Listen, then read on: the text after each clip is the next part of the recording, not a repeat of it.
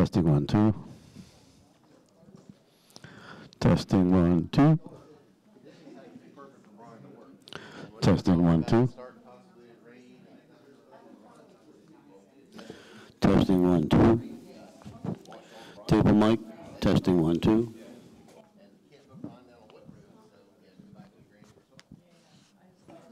Testing 1, 2. Testing 1, 2.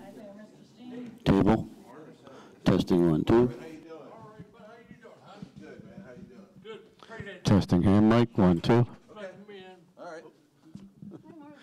Testing 1, 2. Testing table mic. 1, 2. Testing table mic. 1, 2.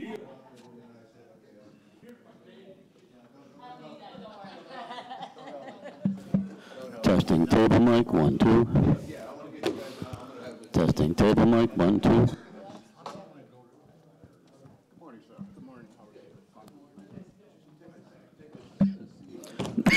Testing table mic. 1, 2. Testing table mic. 1, 2. Testing hand mic. 1, 2. Testing hand mic. 1, 2. Eating donut. 1, 2.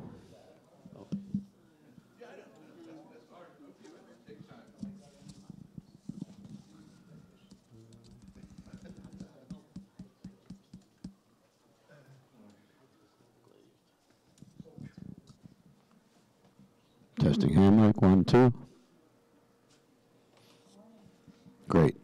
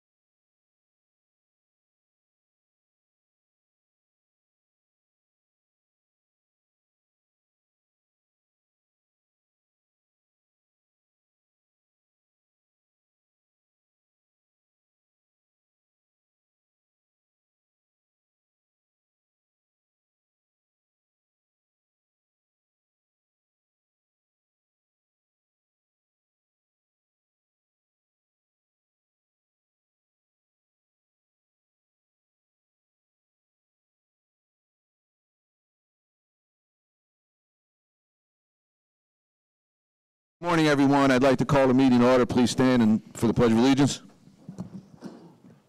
I pledge allegiance to the flag of the United States of America and to the republic for which it stands, one nation, under God, indivisible, with liberty and justice for all. Good morning, everyone. Day 2 of the board budget hearings. To the fellow directors, I'd like to entertain a motion to amend the agenda for this morning and allow some comments from an individual. I'll entertain a motion for that. So moved. Is there a second? All right, any discussion? All right, thank you. Then all those in favor of changing or amending the agenda for today, please say aye. Aye. Okay, with that agenda item, unless anybody is not in favor of this, Marvin Steen has asked for some time before the board to present some information to us for consideration. So, barring anything else, Marvin, the floor is yours. Thank you. Give him the microphone. There you go. Here, let me have one. Oh. Pass the ball.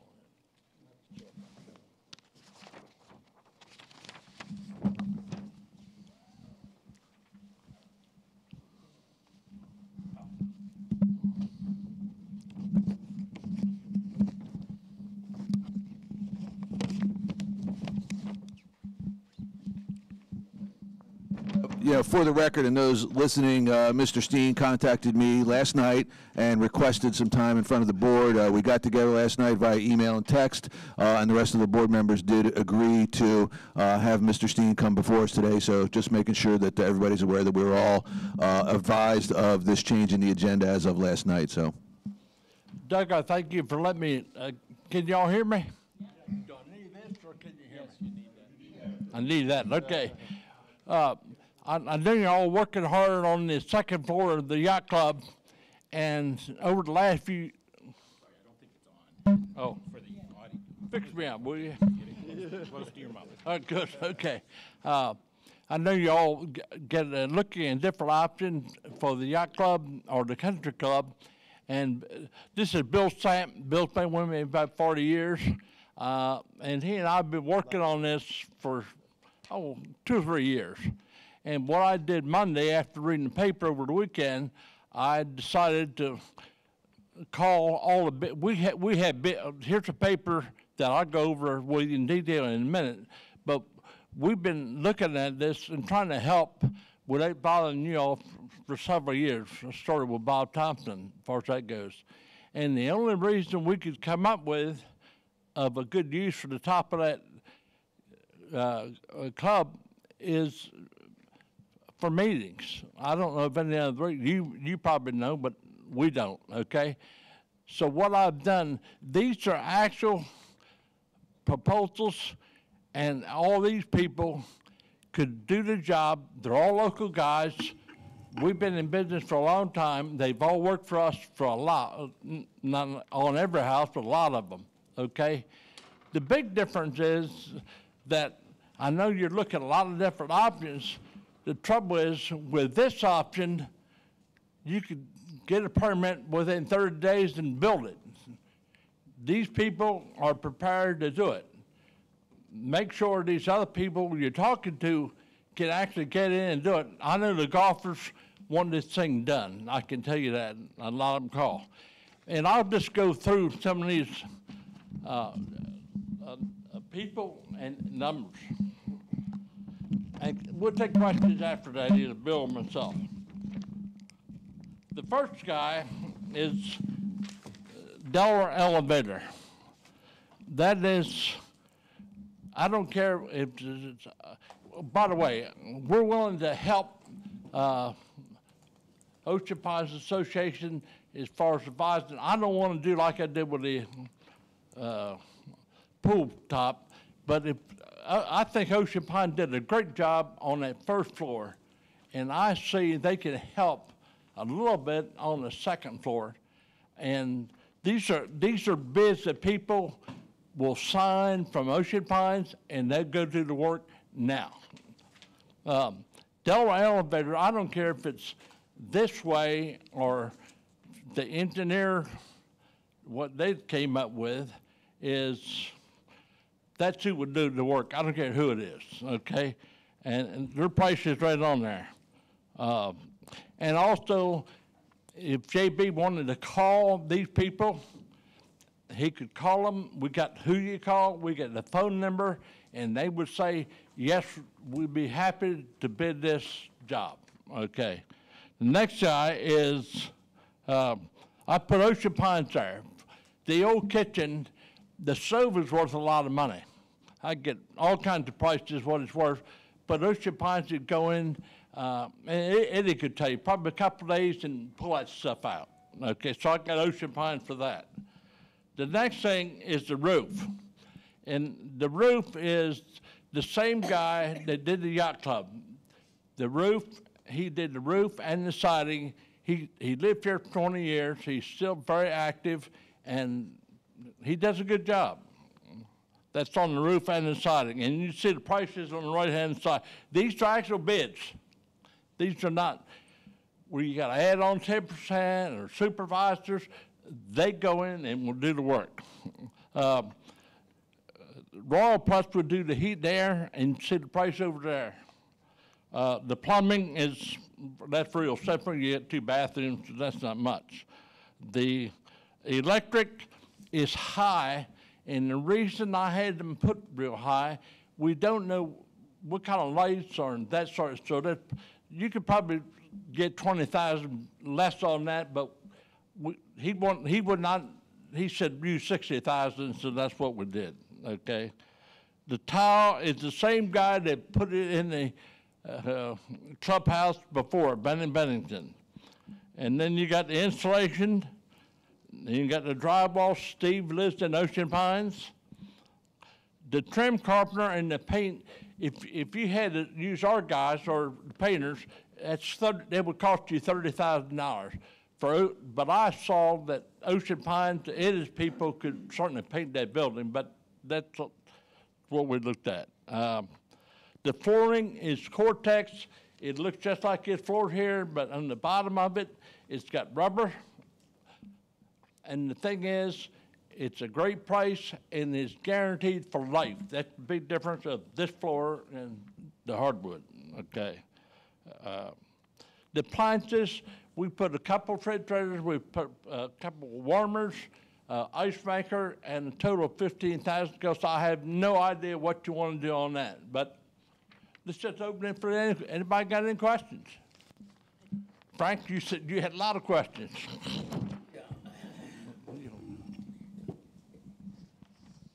Yeah, thanks. I mean, this is an eye-opener. Just from a process standpoint, Marvin, let me kind of lay out a dilemma that I have. And as I told you earlier, I'm pretty good at ticking off everybody in the community. So that's okay. Okay. So let me go back, and this is the first time through this, and I've only been on the board since August, and this well predates me. So Marty Clark has stated publicly on the forum that contractors will not deal with Ocean Pines because they think the outcome is preordained before the RFP is ever issued. Okay? Public statement on Joe's forum. So we go through this process of getting the architectural drawings and go out for bid, and we get 3 quotes back. And we narrow down and talk with the lowest bidder, and basically the conversation I think that everybody at one time had with them or not is, can we do this cheaper, faster, better? And they came up with the design build thing. So the first question that I would like you to weigh in at as a builder in the community, and Frank Brown's back there as a builder, were we out of bounds in the process of doing that when we sat down with the lowest bidder and asked them if we could do it cheaper, faster, and better, and came up with this design build solution? Is there something that, if you were dealing with me and I did that to you, would you be ticked off? That's the first thing. But then the second thing is, because these numbers are meaningful, and I understand, although I might have not been part of it, of the good things you've done for the community, how do we entertain this in light of the process that we've gone through and not reinforce that perception that we're not honest dealers as a board and as Ocean Pines? To answer that, what we've done is these people we've dealt with, okay? And these prices, I said, okay, I want my price. I don't, forget about adding on. Okay, I'm not charging anything, and you're not. You've lived here, we've all done well. Come up with your best price. There's no negotiation on these prices, by the way. They're not gonna go up $1 or down. And the big thing is that I see on this, oh, I'm sorry. Oh. The big thing on this, if you decided with this way, with Ocean Pines, you got a good man sitting down there. It is a good man. They did a great job on the first floor, and there's no markup on this stuff. I don't care who the contractor is. I know you bid out several people, the way the engineers. We've come up with, on the top floor, it's not regular shingles. It's the best roof you can buy. The siding guy is the same siding as the yacht club. These people will give JB, if JB calls them, they'll send him the proposal, not mine, because I've got proposals in my desk, okay? I know these people will not change. And your worst thing is, the reputation is, just put a price in. When you bid that stuff, the builder just put a crazy price in there because they know it just starts, and most of the time, they don't end up getting it. It goes on, and this building's been talked about. Bob Thompson and I, years ago, 3 years ago, 4 years, this was a hot item then. And I said, Bob, what is the use? And he said, I'll tell you what the use is. The golf people are happy down, get that all done. They're going to be happy, but the upstairs is for 8,400 people, not a handful. It should, and I've got in there the portable walls like the county walls. Right now, I wouldn't bid what you put out under the sun, because I don't care what price you come up with, you but double the thing. It's crazy. Why tear off a roof on the building and you put like you did on the Beach Club, the copper roof and a new siding like you did for the yacht club? The inside's all new, if that helps. Thank you. Yeah, could I say something? The notion that Marvin has about this is to have Ocean Pines self-manage this project in-house, use Public Works, Eddie's group, to do a lot of the work and also to oversee the subcontractors. These are qualified subcontractors. They did the downstairs this way and it worked out very well. So this wouldn't be something that you'd put out to bid. These are the prices that we've gotten. And so that's the notion that Marvin has about this. Marvin, thank you. Thank you for coming today. I have a couple questions for you. These numbers, it's kind of what everyone's talking about. It's the 23rd hour. So my question is, have you shared this information with JB over the course of the time here? No, Okay. we have not, nobody has. We just typed this yesterday afternoon. Okay. What I did Monday after I read the paper, I reaffirmed, I called every one of these people. Okay. Their name's on there and phone there. Is the bid that I got good or not? Well, some of them changed a little bit. Not, they didn't go much, but a little bit, okay? So these bids are current today. I know I could get the permit, or I'll work with it to get a permit, within 3 or 4 weeks with this. We're taking the same building and making it brand new. We're not tearing that roof off like the engineer said. I mean, that's absurd. So it really is. You're offering to act, correct me if my assumption is wrong, you're offering to act as a general contractor for this project? With Eddie. With Ocean Eddie and with Pines this people, internal yes. thing. You know, I don't necessarily, I've never been one to necessarily follow the rules to the letter. It's just not my MO. But these numbers can't be ignored, and I will say that publicly. These numbers cannot be ignored. No, and they I think can't. the bottom line is, yes, we do have processes and protocols which sets a precedent for the community. However, at the end of the day, I feel, my personal opinion on the board is, let's get it done. The community wants it done, and the community wants it done in a number. And I'm sorry to say, the community as a whole isn't going to want to hear that the board says we're not going to even look at this because it doesn't follow process or protocol. This will, not only, in my opinion, something like this will satisfy the need to get the yacht or the country club done. It'll satisfy the homeowners who are saying, how much money are you spending on this? And I like the fact, Marvin, that you've offered to basically come in as general contractor. I wish you would have came over sooner instead of the end of the process, but it's neither here nor there. But I appreciate you coming in today. I can answer that. I just want, I keep reading the papers on. I'm glad I say that until now. This has been going on way before you've been on this board. Oh, I mean, I know. It started years ago. And the golf people, it wouldn't affect the golf. Right. This could all be done in the, we figured out yesterday, by the end of June, it could be complete. And that's what the golf, I mean, they don't run the place, but you know, they don't want this to take years. They've been playing with this thing for several years. Right. I understand. Thank you. All right. Doug? Yeah, Marvin, so and first of all, thank you for showing up today and appreciate you, putting this Hey, I together. appreciate you letting me come. It was the right thing to do. A couple of years ago, there was a study done by Becker Morgan on the condition of the building. Correct. And there was a lot of information there that suggested that the 50-year-old building was really showing its age, and there was a real kind of drive to say maybe we really do need to tear it down and build new.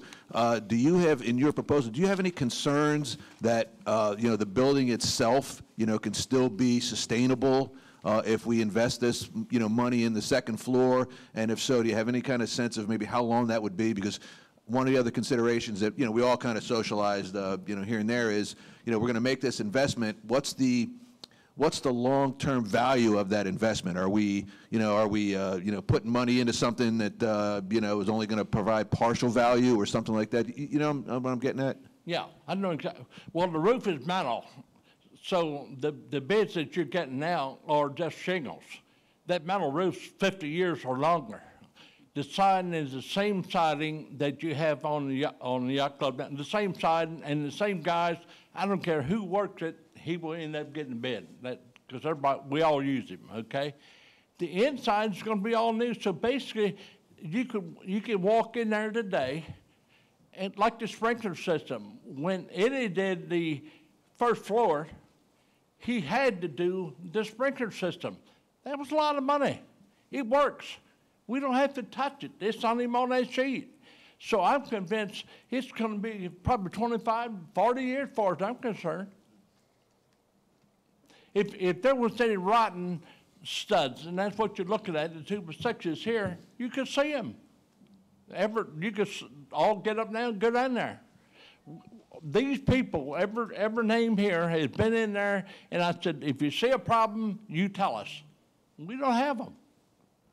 Yeah, okay, thank you. And again, it was more along the lines of the first floor. In other words, the first floor is 50 years old. I have no doubt if you go upstairs, it'll be wonderful. The question is, do we have a potential of having a wonderful upstairs and a substandard downstairs based on construction? I've been in there probably 5, 6 times doing the construction, and Ocean Pines did a great job on that. I think the first floor is as good as the second floor would be. Yes. Okay, thank you. Anybody else? Steve? I have a couple. Slobodan, you're first. Okay, whatever. A couple questions. I mean, did you pull the plans and specs that were put out for bid? Yeah. Okay, so you have a set of those. You've looked at what Looked was. at them, threw them in the trash can. Okay, good. That's fine. how bad they were for Okay, me. second question. Have you read the Becker Morgan Group report, the 2011 report and the 2016 update? Yes, I have. Okay, because they point out a number of issues with HVAC, with plumbing, with electrical, and it's not just the second floor, it's the first floor as well. How frequently, or when was the last time you walked through the building? Oh, a week, 2 weeks ago. Okay, so have you seen the mold? You've seen the failing walls on the lower level?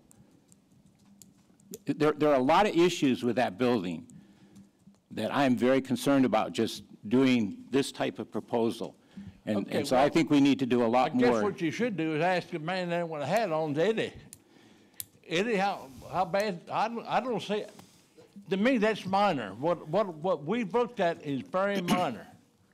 Turns area and the bar and the kitchen area, that's all been redone and cleaned, and don't have the mold in that area. The mold we found was in a back storage room where cardboard boxes were left on the ground and got wet, and it's coming up through the floor. So that is gonna have to be addressed if we spend the money to do the upstairs, and we've already spent the money in the turns in the cafeteria and the kitchen area. We're gonna have to look at the clubhouse area. Nothing's been done in there other than new HVAC. So yeah, you're gonna have to do some more work in that area. I don't know the cost or the extent without getting into it, but yeah, you wouldn't do all the building and leave one little corner that wasn't touched. Right. We'd have to look at it too. And I think that's my concern, because this addresses parts of the problem, The top floor. but it doesn't address the whole package. And in order for the board to really move forward one way or the other, we need to know what is the total package, what's the total cost going to be to get the entire building to the point that it's really functional, Eddie, give me a efficient. price of what would that cost? I mean, just top of your head. That's On the not- high side, not the low side. I'd say on the high side, you're probably looking 300 plus. Yeah, I mean, we have an estimate from a builder at 400,000. 300. You think that kind of money?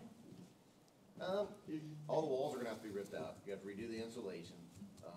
Depending on if we have any damage with the studs, we know the floor needs to be sealed of some type. That's high. Like I said, I'm figuring high on that. We did turns, I think we came in when we did all the turns, but there's a lot of tile work and new equipment in the kitchen and new HVAC. We came in around 4, I think, with the material, or just under. So that's a high end. I guess the only way you could do is look at this, but then also go back and get some prices on the first floor of what you've already done. And that would work, or go with somebody willing to tear the building down, or Right, whatever and you just want to do. One other question or concern I have is Eddie's department is inundated with work. And I have reservations about whether we can depend on them to be able to do all the work that would be required to get this from start to finish. And that's just my personal opinion in terms of what I see with all the work that's going on in the Pines and the responsibilities his department has, and not a fully staffed department at this point. If Eddie will show me and Bill what needs to be done, we'll get the bid price from these people. They do it all, these people do houses for us all day long. So I'd be glad to do that. Slobodan, you were next. Thank you. Thank you, Marvin. Thank you, Bill. I'd like to start with, first of all, just a statement. The fact that the board authorized the GM to issue an RFP for renovation of the clubhouse tells me one thing, that clubhouse is structurally sound, okay? Because if the clubhouse was not found to be structurally sound, if we had foundation issues or issues with the shell, then issuing the RFP for renovation was a stupid move from my perspective. So I am sitting here and looking at what Marvin and Bill are suggesting versus what we have done with the previous RFP, which is a very comprehensive, high-end renovation versus economical renovation that Marvin and Bill are bringing to our attention. Doing the first floor, demoing it down to a stud, figuring things out, that can be priced very quickly. I think the fundamental question for us that we need to answer is, if you go with the economical renovation, whether it's 500,000 or 6 or 7, and factoring that we already spent $500,000, you're looking at 14,000 square foot building that will remain intact with a multi-purpose space for everyone in the community to benefit from, not just the golf players. And the golfers have made that point on a number of occasions. This is not the exclusive building for a golf use, but a building for the entire community to use. And that is what economical approach that Marvin and Bill are bringing to our attention is allowing us to do, to provide that kind of a facility to the general population in this community. Now, if you do quick math, assuming his estimates are correct, and that can be easily validated, plus the investment we already made, you're looking at under $75 a square foot for a building that's going to add another, what, 10, 20 years at least lifespan, expectancy? I hope not longer than that. Yeah, probably we won't be here. Building will still be here. A lot of them in Europe are there, and they're 300 years plus old. If you go with the new, you're looking at probably $300 a square foot. So listen, you know, just do the simple math. The fundamental question, and the way I look at this situation is really very simple. As an individual director, if this board believes that we need a new building, that should be a referendum. We as a board should not have that kind of a power to decide. It doesn't matter whether the new building is 1 million or 5 million. If we believe that the practical approach is to go with the economical renovation, which is going to basically provide a facility to the entire community for many years to come, then what Marvin is offering is an in-house managed project with a lot of subcontractors, with his GC expertise, and like he said, we can start in 30 days. So to me, it really comes down to cost of one approach versus the other, benefits, and time to execute. And I know how I would vote. Ted had a question. Turn on the mic. Hey, can you hear me? Yeah. Yes, sir. Okay, Marvin, a couple of quick questions. One, you've got, you know, based on ripping it off, putting the metal roof on, fixing and replacing the siding, we basically have a complete envelope then. In other words, we don't have to worry about leaks upstairs, downstairs, or anything that's going to ruin the finishes you're talking about going in. That's the first question. Yes. Okay, second question is, the current redesign shows fixing the deck out back and taking off that little one-story kind of step down that was back there that may not even be to code, and just kind of replacing the deck back there and getting rid of that little room. You would keep that little room and finish it and just leave the deck as is? Is that? Yes. Or what's the game plan there? The game plan on there, we've got the same flooring that would go in the whole building goes out there. Okay, do we have an ADA problem?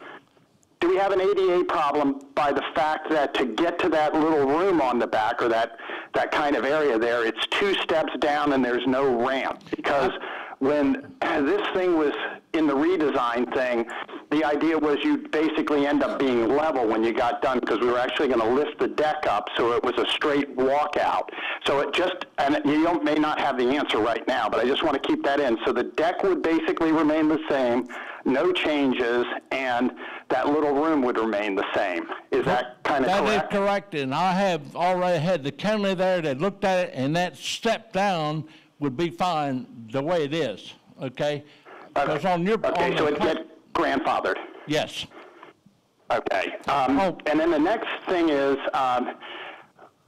you know, and this just has really nothing to do with your part here, but the other thing we need to remember is down in the basement, or in the first floor, we've got a problem with the freezer that we paid to put in there because we're getting food burn in there because the thing is not in a proper situation. We've got a back door that has buckets of water coming in all of the time. So, you know, as Eddie said, and I think others said, we need, when we get done, whichever way we go, we need to make sure the building is fixed permanently so we don't dump a boatload more money in. And then the third question would be for my fellow board members. This sounds great. We'd have to add in anything else and get this done. But how do you do this without being in violation of the idea you've got to go out and get 3 bids to do this kind of work? So that's it for me. I'm actually running to an appointment, but I wanted to catch real quick, and I appreciate it, Marvin, coming in and giving us this stuff. It's certainly something to think about. Ted, one thing I will say, what I'd want to do, and I'm willing to help, is meet with, take Eddie down there, show us what we've got, and what I'd like to do is do that while we're doing the top floor.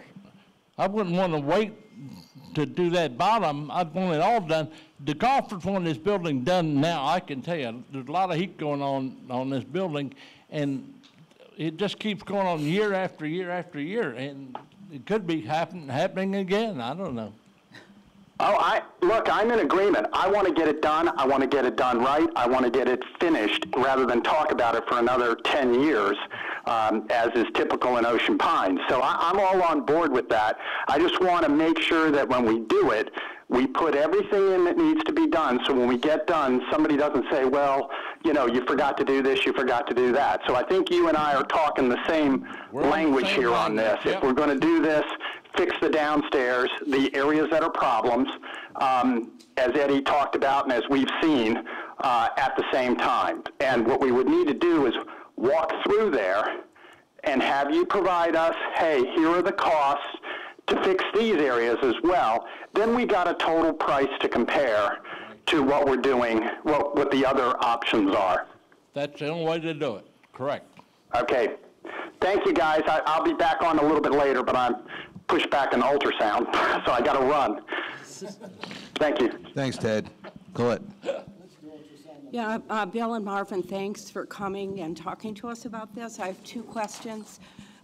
When you started your presentation, you talked about Eddie being the general contractor on this, and then later you said that it would be a shared responsibility. I'd like to know what that would look like, how much you would be doing, how much Eddie would be doing, how that coordination would occur. On the sheet that I gave you, okay, it's got Ocean Pines. So what Ocean Pines, they would be the general, because they're going to pay the bill. I can tell you that, not me. I'll do my part free, but they're going to pay the money. So they would be, Eddie and JB's would be, they're the general. Bill and I will check, assist, and any questions, because you talk about bid. These people we deal with, we know these people. I don't know other people. You can bid stuff, and I think somebody said, bidding stuff out. Well, first thing you know, well, they bid out. Well, it was $100,000. Well, not now, because we've got to do this, this, and this. I play that game, okay? And it goes on. Okay, that answers my question. And then the other concern I present to the board is that what is being proposed here doesn't fit with the RFP that was requested in terms of shared responsibility between OP, Department of Public Works taking on some of this, and it also doesn't square with the idea of doing any of the first floor work. So I do have concerns about the competitive bid process with respect to this proposal. And I guess a third thing, if I could add. All right, let's talk about that. Each one of these people build our houses, and they warrant it. If we call one of them and there's a problem, they come back and they put that in the bid for us. Right. They would do the same thing with Ocean Pines. Yeah, I guess what I'm talking about is allowing other contractors the opportunity to bid something comparable to what you're proposing. And then the other issue is the additional cost to OP of using Public Works. I think we need to get better numbers on what the first floor renovation costs would be, Public Works involvement. And I think that covers the things that I had in mind. Eddie, what did the first, you ought to know what it cost. What did it cost? First floor, 407,000 is what we, no, sorry. Yeah, we spent a little over 400,000 for the first floor. That was not including the labor. That includes the internal labor. I think internal labor was capitalized at about 135,000 of that 400. Yeah, and I was talking about the additional costs. And the other point that I had was... What additional costs down? Let's talk about that. The pro shop part of the work that needs to be done, there are walls that are crumbling, there are leaks, there are HVAC issues, the things that Steve detailed. That's additional work that we're going to need to consider in this project. And then gets back to, you want a total building, you don't want the second floor and the first floor not done. And Marvin, the final issue that it slipped my mind that just popped back in, is the issue of the roof. That we have engineering studies that state that the roof design is inadequate for long-term use, and I'd like to know that the roof that is put on there is warranted. The highest price roof you could buy to go on that contract. Right, there. and I would just want to know that there's a warranty. There that you, sure that, is. Okay. Okay, Frank, and then. First, a question and then a suggestion. Marvin, if you and Eddie took a walk on the first floor. Yep. And could you come up with another sheet like this, which would also include the first floor renovations? Yes. Okay. Yep. Thanks. What I would do, Frank, what I'd do is go, take Bill, myself, take Eddie, and I'd go once, then I'd go back with the people we'd want to do the work and say, give me a proposal. Good. Yes, I Okay. could be the same thing. Then here's a suggestion to the board. Let's put this damn thing to bed before before we all go to bed in the ground, okay? Let's get this sheet from Marvin, okay, and Eddie. And I recognize that we have Public Works that's overloaded, so we may need to do something with the project management, but that's something internal to work. So then we have this sheet right here, okay? We go out, because we did have a process which we followed for financial guidelines, go out to the 3 lowest bidders, okay? And we tell, when we frame this question, should we build a new 7,000 square foot clubhouse for a guaranteed maximum price not to exceed $1.564 million, or should we renovate the existing facility to the suggestions made by Marvin and Eddie and put that in front of the people? Esther. Okay. All right. So the first thing about Public Works being overloaded, I'm going to jump back on that horse that I rode on the board to, which the word outsourcing comes to mind. We outsource the things that don't need to be done, that could be, alleviate on you guys to pull it in. I know everyone's afraid of outsourcing, but now, Eddie, you just got a really good example of what we've spoken about, okay? All right. So my opinion, like Frank, is we need to get the job done. Marvin, it sounds like what you're saying here is that you're going to basically guarantee these prices that these subcontractors are giving us. That is what. JB can get on the phone today, or right now, call every one of those people. Okay. I know who they are, and they will say yes. Okay. So you're the guy that's going to guarantee the pricing. You would do this work for that, and they will send JB a proposal to get money. My personal opinion is this has to be looked at. We have someone who. Not only do I understand and appreciate Marvin, but the community does. And he is a leader in this community and has a background, and in my opinion, deserves the respect of this consideration. I know it steps out of the box of what our normal processes are, but as Frank said, this has been going on for years. I would really like, at the time where I'm no longer on the board, to be able to look up and say that I was part of solving an actual problem. It's a new concept here, I understand that. But we have to do something, and I feel that a little more work has to be done on this. We definitely need more information. Okay. Let's account to that. But based on what we're initially seeing, I think it satisfies several things. 1, Frank, getting the job done. 2, John would point to you for golfers. The golfers will have what they've been asking for. 3, JB, it gives you additional services for the community. And the biggie, the community is not spending $1.5 million. Big issue. So I really look to my fellow directors and say we need to talk about this, aggressively talk about this. Okay? Yeah, let me weigh in. So a couple of things. Conceptually, the idea is intriguing, okay? I'll feel a lot better when some of these nebulous terms here where it says OP, get quantified, right? And then also where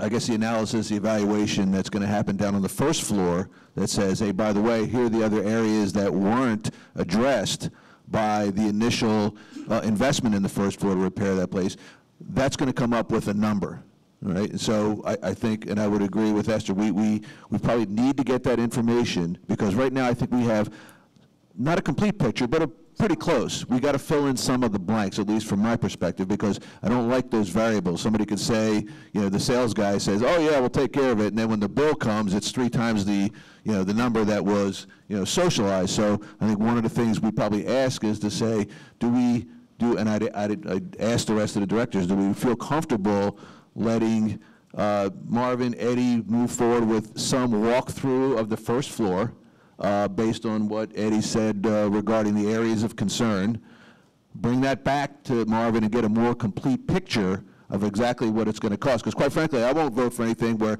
we're just going to do the upstairs and then we still got a problem downstairs. I mean, that's just ludicrous in my mind. So if we had a more complete picture of exactly what, you know, a builder, you know, with your experience would say, guys, in order to make your investment on the second floor really pan out, you need to make a little bit more of an investment on the first floor so that you and the others can guarantee the work that was done on the second floor. Because the last thing I'd have to have happen is 4 years down the road, there's some catastrophic failure because we didn't do something on the first floor, and then the guys on the second floor aren't going to honor their warranty. Yeah. You know, so we have to have that complete picture of exactly all the moving parts associated with it. And when we get that, I'll feel more comfortable about how best to move forward.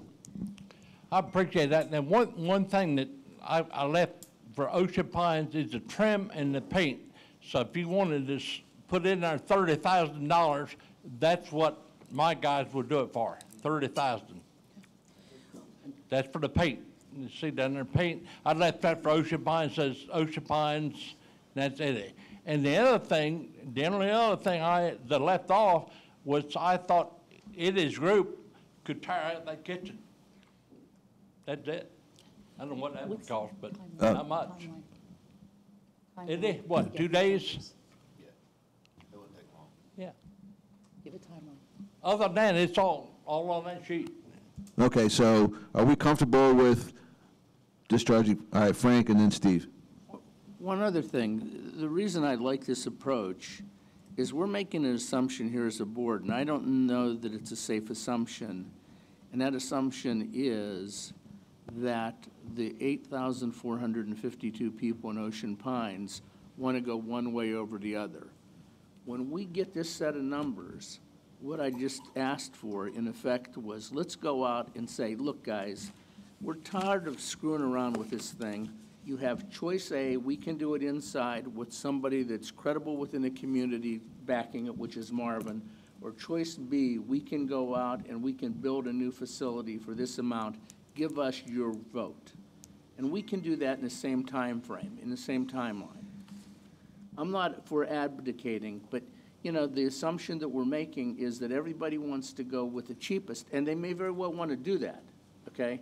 And it is very intriguing because we're looking at $500,000 here, potential difference in terms of pricing based on what we know, okay? But I don't think there's anything wrong in this situation of asking the folks for their opinion, and I think we can execute that in the same timeline, within the same timeline. And that's a great idea, because that's why we sat back and then get involved in all this. You've got different options. You got prices on, last week, a couple weeks ago. Then you get prices on a new building, and then you got our prices after we check with it and get some prices on the first floor, so you know totally what it's going to cost you. You got 3 ways: this way, and then the bid you just got back, okay, and the price for a new building. Yeah, and it works. Frank, in response to that, I like that approach. In essence, we're saying, you know, regardless, we should put that out the referendum, you know, because it's the right thing to do. I mean, first of all, confirm that. Here's what we're saying. We're saying we're going to do something, okay? We're either going to build new or we're going to renovate what we have, but we're not going to go into next year with a country club that is uninhabitable by human beings within this community. Yeah. So as a follow-up, if we took that approach, you got a number of factors that are contributing to the timetable. One would be the walkthrough by Eddie, Marvin, and others to get a number. You know, coalesce that into the other side of the proposal so we have a more complete proposal. Then if we're going out to referendum, and I will tell myself, I don't know how long it takes for a referendum to come to fruition, get sent out, receive responses, and, you know, and basically tabulate the, you know, the values of those responses? Are we talking 30 days? Are we talking 60 days? Because I think we have to take that into consideration. I mean, all I'm trying to do here is say, let's, if we're in agreement that that's an approach, let's also add in the timeline. Guys, we talked about this, but guess what? If we follow our plan, A, B, C, and D, it's going to take 4 months, okay? And I'm not saying that's good or bad. I just think we owe it to everyone involved, because it also starts to look at, if it's going to take that long, it'll affect our thinking about the budget this year too. So we have to look at those kinds of things, and it also affects golf operations. All right, so we have to think in all of those terms. So I think let's take it very, my approach would be, let's take it very systemically. Let's look at those pieces, put it together, come up with a timeline that we believe it represents all the things that we need to do in order to move forward, and then say, you know, yay or nay. But if we got to the point where we went to a referendum, I think that's good. Then that, once we get the results of that, then we can really put a very, timeline that would be very representative of the work that needs to be done. So my suggestion is, let's gather all this information, and the outcome of that gathering of the information is, you know, a timeline where we expect to get information based on what we decide to do. And Doug, let me tell you one thing. With this information, when we get the first floor prices out, at least if we're not involved, and it is not involved, and you submit all that, tear the building down and start again, I can tell you one thing, you're going to get a lot better prices with this information than you were before, I can tell you. It gets, you got 3 competitions in there. We got one, you got the bids the other day, get prices of a brand new building, and let the public know. Because I don't care what you do, Ocean Bond, people's going to jump on JB's ass. Well, I think there's 7 other people that would say we'll be in that foray as well. But Esther. All right. Timeline. So obviously time is of the essence. So I have two parts of my statement. Number one, what is a timeline that we're looking at for you and Eddie to give us a complete? Well, when our suits dated, Bill, I could go with Eddie. Tell me when. Tell us when, so how long? All I have to do is go back to the guys, and today's I'll get Tuesday. a verbal quick. Tuesday's the 15th. Then they'll send me a proposal. How long? Today's Want to get Tuesday. together this week? And walk, Oh, you know, yeah. walk through? Okay, Hey, so you can do it you today feel for that we something, can yeah. have this by the end of the weekend, by Monday?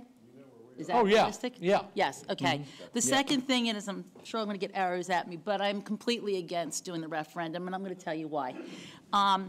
This has been such a hot topic. It's been debated 18 ways till Sunday in the press for 2 years. We were voted, the 7 of us, to represent the community. If we're going, if we're going to start doing this, then we will have 8,400 board members. And we already have this topic that has been debated publicly for several years. It is our responsibility, it is what we were put on the board to represent to the best of our ability what the community wants. We know the information. We've listened to it for over 2 years. It is our responsibility to make the decision and take the hits if we're wrong, but it's our responsibility. I don't think it's fair to dump it on the community so we can basically come back and say it's what the community wanted. We know what the community wants. It is our responsibility to make the decisions and represent the community. That's just how I feel. JB, you had a question? Director Diller, that was exactly the question I was going to ask to confirm. You're going out for, looking to go out for referendum on a matter that's not legally required to go to referendum. Right. And it sets an interesting precedent for you. I'm just, that's the advice. But Director Diller's spot on point. Well, Steve. I agree with Esther. I just don't see any point in delaying this. I can tell you from being on the election committee, the referendum is going to take at least 60 days. From the time we get it properly written and published and out there and the results back and counted. So to me, that's just a waste of time on a project that's been sitting since at least 2011 that I'm aware of.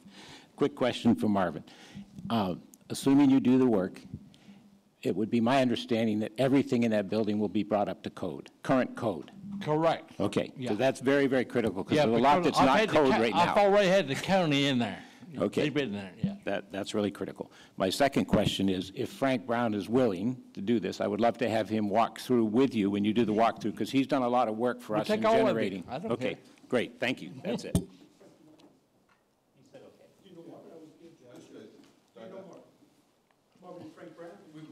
Yeah, Frank fine, shit. Next door, he's next door, he's trying to keep me straight. All right, Ed, slow it down, and then Frank. Let me try to offer my summary to follow on what Esther said earlier. I think what Marvin gave us is a lot of food for thought. He threw in a economical approach to renovation with some real numbers that need to be really paid attention to.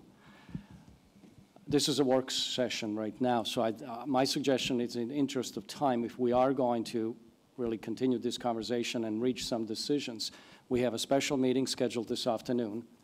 This is the topic, one of the topics. So I would suggest that we use that time to really have a formal discussion by the board on the topic and also able to reach some concrete decisions because the special meeting allows us to do that. That's going to be the venue for the meeting. And you know, keep on track with this morning, but I think we have now a lot more food for thought that will help us individually and collectively to come up with the best course of action, you know, related to referendum, related to options, related to following the process, making sure we have a competitive bids. All of this is manageable. It's just a question of how do we want to proceed and what timeline do we want to set. So I'd like to make that suggestion. All right, and I'll concur with that approach. I think it's the right thing to do. At the risk of you know, cutting everybody off, I think we've had enough discussion. I'm going to laugh at Marvin. Marvin said I needed 15 minutes, and it's been 60. But you know, that's okay. It's been very helpful. Since this meeting is for budget, I'd suggest that we go back to getting online with our agenda for the budget side of this. And first of all, personally thank Marvin for coming in and providing this information. And I would agree with Slobodan and the rest of the board members. Hey, guys, we need to have that discussion today. So let's commit to having that discussion at the 3:30 special meeting today. Any other questions about that? All right, then let's move forward. Marvin, thank you again. Bill, thank you as well. Thank you. And let's go on to the... Can you meet us down there at 1 o'clock on Thursday? Yes, sir. Okay. Yeah. Yeah. All right. All right. Let's take a quick 5-minute break, and we'll reconvene at 10 o'clock. Thank you.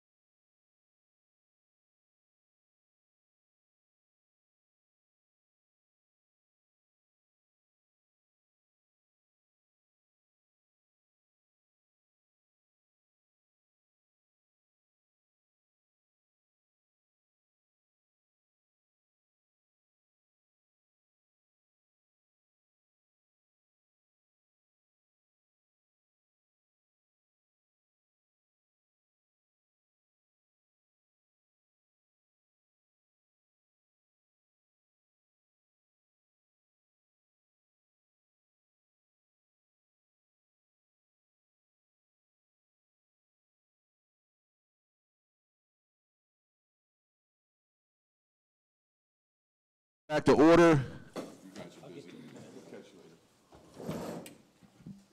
So, start with our first item on the agenda for today, general maintenance, public works, CPI, and bulkheads. We're on tab 7.1.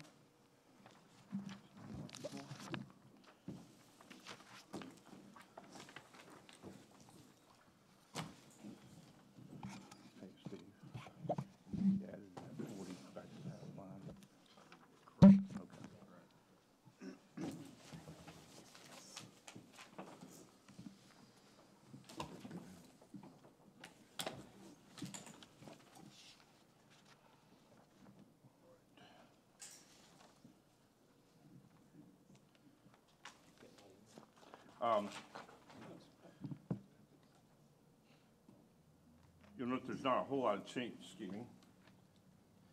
You'll note there's not a whole lot of change in payroll here. You'll see that in other departments, but main piece here in this, on this page is line 582 under buildings. You'll see in 2019 we had 130,000 there. You'll see to the far right column it says 250. We added $40,000 more to that last week. That was one of the conversations that we had with Budget and Finance Committee. So that takes that number to 290,000. That is the deferred maintenance line item for things that are funded out of the operating budget. There are other things that are deferred maintenance that are being funded from the replacement capital reserve appropriately. But this is stuff that's not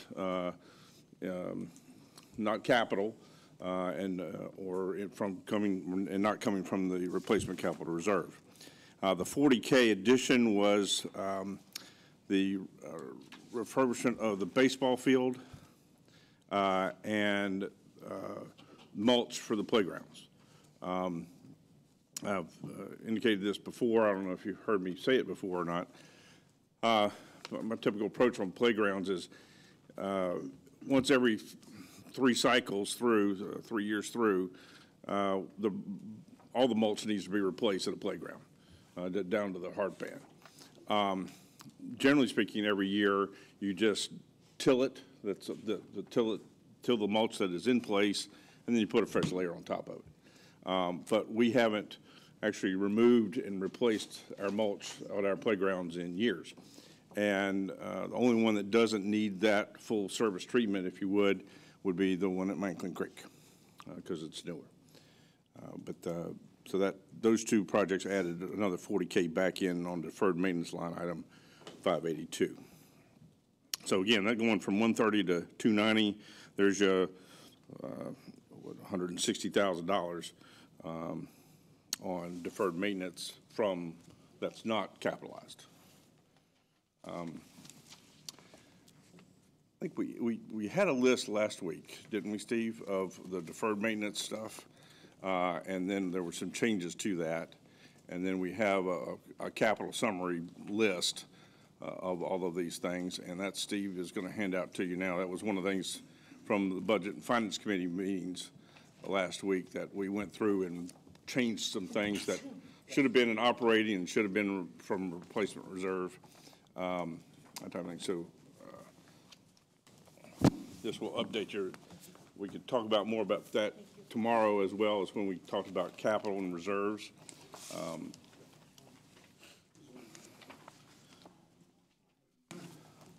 I utilized the PowerPoint presentation from Saturday's meeting a lot yesterday, and I'll reference it again here because it just has a good summary of things.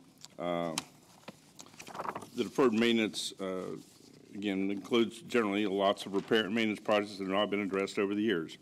So now we're there's over $200,000 of capital items from the replacement reserve, and another this $160K to be paid out of the operating fund. That's that 130 to the 290 figure. Examples include the guard check at the Beach Club parking lot, which we all love dearly. It's beautiful. Many exterior signs throughout the community, mulch for the playgrounds, as I just mentioned, stone, such as around the Southgate Pond, small playground equipment, and basketball goals and backboards. Again, a lot of things that we haven't done in a while, but that are not necessarily capital items. And the capital summary sheet that you've been given, there are a couple other ones that are part of that 200K plus in deferred maintenance. You'll see Cathedral Road landscaping and Northgate irrigation and landscaping under Public Works. There's $56,000, $57,000 there. That's not to say we would actually spend $28,000 on specifically plants on Cathedral Road, but there's drainage considerations, mulch, plantings, uplighting, things like that that would go in included in all of that. Northgate irrigation and landscaping. Talking about 589 yet? Yeah. Yesterday, this is something else that's hot off the press. We were contacted by MDOT regarding the potential for a roundabout at 589 in the North Gate. And so we have a meeting coming up with them to find out more about that, and that would obviously impact our North Gate and what we might want to do out there and when. So that was, again, that was just yesterday we got that request to meet with them. So anyway, there's 28,000 in there for improving the North Gate look and everything there. Going through this list that you have in front of you, the building renovation for the police department, that's police and admin, that's been increased to $800,000 based on conversations with Eddie and the chief. I'm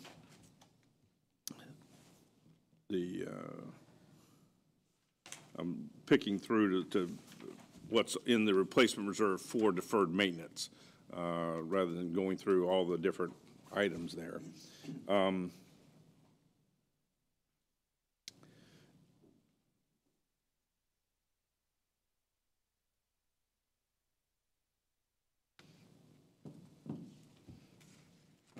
The Beach Club, you'll see the decking replacement, the resurfacing the parking lot.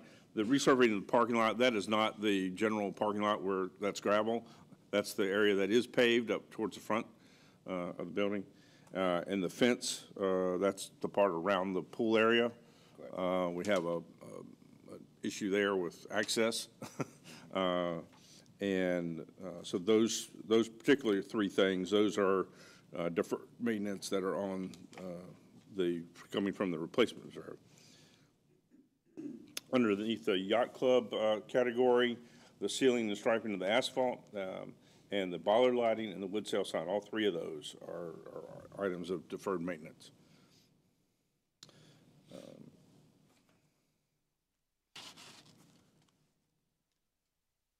So again, I was just trying to point out the deferred maintenance piece is not going through the entire list of replacement capital items. But anyway,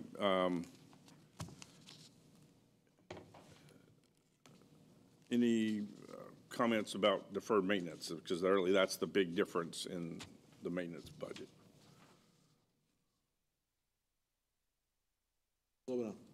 Yeah, thanks, Doug. I'll make a comment on deferred maintenance in the context of the board directive that you've been given a few months ago. And because I'm trying to find where that information is in your draft budget.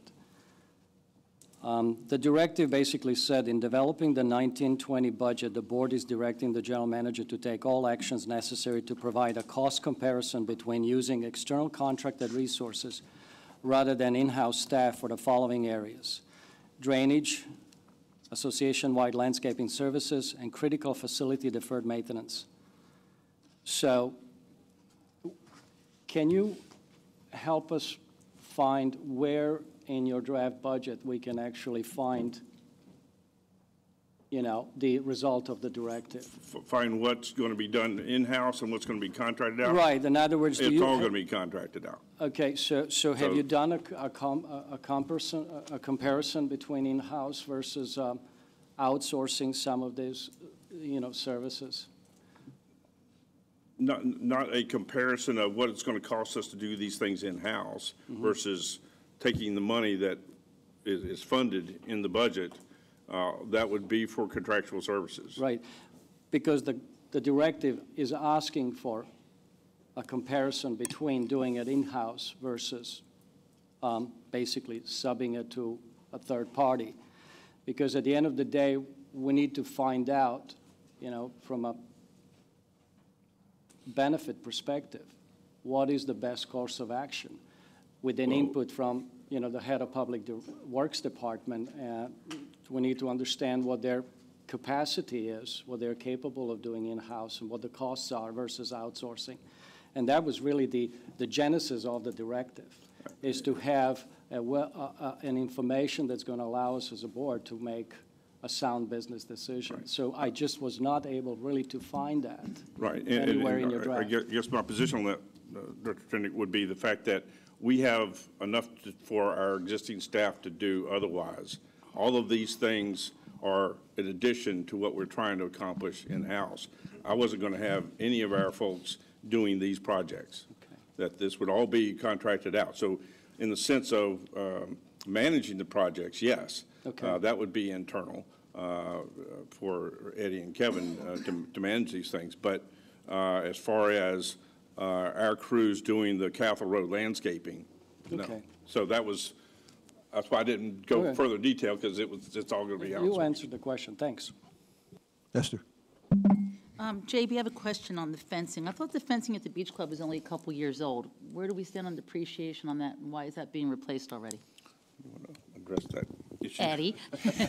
It's a health department issue. It's new vinyl or aluminum fence that goes down the side. Well, now we have kids digging under it, so it does not pass the health department anymore. So what we want to do, what Colby would like to see, is continue the stone fence with the aluminum on top, so it matches all the way down the sides.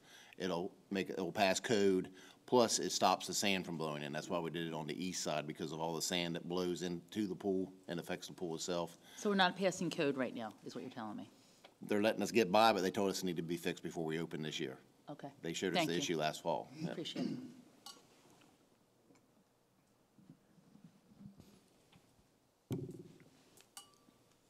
Anything else?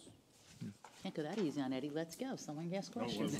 He's not leaving. Everyone else got grilled. You got to get grilled. That's too. right. Anything else on section 7? Any other questions? Okay, move on to the, excuse me. Move on to the next section. All right, tab 8 is Public Works.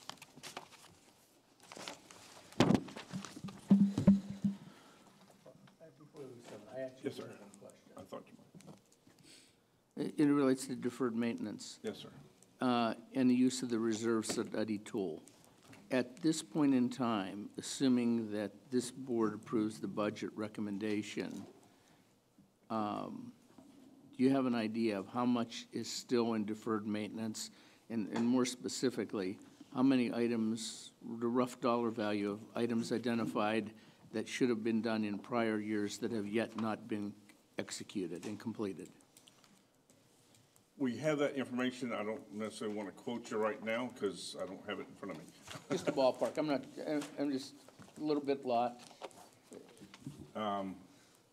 We had identified over 400,000, closer to 5, and between the two, you've got 360K thereabouts. So we're still looking at maybe 100. Maybe 100. 100 to 200 possibly in deferred maintenance that we'll have to address as a board in the upcoming years. Yeah. Okay. And again, that number can change up or down based upon what we accomplish. Okay. Colette. Another feature of this directive was business plans for all departments. We've gotten a lot of business plans. I don't see one for this department. Is there one that you have to share with us? He's ready. I've got the handouts. It was ready previously, but we changed some numbers, so we had to go back and there, you'll see there's like 3 or 4 pieces in there that have actual math in them, so. Wow, we got color print and everything. We I went and feel changed special those.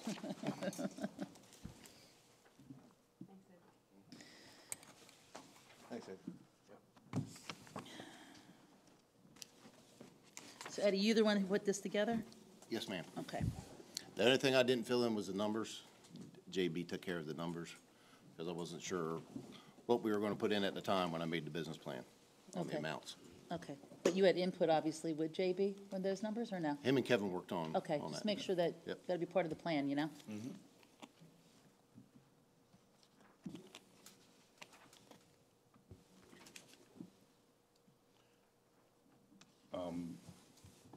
Under payroll, there's a big increase there, about $80,000, but some of that is transferring of percentages of people. We did add payroll, about 30-some-odd thousand to, on the drainage category. And might have somebody else help explain that. And then we also changed the clerical. This is on page 8.2. You can see that took a jump from 13 to 41. That's based upon the percentage change, not additional staffing. And we also added 27,000 for 50% of the assistant director's time. That was previously in bulkheads. Bulkheads. So 50,000 of the 80-some is in where it's located within these 4 budgets. Was there?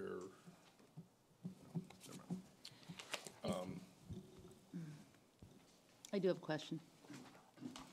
Esther, go ahead. Okay. JB, if you don't mind, as the department heads come in, I'd like to hear a little bit of their vision or speak. I know you're speaking for them, but I want to kind of hear them speak a little bit and kind of just, describe to us, since you are reporting everything to him, you are the department head. So I'd kind of like to hear a little bit from you on this plan and your thoughts and motivations and what made you come to where you went to on this. So I'd like to hear a little bit more from you, Eddie. Sure. This plan actually is not the first time we did it. We did one back when Bob Thompson was here, so I had a starting point. And to come up with a business plan, when I was first told a business plan for Public Works, well, we're an expense group. So I cost money, I don't make money. If you're making money, you're a entity that's making money, it's easier to do a business plan than one that is spending money. So what I came up with was just a general statement of what we do, what my departments do, where your money is going, what you're getting for your buck. And then on the figures and the capital stuff that we want to do for this year, like I said, JB and Kevin put that together, put in the numbers of different areas. That'll change every year. That we'll still have the same mission, we'll still have the same goals, but No disrespect, why aren't you part of putting numbers in? Don't you think you should be involved in putting the numbers in with JB and yeah, well, Kevin? him and Kevin, I know him and that. Kevin have been working on them from I day just one think on all that the your asset department head stuff. should be involved Yeah. regardless in putting the numbers, because he's got to own up to you to make those numbers. That's my suggestion, is that you really should have been part of putting these numbers, because you're going to be held accountable to him. Right. Do you understand? Mm-hmm. Oh, I understand, Okay. yeah. So you can explain these numbers, even though you didn't put them together? You can explain I them, got justify the them? final ones last night from Steve, so I've looked at them, but yes, I can I'm tell sorry you to where do they're this to going. you, but you're the department head, so. Oh, I know. No, you're right. No, I Okay. just got them last night from Steve, the refined numbers where they changed them. Okay. Because at the time, I mean, I told Budget and Finance the same thing when I built the budget back in October, I didn't know what these numbers were going to be. I knew what they were going to put in, and I actually put that in when I turned in my budget. I'm not sure, it'll be determined at a later date what I'm working with. Sure. Now that I got them, I know what they are, but JB and Kevin came up with the numbers. I'm trusting that they had good sources where they got them from. This is the first year that we've done the budget this way. Usually we sit down 2 or 3 times with the general manager, and we don't come up with hard figures till we see if it's even going to stay in the budget. I mean, John can weigh in on that. We'll sit down and say, go through capital, we'll go through replacement reserves, and we decide, can it be done this year, or do we want to put it off a year? And then, once we have that done, then we would go and say, okay, I can give you a hard set figure on what it's going to be to replace it.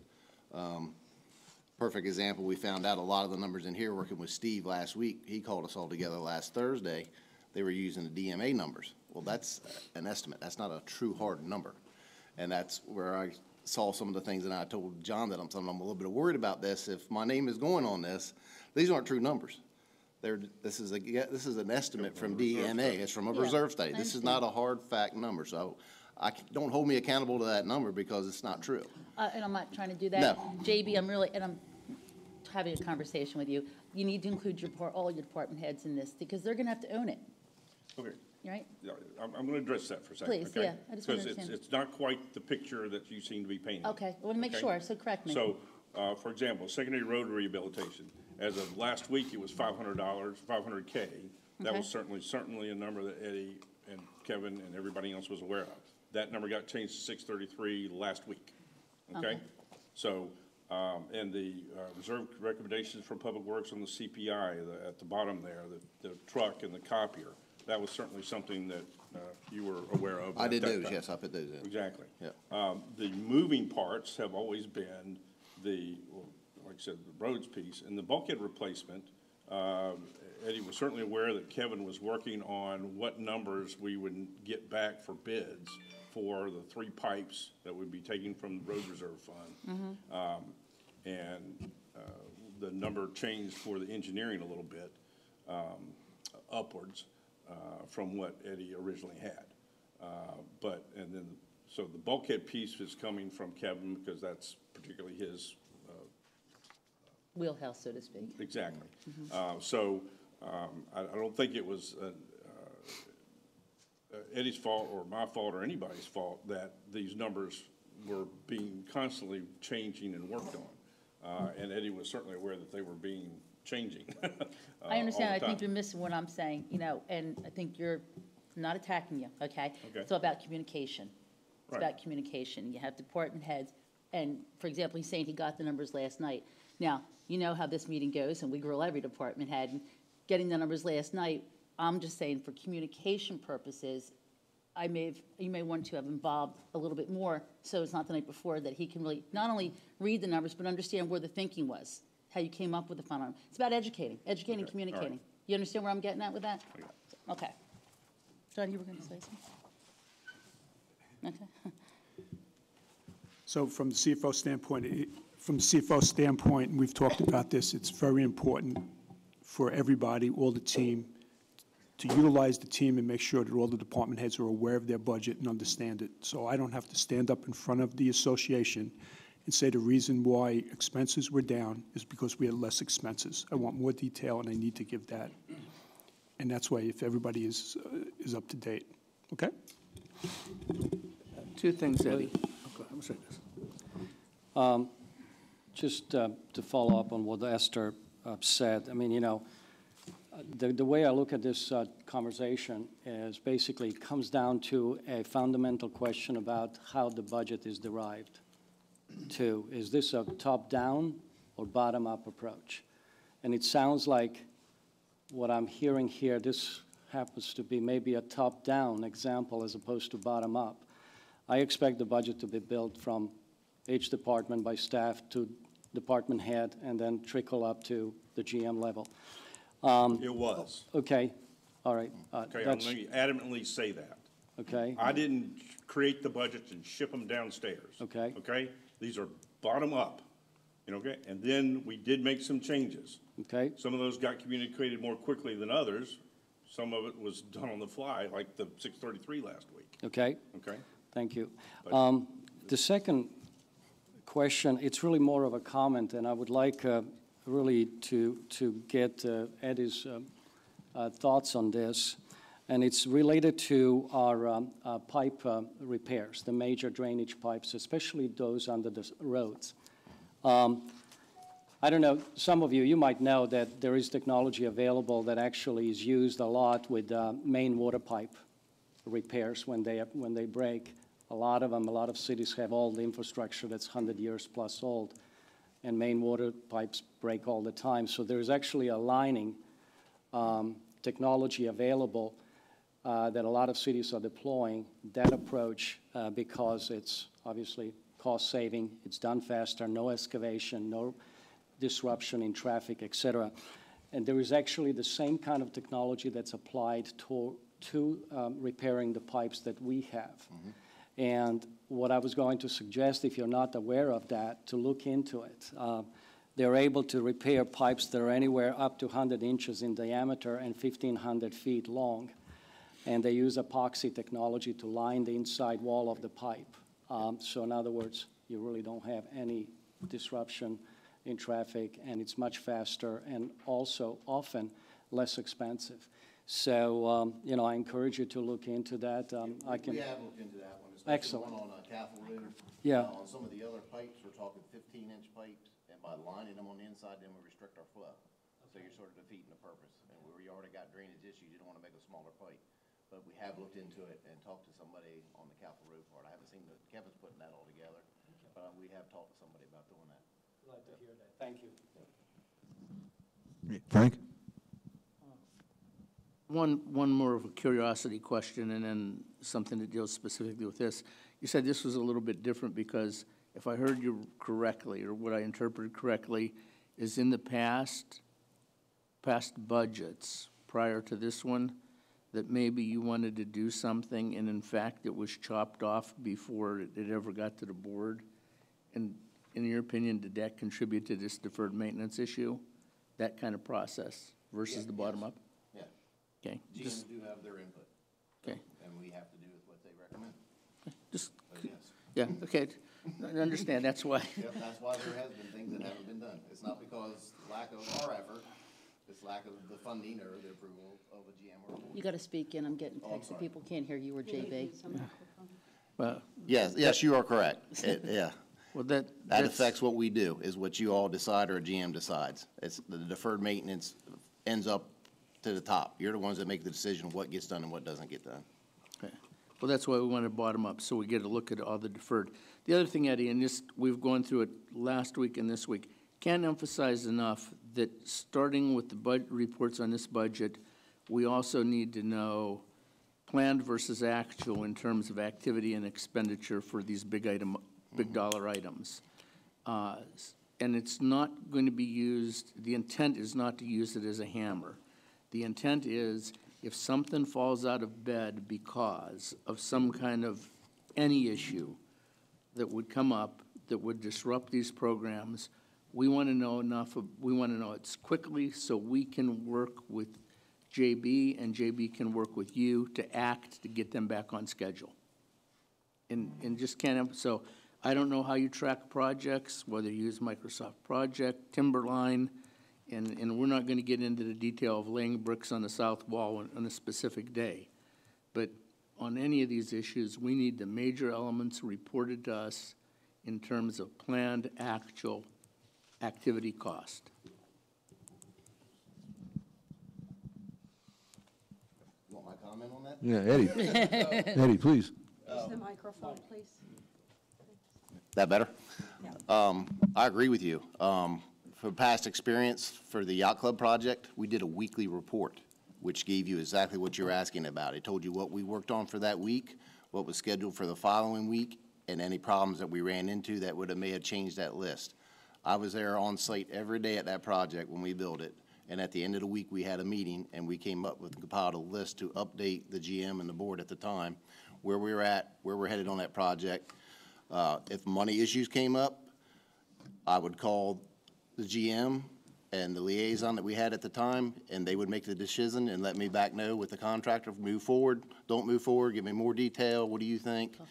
And that's how we handle the program. So I agree, you need to. On the big projects, everybody needs to be informed of what's going on so there is no surprises. Thank you.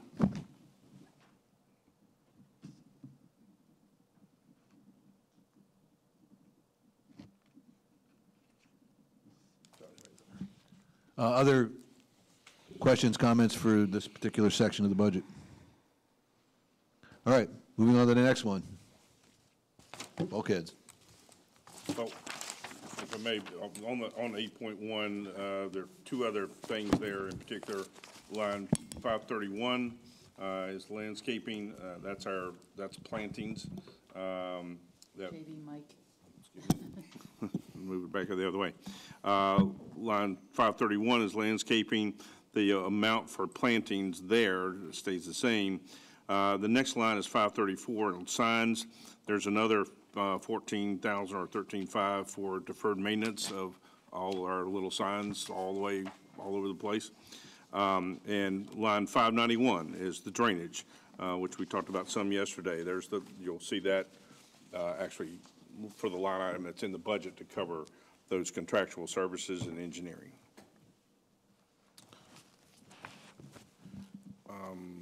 Next tab is bulkheads and waterways. Did I miss CPI? That's because CPI is ahead of it. Go back to tab 6, please. Sorry. Which is CPI.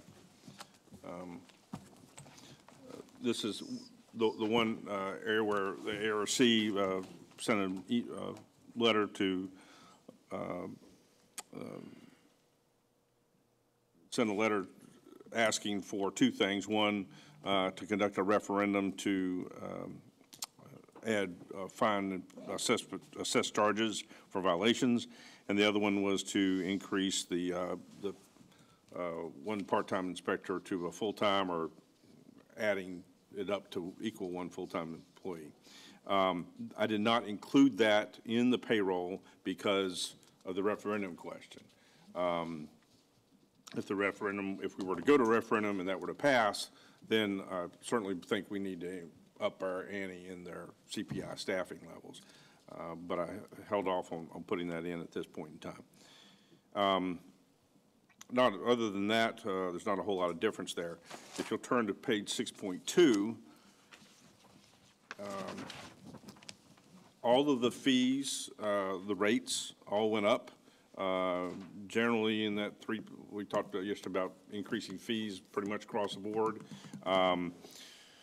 Granted, if a filing fee was $30, went up to $35, that may not be exactly 3%, but I don't believe in going quarters in a dollar amount. So all the fees are proposed to go up a little bit compared to what they are now.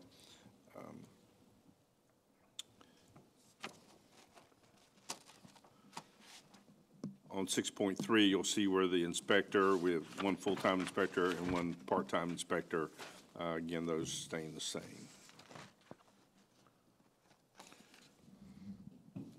Anything in particular about CPI? Yeah, JB, I have a question on 6.2. We're looking at the rates for these different filings and inspection fees and so on and so forth, and you got numbers of how many occurrences you anticipated happening this year. Are you comfortable with these numbers? Because this is really kind of sort of pushes the revenue line, and I just want to make sure that these numbers are based on some validation of historical numbers. In other words, I'd like to think that New Start's addition to filing fees, 505, and that's been the average over the past several years, or is that a number based on some other criteria? I don't have my backup page to that to answer your question right. We use the prior actual to determine that, regardless of a fee increase. All right, so all these are based on prior year actuals? Yeah. Okay. Yeah, okay. Other questions? Slow it on. Yeah, I'd like to ask Eddie if he has any opinion for the board on the idea that ARC proposed, which is to be able for the association to issue fines on violations. I'm not trying to put you on the spot, but I would welcome your feedback. From a practical standpoint, because CPI would have to basically enforce it. Coming up with another policy or another fee to deal with violations is obviously it's got benefits and it's got negatives. Sometimes more negatives than benefits, but from a practical standpoint, being able to implement, what's your take on this? You want to get me hung with this answer, I can see. Welcome to the head of the table. Yeah. It weighs both ways. It gives more weight to a fine would, and it would give you another tool to use to go after somebody, and it would create revenue. I'm just not sure that it would pass. I mean, asking all these residents, are you willing to pay a fine if we find something wrong with you? A lot of them don't like when they get a letter now saying you got to clean up stuff. But I could look at it both ways. ARC would have a lot more power if we could enforce a fine. And it may, people realizing that if they have to pay a fine, they may clean their yard up quicker if they say, oh, you know, I don't want to get caught and have to pay anything. Because there is people that know the system in here. They know how long it takes to get something processed, and they'll wait till the last minute. As you all have seen as board members, when things come across your table from ARC, it takes time to get things done. So that may speed the process up. Just my opinion. Steve? While we're on the topic, do you have any insight as to ways we could speed it up without going to fines? My understanding is if we do a referendum, it has to be done by sections, and to me that feels like a nightmare, frankly. Yeah.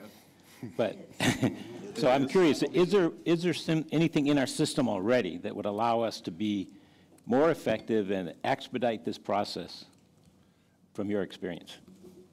There are opportunities within our current structure and authorities to fast-track something to council, yes, or we can go onto properties using contractors to, you know, mow the grass or whatever it may be and bill the property owner. The problem comes from things like if they've got a mattress or if they've got something else, pick something, that is in violation of the covenants, changing and making improvements to that property is a long process. And what typically happens is you'll have a neighbor who's irritated at whatever's not happening at their neighboring property, and we've issued them a notice of violation. We make the general phone call, say, hey, you need to fix this. We send them a notice of violation. They have a certain amount of time to fix that. They don't do it. They're thumbing their nose at the entire process. Then eventually it makes its way after 2 or 3 letters and notices. Then you get it back to the board's attention to reference it to send it to legal counsel. And then legal counsel can do their part of it and then send a notice of intent to lien. And then before that actually happens, the board needs to take action again. So you can see that calendar sort of just rolling right along. Meanwhile, the neighboring property, nothing's changed. And in the meantime, what's the neighbor saying about the association about the neighboring property? Association hasn't done anything. We've done all we can, but we don't have that enforcement type of tool. I hear it all the time. Well, JB, just give them a fine. Well, that'd be nice, but we have no ability to do that.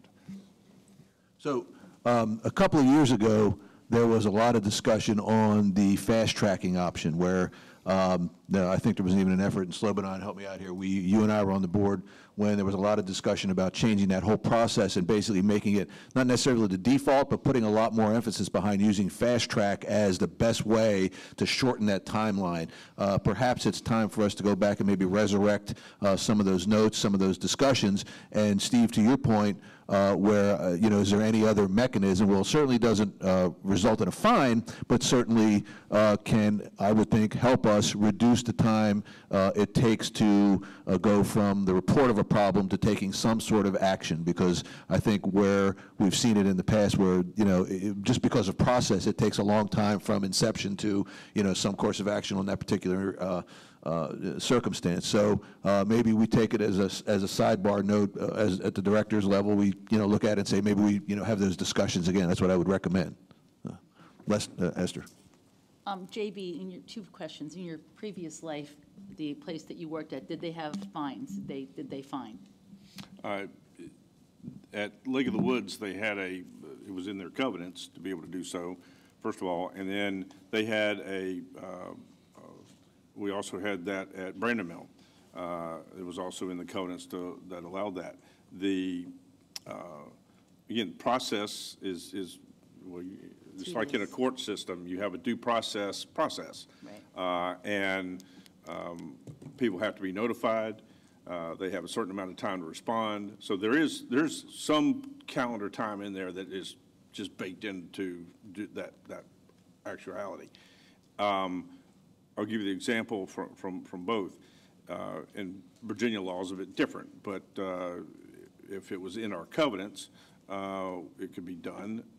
There were two types of violations. One is a continuing violation, which is, say you don't have screening around your propane tank. Okay, you can go out day one and say, all right, that needs to be taken care of. You can go out there 45 days from then and still see if it's been done or not. And that's, for example, that was by both Lake of the Woods and Brandon was a $10 a day violation, up to $900. You know, some people still didn't do it, and they'd end up in court, and the association would win, depending on the judge and the situation. The big thing for the association was always to show proof that you followed your process. You gave them every opportunity along the way to fix the problem, and they still haven't done it. Then the judge orders it to be done. And you may or may not get the full $900, but they may waive that, but say, you've got to do it now. That was my next question. Right. So how often, because I've seen. The point is the penalty, the fine part of it is not the intent there is not to make money off of that process. Right. The intent is to get the violation resolved. And so judges would, they might apply some of it. Right. Because the association has legal fees in there and such to recoup. But the real thing was to bring about resolution. Even with a fine process and due process, there is a great time element involved. You're talking 6 months to a year before some violation gets resolved at times. The thing that we can also do internally, I think here now at Ocean Pines, is when somebody is in violation, and this was a question for legal, you know, how far can we go to prohibiting somebody from utilizing our facilities and amenities and things like that? I will tell you that I have a property in Ocean City, and it's an association, and when there's been issues with different people, while they're fighting it, they prohibit the use of the pools and parking lots and stuff like that, which has apparently become more effective than trying to chase the money. Because 9 times out of 10, the courts will rule and say, okay, we'll just fix it and we'll let you go on the money, you'll get $200. Meanwhile, I'm kind of wondering, does the expense and aggravate, does it equal? Does it really equal at the end of the day? Not to minimize this, but we have way bigger things on our plate than fines like this. And especially when we're not even sure what the resolution will be, the time that it's going to take. And I watched it in Ocean City over a year. Nothing changed with the person. They did what they wanted to do for a year. They got smacked on the hands. The fee got waived. And that's when they put this in place. They can't use the pools and all while you're fighting it. They can't use the parking lots or anything else. Right. So I'm not sure we need to spend really a lot of time on this, but I was just curious, in your experience, does it equal out here, the time and effort? At Brandon Mill, I would say it kind of. At Lake of the Woods, it was easier. The reason why was because they had a gate. You know, if you were in violation of anything, they turned your barcode off. And stuff got resolved like that in a heartbeat, which was really good. But we're not looking at doing that here. I'm just saying, but that was a nice, easy stick to use. Say smack, and you know, it'll be the headline in the paper. JV once again. You got to come through. You know, we're going to put a dome and a gate in and solve everything. Right? All right, I was just curious. Thank you. But the one other thing I was going to say, we have, and I made this comment a year ago. When I come into a community, I look and so where are we as far as our communicating and educating our members along the way? I figure we probably stopped about a decade ago, best I can tell, because we've got a lot of folks that have moved in and do not know what the rules are. They just go ahead and throw up something in their backyard, and it's like, you can't do that. You got to ask first, or you got to get permit. So it may not be a no answer, but you've got to go through the process. You just can't. You live in an HOA, and there's a reason why the HOA exists. So your neighbor doesn't have a purple polka dotted house type of scenario. So, Not to interrupt you, but do we put that in new homeowner packages? Do we have something like that? when You get a people move copy in? of the DRs and the whole 9 yards. But, But- I'm but- talking about simple, stupid. you right, know, well, the hit list, the bullet point. we don't You know what I mean? utilize our communication methods to share that type of information on a regular basis. For example, at Brandon Mill, every month, or every 2 weeks, we had the property manager that led the CPI department, if you would, there, would do an article about, pick a topic from the DRs that, it's sort of HOA 101. Did you know that it's not proper to put up a 2-story shed that's taller than your house? And all sorts of other things. They would pick them out and then also educating everybody about what the process is.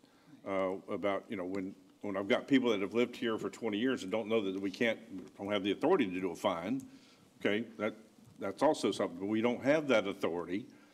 Here's the process. And so when you get the complaint about your neighboring property that, nothing's changed over there in 6 months, y'all aren't doing anything. Well, here's part of the reason. We have been doing stuff. You just don't see the results of that yet because the judge hasn't told them to fix it. Okay, thank you. Hey, one other quick question, just to clarify for me. So how many CPI inspectors do we have now, and is that sufficient to be able to keep this process going? We have 1.5, and we have part-time, well, part of the hours of another body as an administrative assistant to that staff. Correct. I've had upwards of 3 full-time and 1 part-time administrative assistant at communities that are half our size. But they had a fine process too. Okay, well, is that enough? I mean, it sounded like ARC was saying we should be increasing the capacity of our CPI people. We don't have enough bodies, but at the same time, we don't have enough authority to speed up that process necessarily. I mean, I think we can manage it a little bit differently to cover the weekends and Saturdays, that's what the ARC was saying. And I think that we can do that with what we have. Any other comments on CPI? All right, then let's move back to bulkheads. Bulkheads. That's tab 9.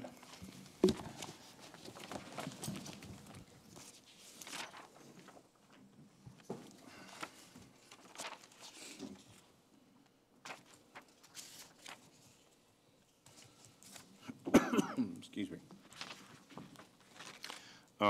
The reserve transfer number at the top,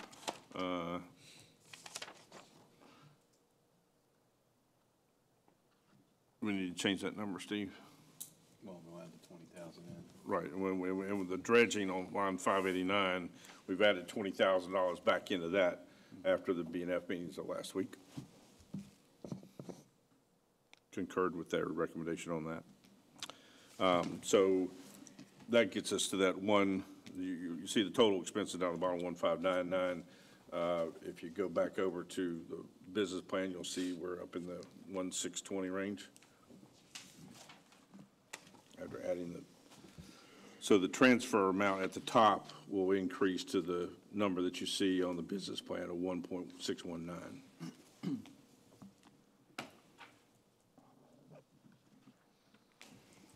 And again, that 16, is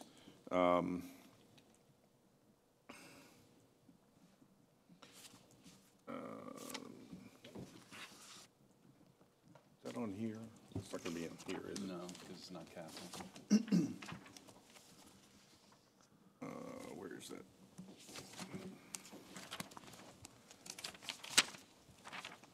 We handed out a list the other day, didn't we? Of all the bulkheads. Actually, if you go to, back to the PowerPoint presentation from Saturday, it lists them all.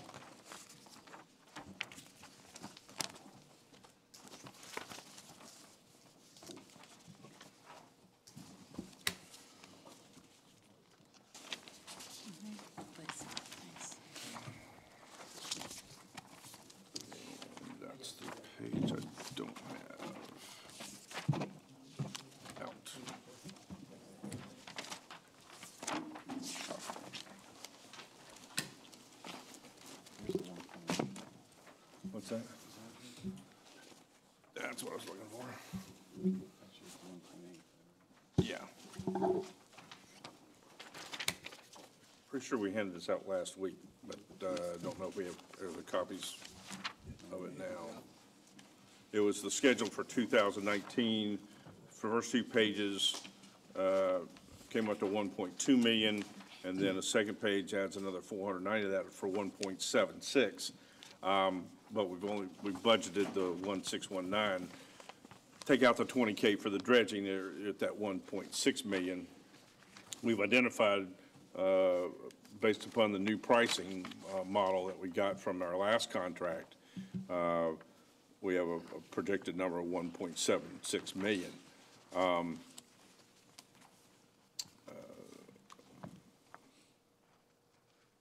Ted texted you anything?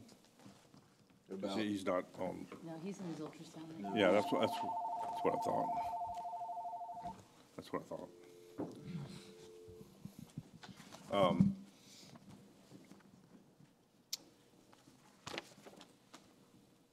I guess to get around to it, the debate yesterday, or the discussion yesterday, was on do we do $1.6 million worth of work, or are we going to ratchet that back?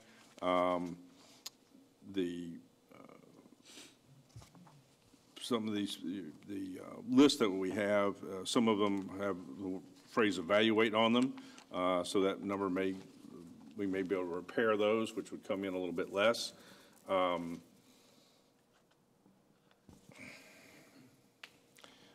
I guess the real question for the board at this point comes down to if we ratchet back that number 1.6 to 1.2, so that you have a defined $400,000 balance in the bulkhead reserve projected for the end of the year, we can certainly do that. I think Director Maroney had a particular plan to maybe not waive the full amount of the bulkhead contribution, but maybe half of that, so that we don't see a big jump in it next year. So I think that's really the discussion point for the board. Slogan on. Thanks, Doug. I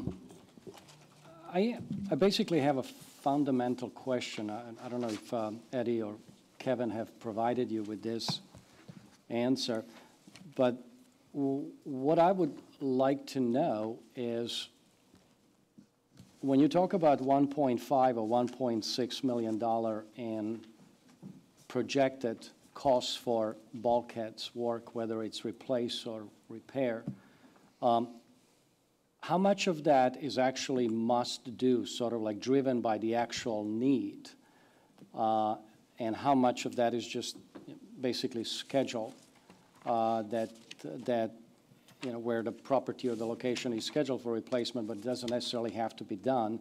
It could be deferred.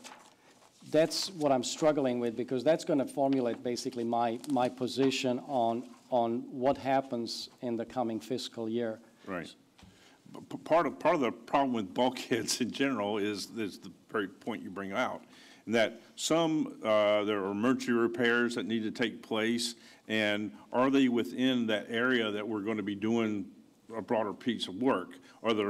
Or do we get into, we're going to do this property here and this property here and this property here, and that really blows things out of the water, pardon the pun, because of the jumping around and right.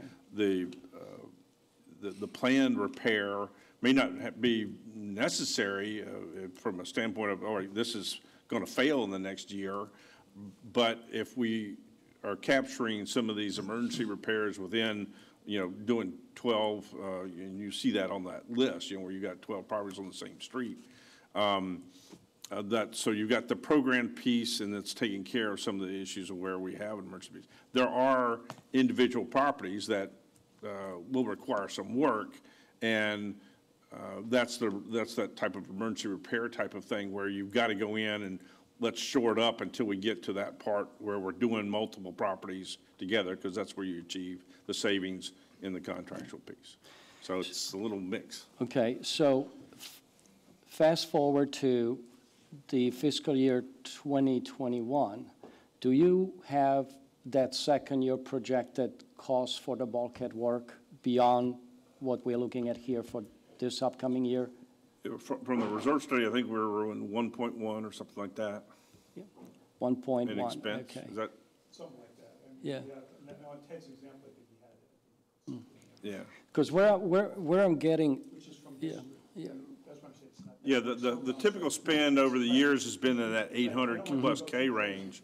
And one, with pricing increases, and two, with trying to accomplish what we're trying to do, you know, then we, in looking at the reserve study, that one, we were able to space out pretty well, where it's about $1 million, $1.1 million, in that range every year going forward. So that answers your question. I mean, you couldn't get into a lot of detail.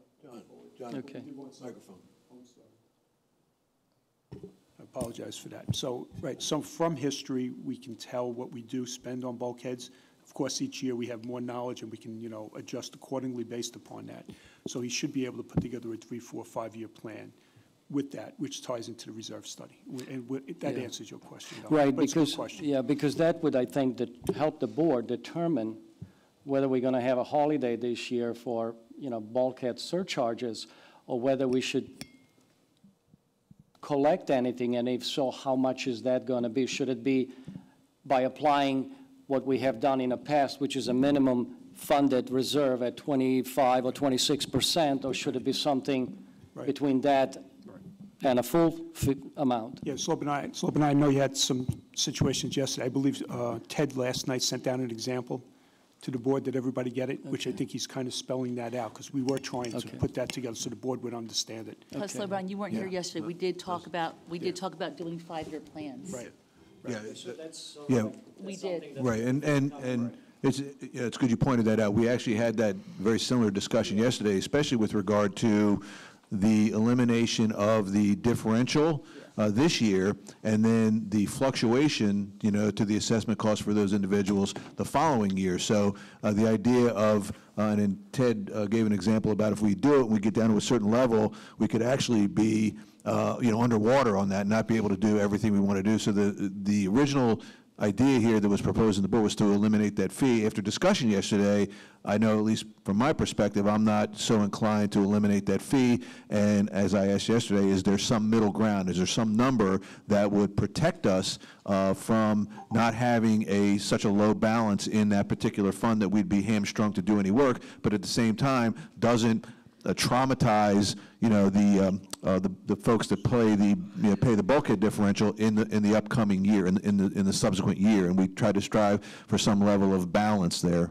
So, you know, point taken. Right, and that was the BNF guidance last week when we saw the execution plan that the GM provided, that we do want to try to smooth it out. We don't want to have that. So there is something with Ted, we can look at it, but definitely needs to be addressed. You're right.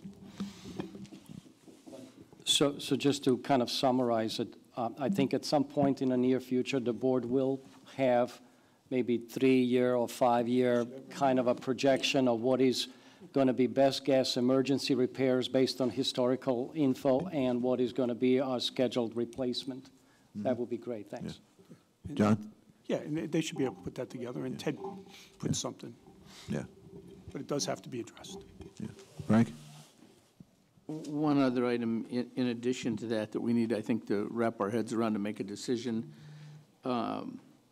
is there was some side discussion of a cost reduction effort that takes into account maybe actually changing the process that we currently use and splitting the process to mitigate the effects of losing swim and racket as a staging area. And I think we need that wrapped into that plan also, at least to try and see if it's going to work and see if it's possible to do that. Because we're looking at large increases in this thing just because of moving the staging area. And that with the 5-year plan should work. John? I just, I did forget to mention something with Slobodan. I think one important point, and I do believe Joe Reynolds brought it up also, but BNF did, need to look at, has there been an increase in the bids or whatever work we currently have received, because that would have to be reflected if we're looking at history. And I believe there was an increase in there. So just pointing that out. Yeah, and in previous discussions, we also floated the idea of us procuring material versus the contractor procuring material. We at least wanted to do some level of cost comparison because the price per linear foot has gone up, and we have lost the use of the swim. No, not lost in the. We've decided that it's in the best interest of Ocean Pines not to use the Swim and Racket Club as a staging area. So those are contributors to a better, sort of a closer assessment on the costs of the bulkhead replacement project as we go forward. Yeah, on that point, if I actually recall it correctly, we did pass a motion that asks the GM to put out the RFP that will price what I refer to as a IQC indefinite quantity contract based on a projected large quantity of wall or material purchases over the next 5 years, so that we can get the best volume purchase price. So this will be a good time to, make sure we have that data by the time we decide, in terms of the budget impact, to have that kind of a cost analysis. Okay, other questions, comments on the bulkhead? Okay, let's move on. The next item on the agenda is the police, and Chief Massey is not due here until 11:30. I'm going to suggest a 15-minute break, but slow it down. I'll take another point. Yeah, I just want to make a final comment to Eddie.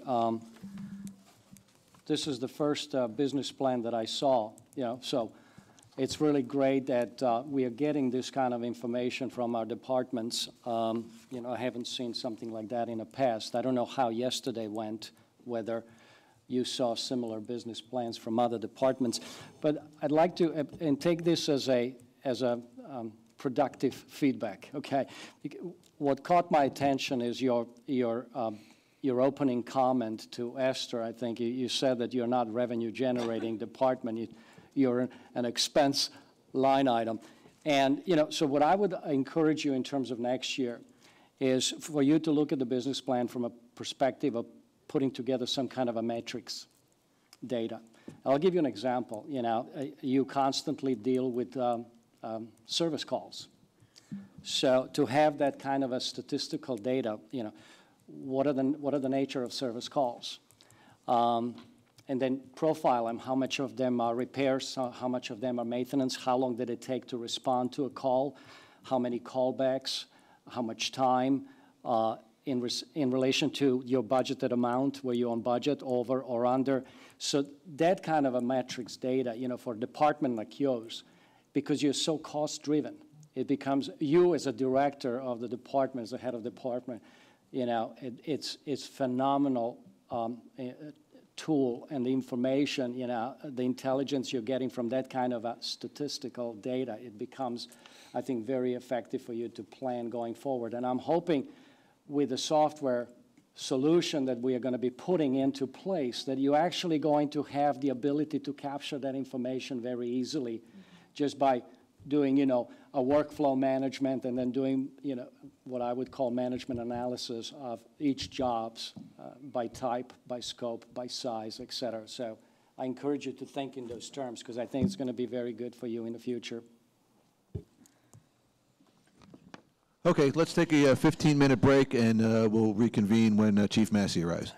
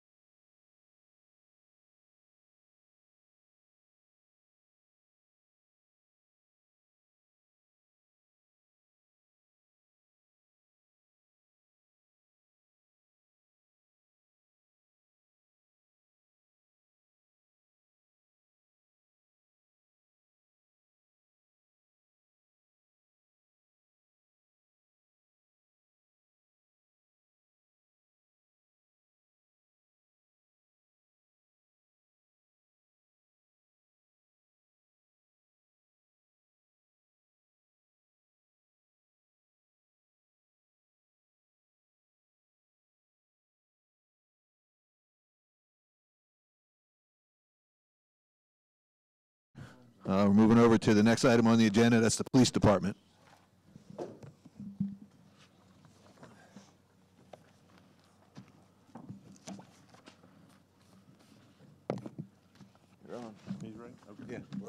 Okay, this is tab 11, page 11.1 for the police department. Really two points to bring up other than the building question, and that is payroll.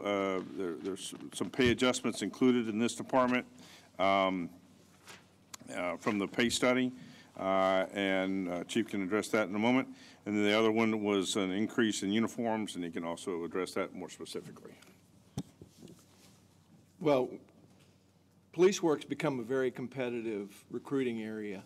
And I say that because with a lot of national media attention and negativity against the police, but some of which are completely justified by misconduct, it's made it hard to recruit. We're now having half the number of applicants to come be police officers that we had several years ago. And because of the nature of that competitive environment, it's very tough to hang on to people. Well, let me give you an example. We had 120 applicants for the last testing process, online applicants. 16 showed up to test. 10 failed. We had 6 applicants that we could recruit from that were out of a pool of 120 after you do background investigations and things like that. So what we're finding now is our starting pay and young officer pay, I should say, is not competitive with the surrounding area that we recruit against. We recruit against all the municipal police departments and the county and the state police.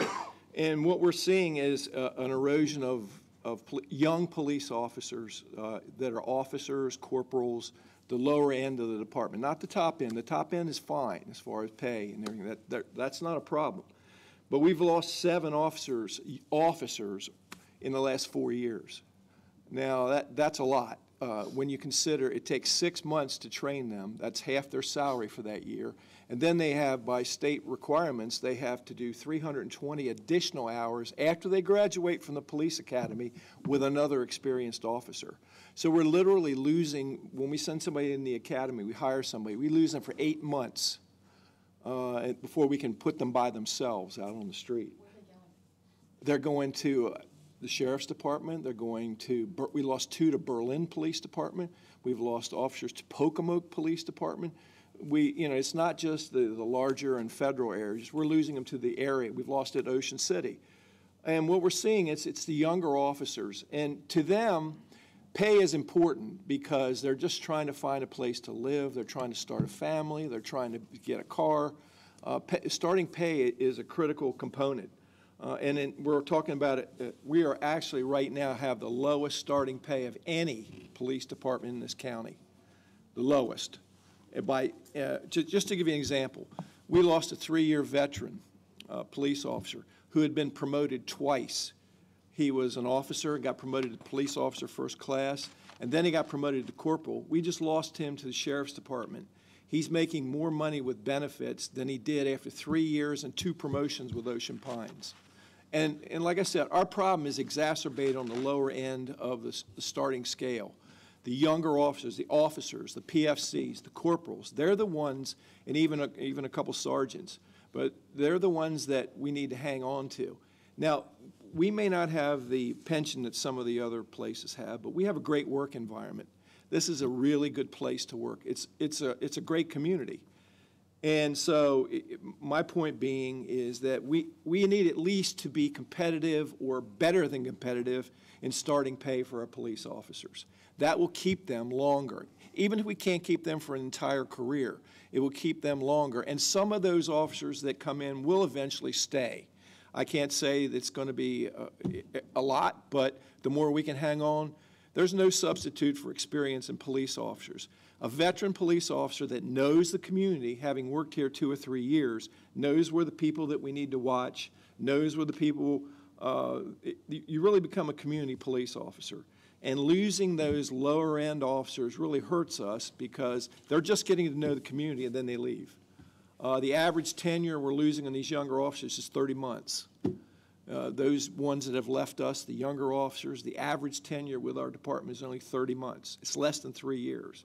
So we can bring the pay for the younger and lower level officers up. I think we can go a long way to slow the loss of people and to make a better quality police officer, because like I said before, in my line of work, in my business plan, which I have here, you can't measure us as an amenity, but what you can measure is, what's our first and foremost job? Keeping this community safe. If we can keep serious crime down by aggressive and community policing, that's what people want to come here for. They want to leave a municipality with a high crime rate and come to Ocean Pines. What better advertisement for our community than a low crime rate? And we've done a fairly good job of doing that. 2 years ago, we were 90th in the nation as far as safest for our size. We don't have the violent crime that a lot of communities have. However, what we do have is a rising tide of drug usage, just like heroin. What we're seeing is more property crime related to the opioid abuse. So it's incumbent upon us to keep a safe community, which we're proud to do. We're here 365 days a year, 24 hours a day. But measure me on the crime rate. That's all I say. One of the key performance indicators is our Part 1 crimes, serious crimes. Measure me against that. I'm not afraid of that. I'll do everything I can to keep that Part 1 crime down. I'm not afraid of having a metric on me. Put it on me. I'll stand up with my men and women of the police department, and we'll do it. Police calls for service. We have to generate calls for service, and that means that's what community policing does. Community policing is helping this community. If you have a juvenile problem, little Billy won't go to school, call the police department. We'll go in and we'll talk to little Billy, and eventually he'll get on that bus. If someone has a medical problem, we'll go and help them. We're there for burglaries, thefts, drug problems. We have a huge mental health problem in this community, just like any community does in this country. Like I said before, we deal with families, and Ocean Pines is a great community, but it's a family area. We're the largest year-round community in this county, so we're dealing with these kinds of community problems. Police calls for service is another metric. I'll make sure our community police officers get out there and they're generating calls for service. And then operating within an authorized budget. Hold me accountable for my budget. I will come in under budget. And so I'm not afraid of the metrics for my business plan. Sure. And I'll do that. But that's how you measure me. That's how you measure police officers. But I need these younger officers. I need to keep these younger officers because they get the experience. They help solve the crimes. And we need to keep on top of those crimes. And the longer you work in this community, the more you know about this community. So if we can get these young officers to come here, to stay here, it's going to make us a better police department. And let me segue into the next item. And one of the areas that also helps is where they work out of, their building. And, you know, you see Berlin just built a brand new building out on 113. Pocomoke just redesigned their police department. Every police officer since 1985, when our building was built, has upgraded or redesigned or built new facilities for their police departments. I first became police chief here in 2003. And, you know, certainly I came from Ocean City where we built a public safety building. We don't expect that here. But I identified in 2006 that, you know, the design of the building wasn't really what a modern police department should have. In 2010, I know I told the Budget Finance Committee it was 2012. I'm sorry, John, it was 2010. But in 2010, we had a prisoner that was in our interrogation room who was handcuffed to the wall, who pulled out from the drywall his handcuffs. He was a serial burglar and escaped out the back door. We had a big manhunt with the state police and the sheriff's office. We still didn't find him. He got away and later was apprehended in Wicomico County. But that was an impetus to look at the safety of our building. In late 2010 or 2013 and 14, the request of General Manager, we prepared an internal planning report detailing the deficiencies of the present facility, the number one deficiency being officer safety. We went out to all the officers and said, what's your number one concern? And all the officers said safety, because it's not a safe facility. In 2016, the acting general manager and the board of directors approved an expansion of the police department within existing space, contingent upon several administrative offices moving to the country club. Basically, the initial planning report was 5,300 square feet. It was cut back to 4,000 because we had to stay within the footprint of the existing building. Nothing was done on this. We have $50,000 in the current budget for another special analysis which has not been spent. I'm imploring you, for the safety of our police officers, for the retention of our police officers, it's critical that we examine this building and expand it to a rational number of space. We only have 1,700 square feet in the entire working area of the police department. We should have between 4,000 and 5,000 square feet for the police department. So we're 16 year-round and one part-time officer in a facility that was designed for 6. So I don't know how strong I can say it, but it's not a luxury. To me, public safety is the number one priority. It's a necessity. Please consider our request for additional space. Thank you. Other questions or comments regarding police? Frank? First, Chief, great job. And I'm going to defer first to the business plan. First business plan that we've seen that has metrics that I want to be measured on from a member of staff. And that's what we want from all business plans. And I think they make a lot of sense. Second thing, it only deals with your headquarters. As I said last week, and I haven't changed my opinion except maybe gotten it stronger, by March I want to see sawdust flying and drywall up. And as a board member, I can't conscionably look at people at this community or our public safety officers and accept anything less. Okay? Third thing, in the big cities, they have programs to encourage officers to live in the cities. Is that something that's even feasible to discuss in your opinion here at Ocean Pines? Because, as you said, a young officer starting off, bottom of the pay scale, starting a family, you know, it's where do I live and how do I make ends meet? Big cities have programs. Is that something that in your opinion would have any merit even discussing, or would that kind of be a waste of our time? Let me give you an example. When I was chief in Ocean City, most of our police officers didn't live in Ocean City. We wanted to try and encourage them to move into Ocean City and to live in the community in which they work. What we came up with was a take-home car program where we would, instead of, when the cars got recycled out and had a high mileage, if you moved into the community and lived in the community, in the neighborhoods, we would allow you, and only you, to have a take-home vehicle. And that's usually an old recycled police vehicle that was beyond its life expectancy. Instead of being sent to another department, the officer would have that car, but he would have to live and work in Ocean Pines or Ocean City, as in our program in Ocean City. And we found it did increase the number of people that actually lived in the community. And what we're seeing is the take-home car program, Berlin has it, Pocomoke has it, all these other places have take-home car programs for those residents that live within their community. So to answer your question, yes, there are areas that we could look at. Esther. I was going to ask, first of all, thank you, Chief, and for the education.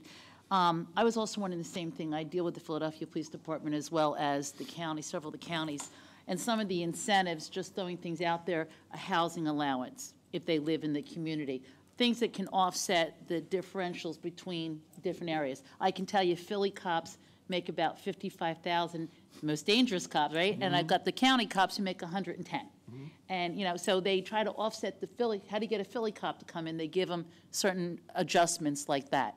I'm just wondering if that's also something that would, do you think that would help? Sure. If there was, again, we'd have to work with local realtors, but if they had some kind of a program where we could if we could push our officers towards that, where they may have a reduced rent or whatever, that would be wonderful. Just some That would thoughts, help. you know, or even offering, you know, daycare, whatever, different things that we can offer that would incentivize absolutely. to come to the table here. Okay, thank you. Yeah, Chief, I just want to, echo my sentiments and, listening to your presentation during the BNF committee meeting. It's very apparent that, we're, I don't want to use the word negligent, but we really have to approach this building as a very, very important aspect, and I think we've done that evidenced by the agenda item today at our 3:30 meeting. I think, and I'll just go on as myself, is that, you've got support on doing this, and I think it's incumbent on us to try to push this as forward as quickly as reasonably possible. I think we just need to double check and make sure funding-wise we're okay, how the construction would disrupt the operations of the police department, the operations of the admin building, what temporary conditions do we have to ensure so we can continue our operations uninterrupted. But, clearly your message, at least by me, was heard loud and clear, and I would, I think others would agree. So, I'm looking forward to moving forward and seeing how we can help you out with regard to, and I think the most important point is the safety issue that you, pointed out to us and made it very clear that it's something that's, can no longer wait. So, and I thank you for providing that information. Slobodan. Thanks. Thanks, Chief, on highlighting all the important points. I like your SWOT analysis in the business plan. Very enlightening. I think one of the obvious benefits of having a police department that we all know about in the community, and I think that's what's most important to 8,452 homeowners, is safe community increases the value of our homes. And I think you and your staff directly contribute to the value of our community and our homes. And I think that cannot be underestimated or overlooked. Like my colleagues, I'm in full support of going ahead as quickly as possible with providing the space that your department needs. I do have a question related to police officers being in our community, living in our community. Currently, out of your staff of 16, do we have anybody that actually lives here? 2. Okay, that's great to know, because at least we are capturing some presence by our staff. So anything we can do to increase that, thinking outside of the box with the ideas, this is the time to budget for it, to consider the options that we can create some incentives, programs to increase that number from 2 to maybe, as many as possible. That would be that kind of feedback, if you can provide that to the board, maybe talking to your officers and see what would draw them here and what hasn't drawn them here.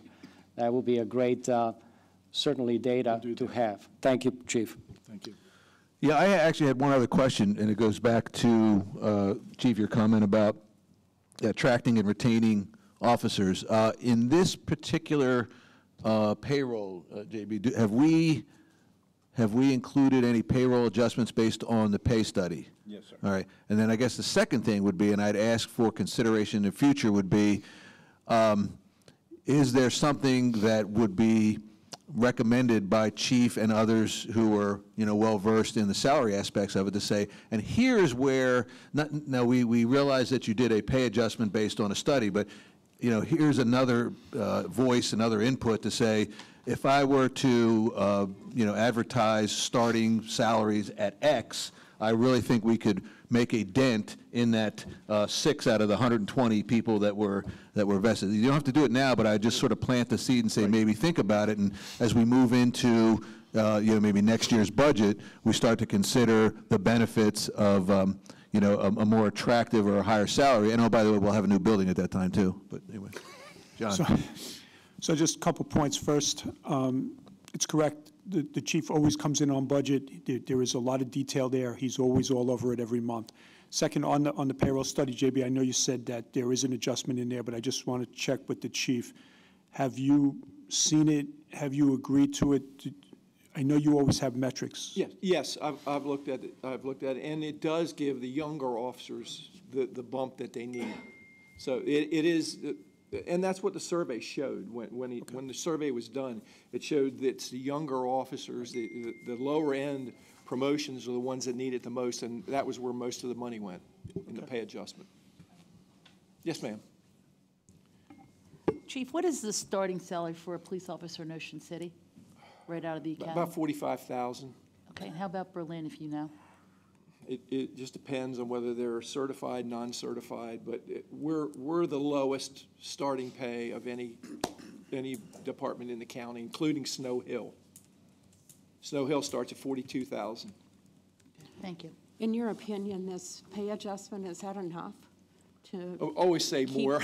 I mean, I will be happy with what we get, but it's never enough. But yeah, I mean, but yes. Based on the metrics you have from your young officers, is that enough to retain them? It's enough to hold them longer. I can't say that it's going to retain them for a career. But I think what it will do is enable us to, and as other things are added, it'll enable them to stay longer, and some of them will make that decision down the road to stay. And I'm assuming that's like the additional, some of the incentives that we were Yes, talking about, yes. like a housing allowance or Yes. something like that. Yes. We also for babysitting services. You're Yes. talking about young police officers with Yes. families. Yes. Okay. The pay adjustment portion, the whole 128 number, 38,000 of that is in the police department. Cool. Thank you. Other questions for Chief or JB on that, please? Okay. Chief, thank you. Thank you. Thank you. Next on the agenda. Well, believe it or not, we're ahead of schedule. The next item is a break for lunch, so, unless anybody wants to carry on any additional conversation, I say we break right now, and we'll reconvene for aquatics and rec and parks after lunch. Thank you. All right, thanks, everyone.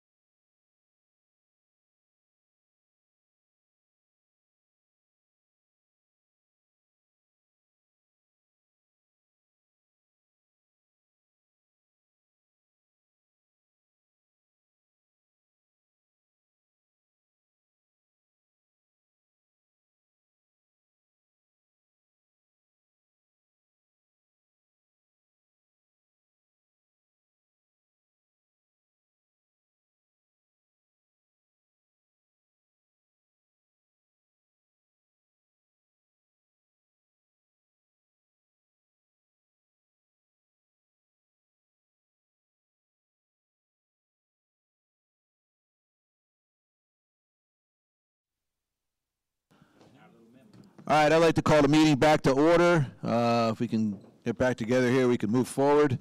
Next item on the agenda was Aquatics, Rec and Parks. So we've got Colby and Debbie.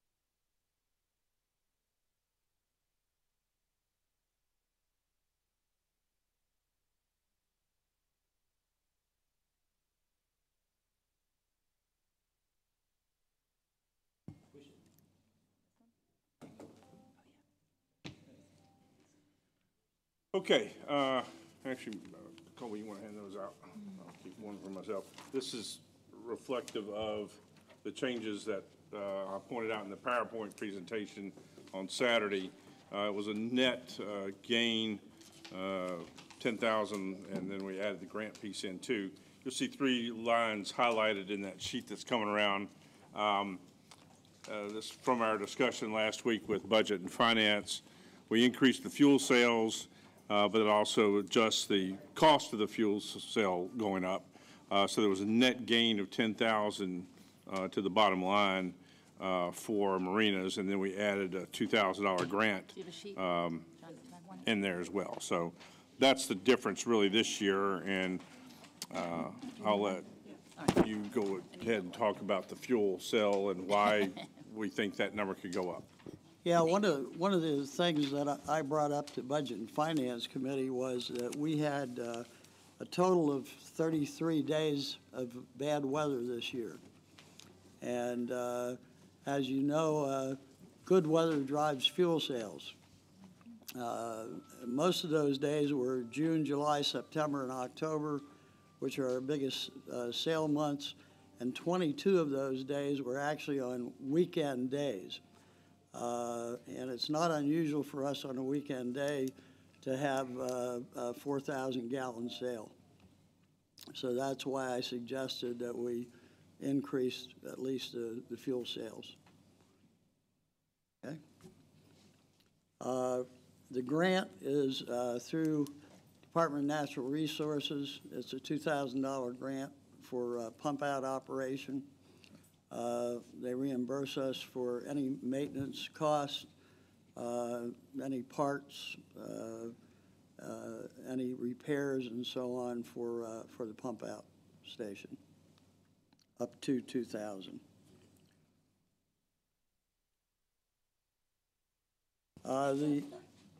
The fuel sales, obviously, right today it's about 30 cents per gallon less our costs over the end of the season last year.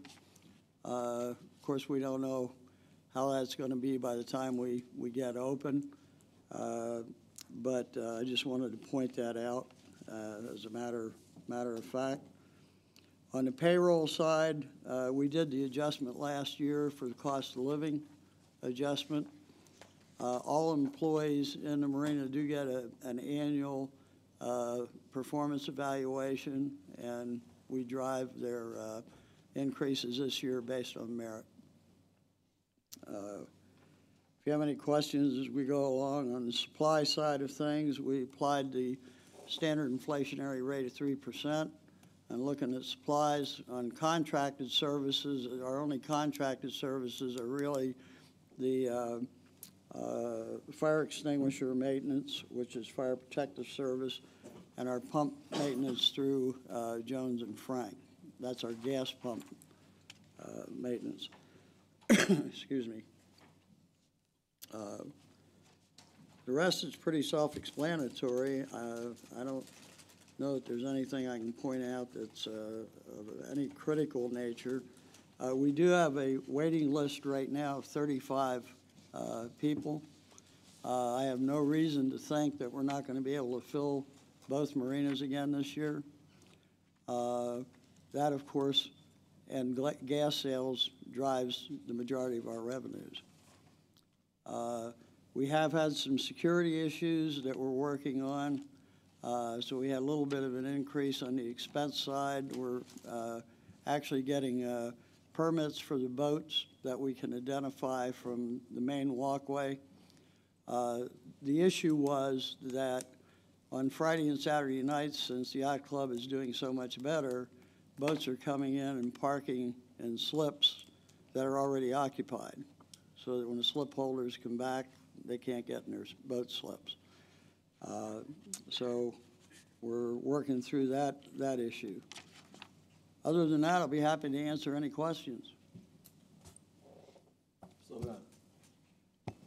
Thank you. Yeah, I do have a question. First, I notice you have a spike in the insurance. Last year, it was substantially lower than the year before, and now it's back to where it was. Can you elaborate on that? Do you feel like you have adequate insurance for the operations? I think we have adequate insurance, but I'm not sure why the hike. Maybe Mr. Bailey can explain that. Yeah, it went from 11K down to 6,200, and now it's back to 11K. The 11K is the full year amount. Microphone. I'm sorry. I'm sorry, Slobodan. The 11K is the full year amount. So the 6,200, I believe you're looking at year to date. Yeah. Yeah, that's your year to date number. So it's staying the same, basically. Yeah, it's pretty much flat. Yeah.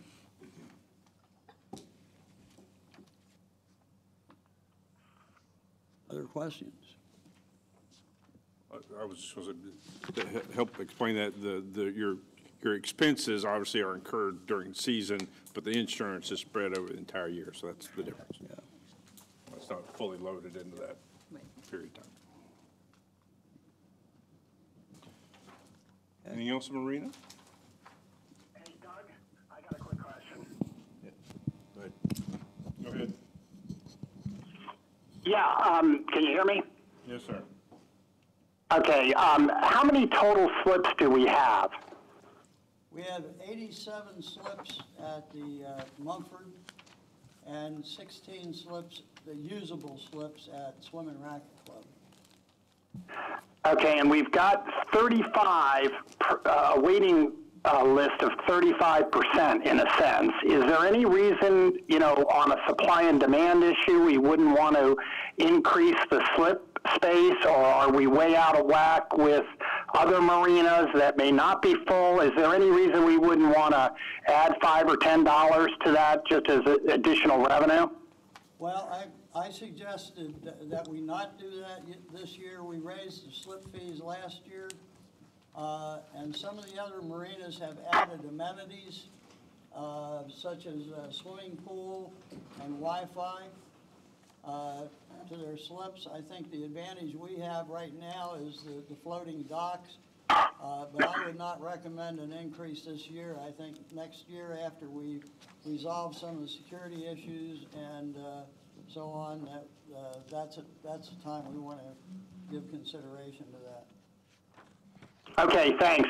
That's good other information as far as other amenities, et cetera. Okay, thank you. Esther. Yeah, can you explain to me what is the payroll increase that we're seeing here?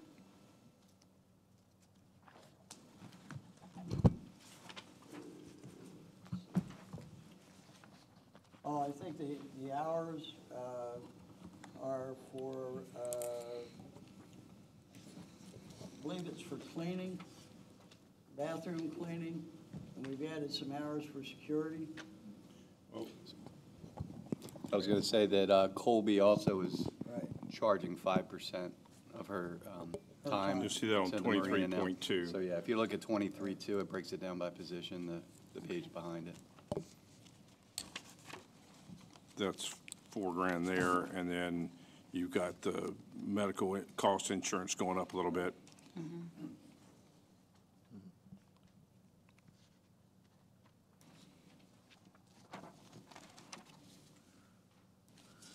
The increase, half of its allocation of the department head. Okay. So my question might be a somewhat silly one, but we talked about a waiting list and so on and so forth. Do we have any option whatsoever to add slips at any of those locations? Have we ever even talked about that? Is it even possible? I know at some point we had looked at adding some slips at the Swim and Racket Club, and I think there was a permitting issue. Eddie Wells would be really the person to answer that question because he's the one that applied for the permits. Yeah. Other marina questions? Is that the only place we have the ability to add slips is Swim and Racket? I can't answer that. Okay. I don't believe that we actually looked at adding slips at the yacht club. Okay. Again, I'd have to bow to Eddie on that as to whether they actually looked at that or not. I don't think anybody would be opposed to doing it if we looked into that and did some research on it over this next cycle, and came back, because that would definitely be new capital. There would be a business side aspect of it because of additional revenue to help pay for that over a period of years, just as we're considering about the room at the sports court pool. So there are ways to get at that, but I don't think we have enough information to answer your question at this point in time. That ties into the next question. Because the yacht club is doing so much better now, more traffic, observation, because I'm a boater, I see the need for a guest slip. A lot of times we turn around and leave because there's no place to pull the boat into. That's correct. So are we starting to talk about guest slips, for lack of a better word? And if so, where is there a place to even put them? Because I do see a lot of traffic turn away. Yeah, there is nowhere today to put them. We offered the T-docks at the end of each dock. Yeah, I saw that. We'll handle 2 or 3 boats. Yeah, that's it. But it's not enough. Right. I was going to say, the other consideration we need to figure out a solution to is the security of the tanks and the area where we do the gas piece, because after hours, and we don't allow the parking around there because of that safety and security aspect of those tanks. And if we can solve that, then we've got a few other spaces that guests could park boats at, but we don't want to do that right now because of that other issue.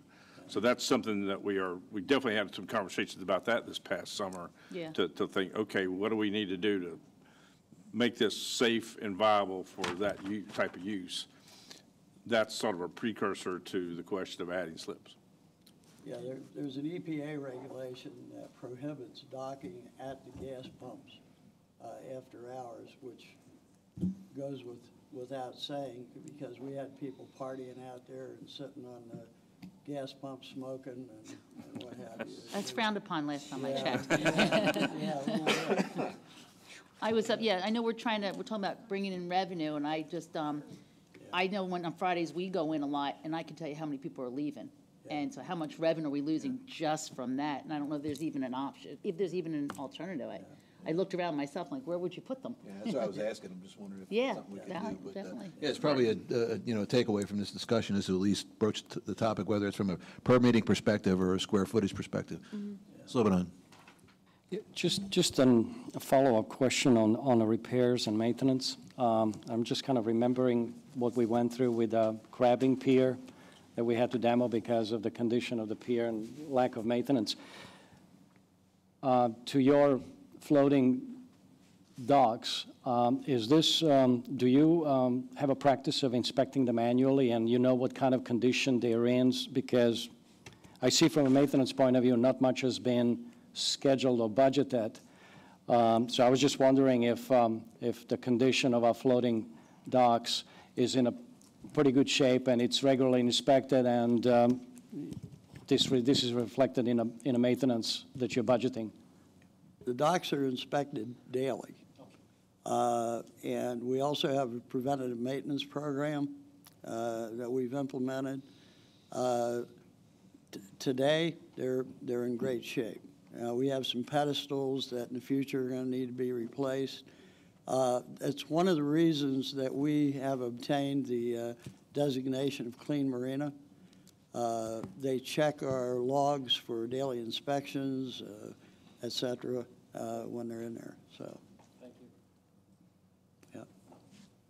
Okay, any other questions for the marina side of this? No? Okay. Thank you. Thank you.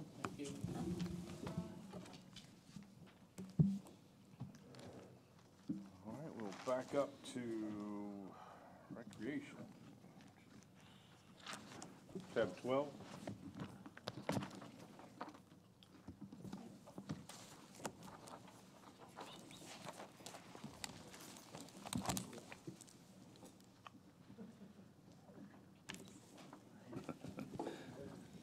Okay, for recreation, that's tab 12, page 12.1. Quick note at the bottom of it, you'll see basically it's static at 552, 554 on that bottom line. There's some adjustments to the revenue here and there, and then, of course, payroll, there's the 2% in there, and the health care increases.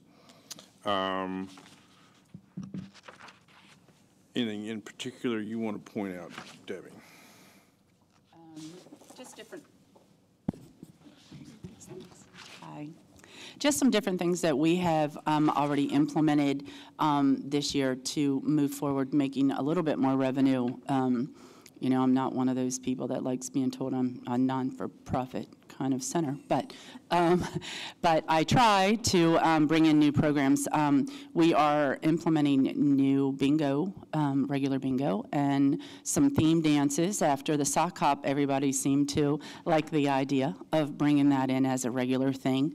We're making some changes to summer camp in our staffing hours that they're going to be working and different programs, especially on the field trip part, cutting the cost a little bit on the field trips, and that'll kind of cut the cost a little bit. It does make approximately, I think it's about $40,000 that it makes in the summer.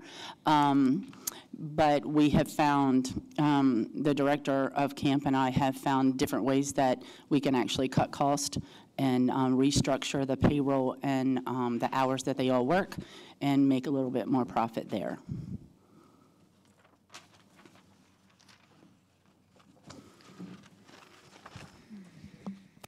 Slobodan. Debbie, can you tell us a little bit about the payroll increase, looking at last year to what's being budgeted for this year? It looks like it over 20% bump. That does also include Colby as well, as she has, I think there's like the 2% increases in there as well, but she is 30% that comes out of my budget as being the director of the department. We'll blame you. I got Don't take those totals and add it So, Debbie, I have a question. You got, much in the same way you had in the year before, you got 48K under repairs and maintenance, the parks line. Does that include, we've had a lot of discussion on deferred maintenance. Is that going to cover any deferred maintenance issues that you've identified? So far as I understand, the numbers that I got from Kevin and Eddie, yes. Okay. Yeah, it should cover what we're looking for. They've put in $20,000 to do some maintenance outside that I need to have done.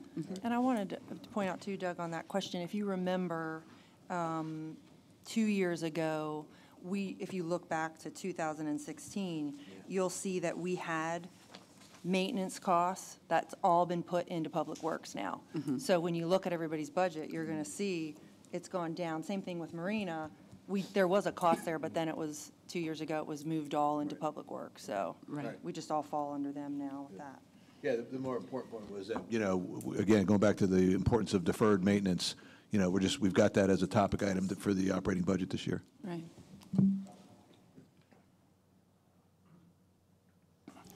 Debbie, I have a general question about our parks.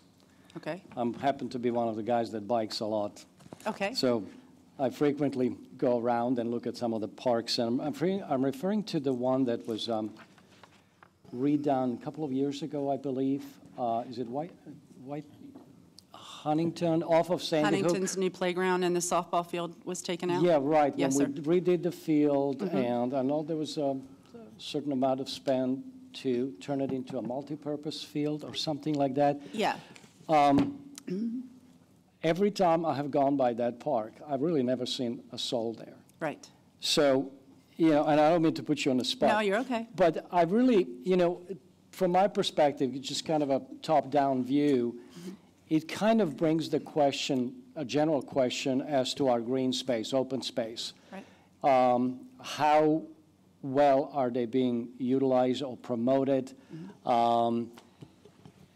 Have we reached a point where maybe exploring repurposing the space or doing something to make it more attractive, more usable? Because right now, the way, at least my impression, general impression is that it's idled asset. That's just not utilized. So you as a manager of the parks, I would certainly welcome your take on this particular situation. Are my impressions kind of just isolated based on, certain times, or is it something that you can elaborate with the board on? Sure. So there used to be a softball field, a baseball field there that we used a little bit for practice times, and the community used it a lot more. Sonia, which was my predecessor, she took that out and redid it as a multi-purpose lacrosse soccer field. There were, and that was my first year coming into this, so in all of the information, Colby may be able to give you a little bit more information about how the whole thing came about, or maybe Eddie and Andre can tell you a little bit more about the field itself. But there were irrigation issues, and the Bermuda grass that was put in didn't fare very well through the irrigation issues. And so we have been in the process of trying to figure out what is the best thing to put back out there and to be able to utilize it a little bit more. With our soccer programs, we can utilize Huntington space because the parking at Somerset, which we use now, there's not that much on that little road that takes you to the park.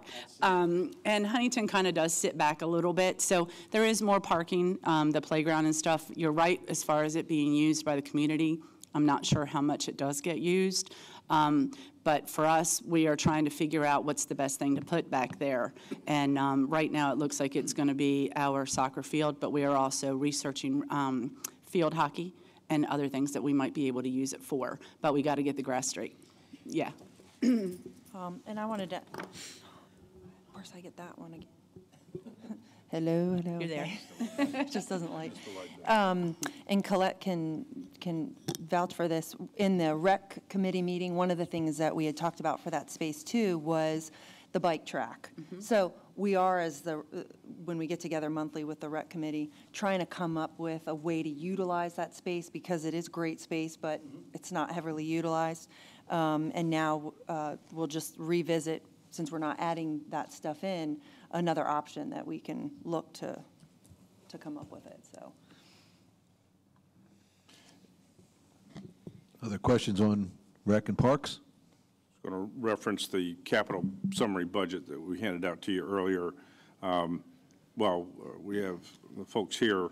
Under Recreation and Parks, there was the hardcourt resurfacing at Swim and Racket Tennis, the White Horse Playground equipment, the workout equipment at White Horse Park, redoing the gym floor in this building for 3 pickleball courts, replacing the floor in the East Room, and the crabbing piers continued to be in there. The other departments, we'll get to those when Colby gets over here, but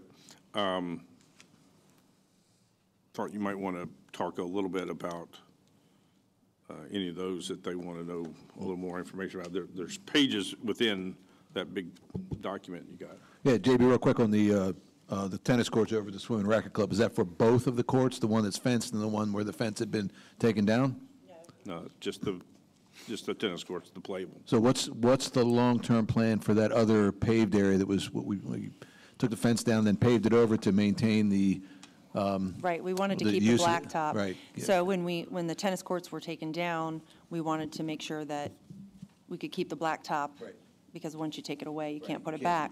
That's another discussion that we're having in the rec committee, is to possibly make that space with picnic area, actually get rid of the blacktop, grass it, because it's not utilized for anything, or do hockey or something we could do on the blacktop. But we are looking also at that as an option. Do we need to put any maintenance dollars in there to make sure it stays as a blacktop next year? No, I don't think this year, because it's still so new. Okay. And then the price in there includes the fencing around the tennis courts and also refurbishing those because they're in bad shape, so. Thank you. So, I'm sorry. Go ahead.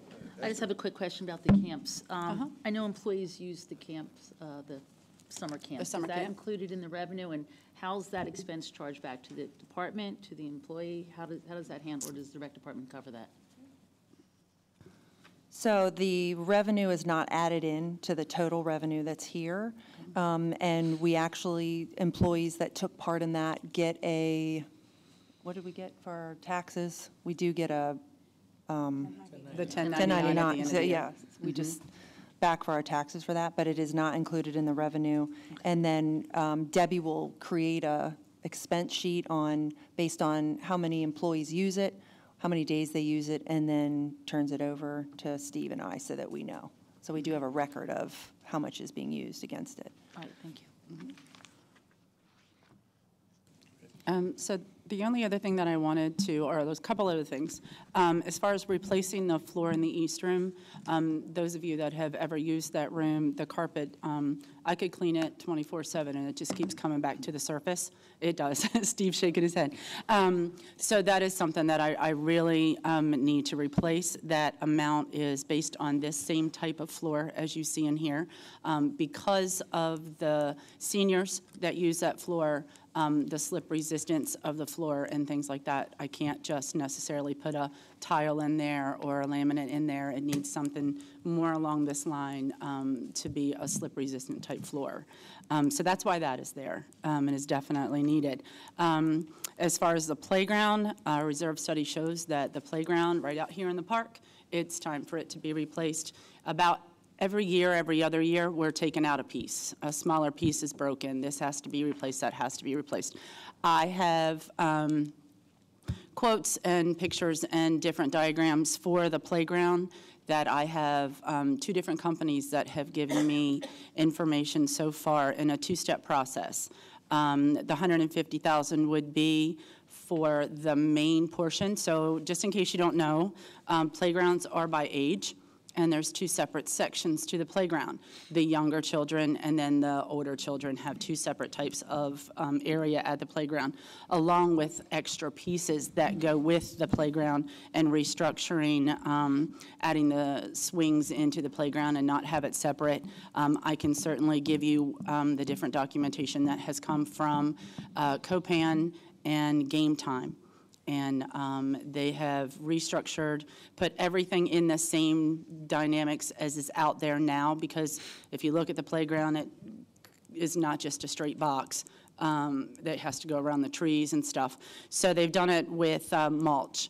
The $150,000 would be for this coming year, and then if we wanted to add the extra pieces, it's another $60,000 to do that in a separate process the following year.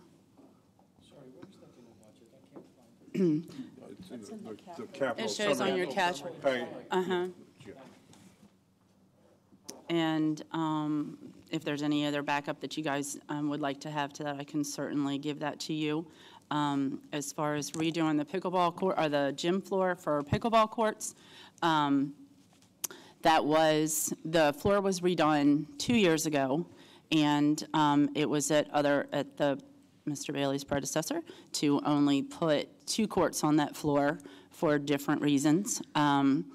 The only thing that I can say is the $18,000 does reflect, as far as I know, having to strip that floor and repaint all of the lines again, because that's how it has to be done on a wood floor, it's my understanding. So that's why it's at that dollar amount, because you can't just add the lines to it. You actually have to redo the entire floor and all of the painting. I have been asked if I could move the bleachers, and that is really not an option due to the other programs that are in there that are utilized quite often. And that is entirely up to, your discretion as to how you want to do that. I will say in their defense, they have quite a few people that come to play pickleball. It is getting to a point now where they use our scoreboard for timing so that they actually get certain amounts of time to play their game, whether they're finished or not. And that way everybody's getting enough playing time, because there is approximately about 40 people that come just about every time that they're indoors, especially during the day. So it is something that they need. If it's feasible for you guys to do, I would only ask that you give us far enough ahead of time that it is in a downtime between programs, so that we have enough time to give it at least a week to 2 weeks to be done if you decide to do it. Yeah.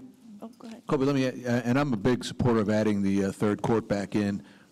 Just makes sense because of the popularity of pickleball. The other thing that came up when these lines were done is that if you're sitting in the bleachers, on the very first seat, your feet are actually in bounds on the basketball court. Is there any consideration been discussed or being given to the fact that they may adjust those lines a little bit and give a little more room between the edge of the basketball court and somebody sitting in the first row of the bleachers? The only thing that can be done there, because the room was painted and set to where the actual basketball hoops are, I can't adjust basketball. But what we did prior to was we adjusted pickleball lines to come further from the bleachers, closer to the doorway, the entranceway from the lobby, so that they had more room and were not back paddling, if you will, to the bleachers. But because of the way the benches or the basketball courts sit, that's how it is symmetrical lined to the basketball hoops. Yeah, and the only reason I bring it up is I had a discussion with somebody from the membership that said that there might be a safety concern, not necessarily with pickleball, 100% move it and do what you have to do to get it done, but in the basketball courts, are we facing any safety concerns that would put us at risk because of the proximity of people sitting in the first row and the basketball court? If you don't have the answer right now, it's okay. If we do nothing, I just wanted everybody to be aware of that, because if there was an opportunity to change it, then now's the time. But if there's no opportunity to change it, then we just note it and go on. Right. We, as you guys may know or may not know, it is a middle school sized gym, but we have all of our kid program is in there. And those kids go up to about 14. And then we hold basketball tournaments in there, and we also do a men's league for basketball in there. So we have not had any major concerns with the bleachers being there and the lines the way they are. People are just aware, and we put chairs and stuff as well to be able to utilize, have enough space for the parents. But we haven't had at this point any problems with the lines. Yeah. And just to elaborate on that, because I know a lot of people in this room weren't here when the floors were painted.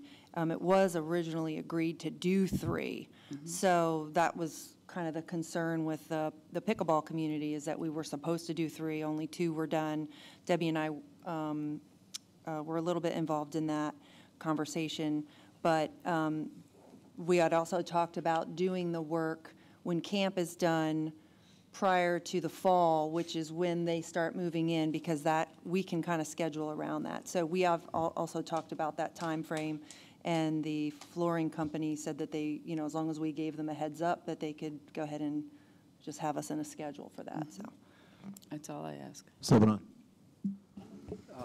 Just a couple of follow-ups on the pickleball.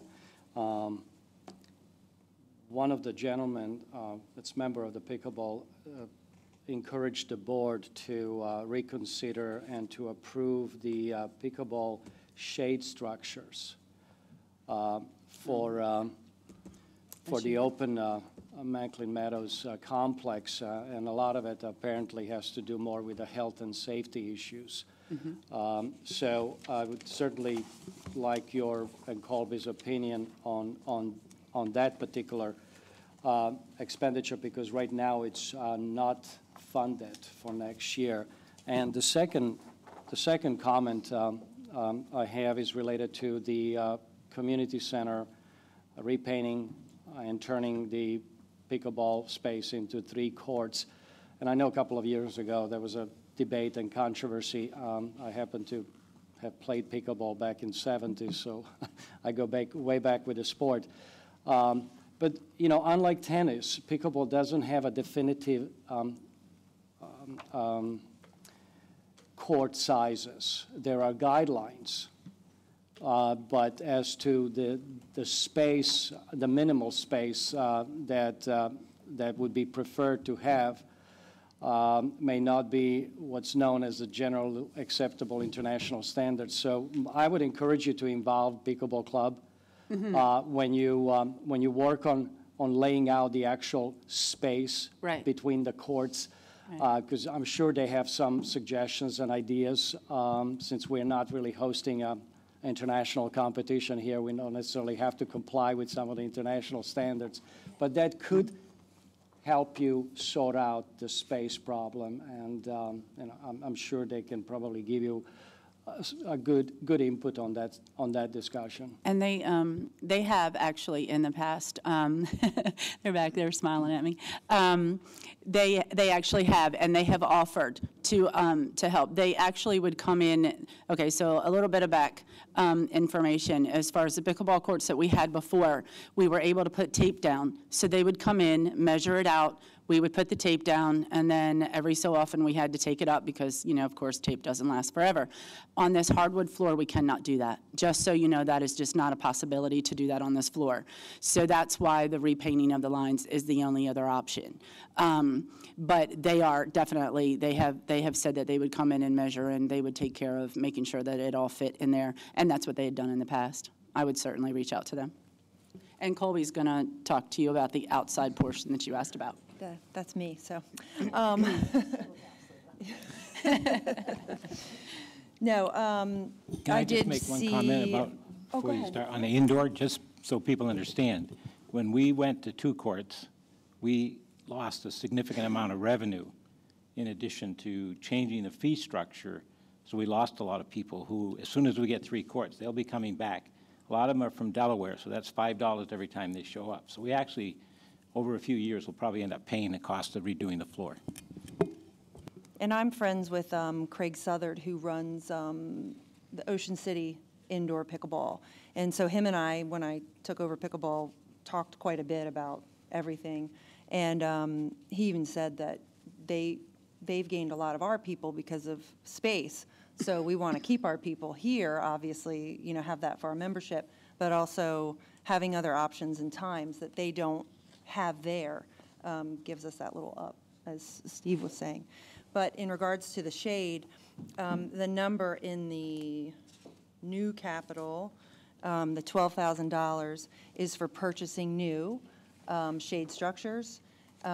Public Works is able to do 2 for under $7,500. When I saw Phil speak on Saturday, and of course I've been involved in talking with the pickleball group. One would suffice for this year. When you walk down and you see the pickleball courts, it's narrow down there. We moved the gazebo, but when you have 50 people playing and you can only put 6 people in the gazebo, you still need that shade. When it's really overheated, we actually did have someone taken away last July or August by ambulance due to the heat. So we want to offer as much shade as we can. I did confirm with Eddie that we can build a structure that they need, which is similar to the one that's over the band stand at the yacht club with the same type of blue material, and for under $4,000. So what I did is I added that $4,000 to the supplies in their budget, which is, since it's under 5, and it still has them coming in at the end of the year with a $5,000 revenue increase. And that doesn't include changing the floor to 3, and that revenue on there. But, so I'll pass this around. It just shows you that one little change. If everyone was to go the route of doing it, the shade structure, it can come out of new capital and be put into supplies, so. Oh, yeah, we try, one of the things that's good with the pools is when we cycle out umbrellas, we bring them over there, and, but down in that area with the grass, and again, it's so narrow, you can't really put a lot of tables and umbrellas due to space. So the shade structure would benefit not only pickleball, but the tennis side as well. But it is so heavily used in the summertime. I mean, couldn't believe how many people were just in all categories, but it would definitely be, it's a need. I mean, when you're out in that hot sun, it's having that shade makes a little bit of a difference. One other thing to add to that, we're actually having our second tournament this year, and that went live about a couple weeks ago, I think it was. It's already sold out for next June. Wow. And so having shade for those folks is really important.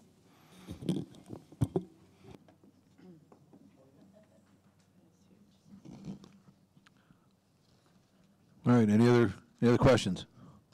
Sullivan.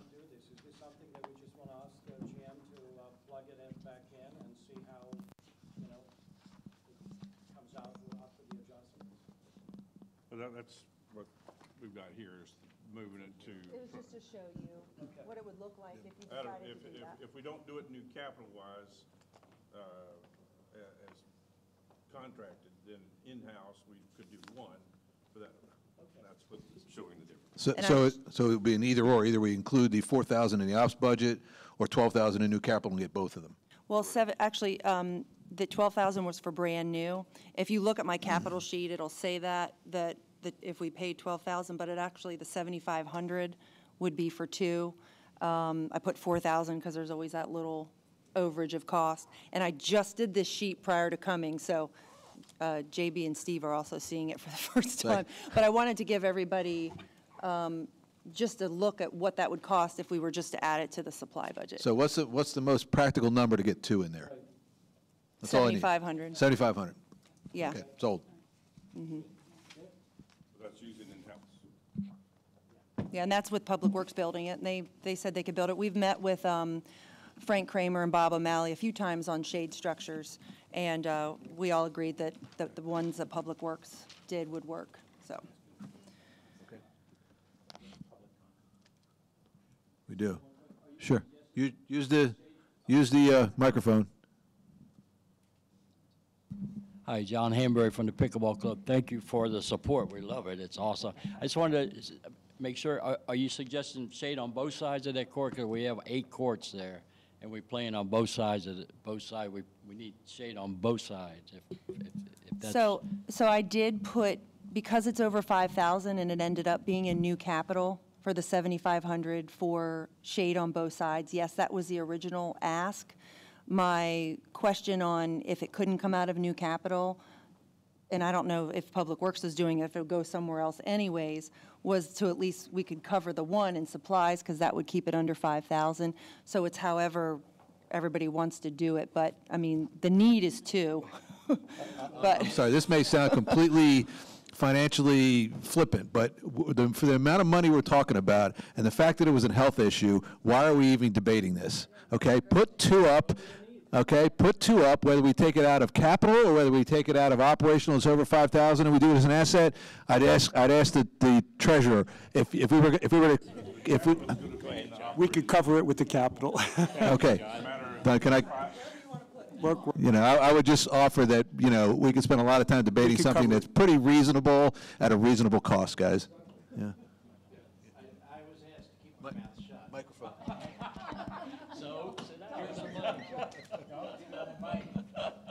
So in spite of that request, two things. One, I just want to say you're really making the Mankling Creek recreation area phenomenal between tennis, paddle, and pickleball. And it's to everyone's credit that this is becoming known, not just here. We have people coming in for our tournament. 180 people signed up. 15 different states are coming here to play in this tournament because it was a home run last year, and they saw what they had here. They saw what the possibilities were, and you folks are getting behind what's happening to make this whole complex really work. So I wanted to thank you for that. And I have one other thing. I didn't know we could talk while you folks were doing it. Debbie and Colby, in terms of since you're looking at equipment for the playgrounds, they now have wheelchair accessible swings, something to consider for at least one of our playgrounds. So anyway, I just wanted to thank you. And thank you for that, Neil. And that's a huge thing on the rec committee that we've been discussing is when we're redoing these is making them more ADA compliant. And so Debbie has been looking at having that type of swing here, so. All right, any other questions on this topic? Okay, let's move to the next one. Thank you, David. All right, now to tab 16, which is aquatics, and Colby will cover aquatics and anything else related to the racket sports budgets.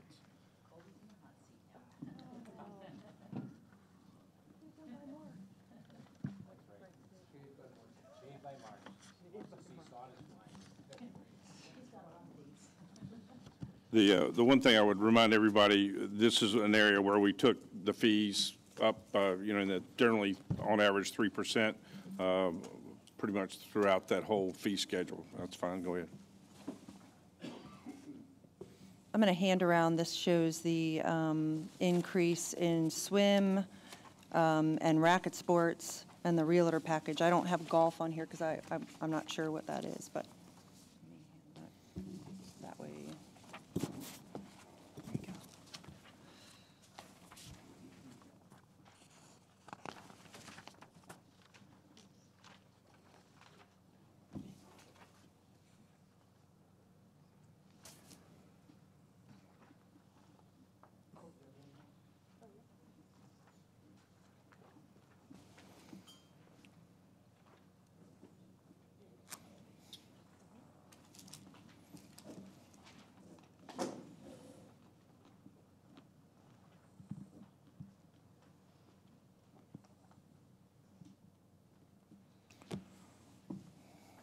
Have at it. Well, if anyone has any questions, let me know. But since Mr. Bailey gave me the floor, there's a couple things I wanted to touch on if I could. In regards to the room that was discussed last week, I appreciate the open dialogue on it. I just wanted to, after watching the meeting on Saturday, I wanted to reiterate that we're not looking to go into babysitting. The space, we don't need the room for the after-school program because we don't have an after-school program yet. We need the room for space in general because we're running out of space. And that's to even add on to training programs. So I don't want the whole room to be based on just the after-school program. The after-school program was thought of as a way to offset the cost of that room. I will say that, and I can't remember the gentleman sitting across from me last week, he had made a comment about the after-school program being done here at the rec department. and as a trial basis. And I have been in discussions with the child safety group down in Worcester County to discuss the after-school program, because when you're dealing with kids, you're doing a lot. You have to do a lot more stuff. And it is something that we are able to try here.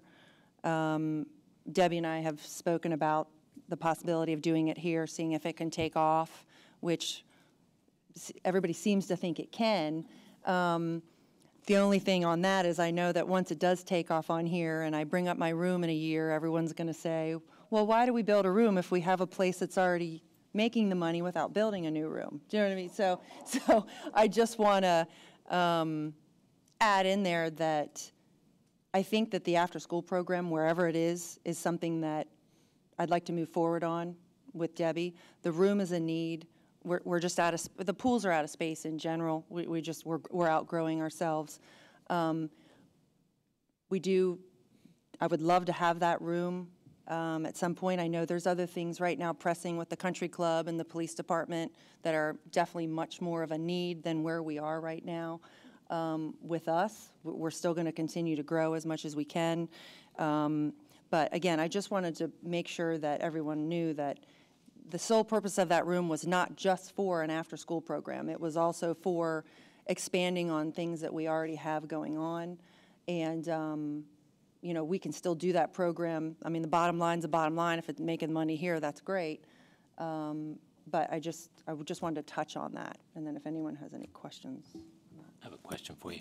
Can you give me a little bit more background on why you want to do an after-school program? Does it serve our residents who have young children, or are we serving people outside Ocean Pines?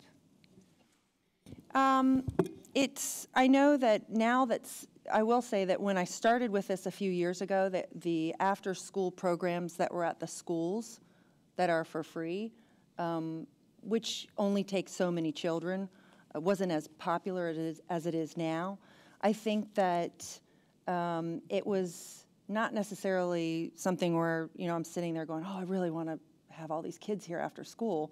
You know, in my mindset, it was more of an opportunity where I know as a parent, trying to find care, even with so many different options, there's still wait lists because there's so many children.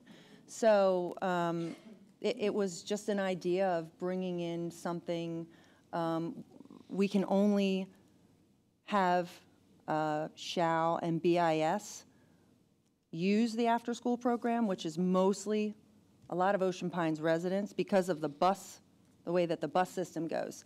So on one hand, it would be a benefit to the community. I know that with camp, it's come up a few times from people that drop their children off at camp and, you know, it should be great if you guys had a before and after school program. So it has been a discussion for a while.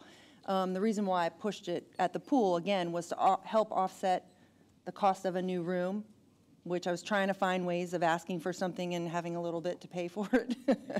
And adding in a swim lesson, which I think as a parent, that's a great opportunity.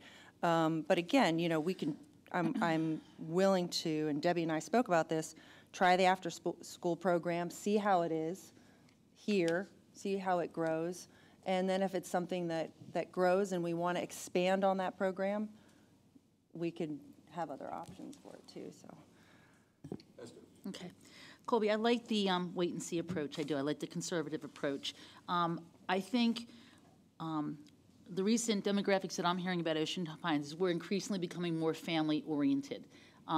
Just in the couple years that I've lived here, I see the bus stops now that used to have, you know, one kid and have 20. So I think gearing these type of programs to the community keeps bringing in families into our community. I think it's a needed thing, but I also do like the conservative approach with maybe the understanding with the board that if it does XYZ, which you'll have to come up with those numbers for us, you know, we would agree that we would give a room. You have to have a, you know, matrix, so to speak, okay? So that's for you to figure out, but I'm good with this because I like the idea of offering this to parents, working parents, and I think it just serves as another value add that we give to this community when people move in here. I like it. Thank you. If you were going to do this here for a year, where would it be, in this room? No, so Debbie and I spoke about that in regards to things going on after school. We would use the rooms available. If the gym is open, the idea would be that, you work with them on their homework. We wouldn't provide food. The only thing we're required to provide is water, but they could bring a snack. It just leaves you in a whole different, if you start providing food, it puts you in a whole different category. And if you think about it, it's just a couple hours, so you do the things you would do with camp. In the summertime with camp, Debbie's they're moving the kids around based on what's going on.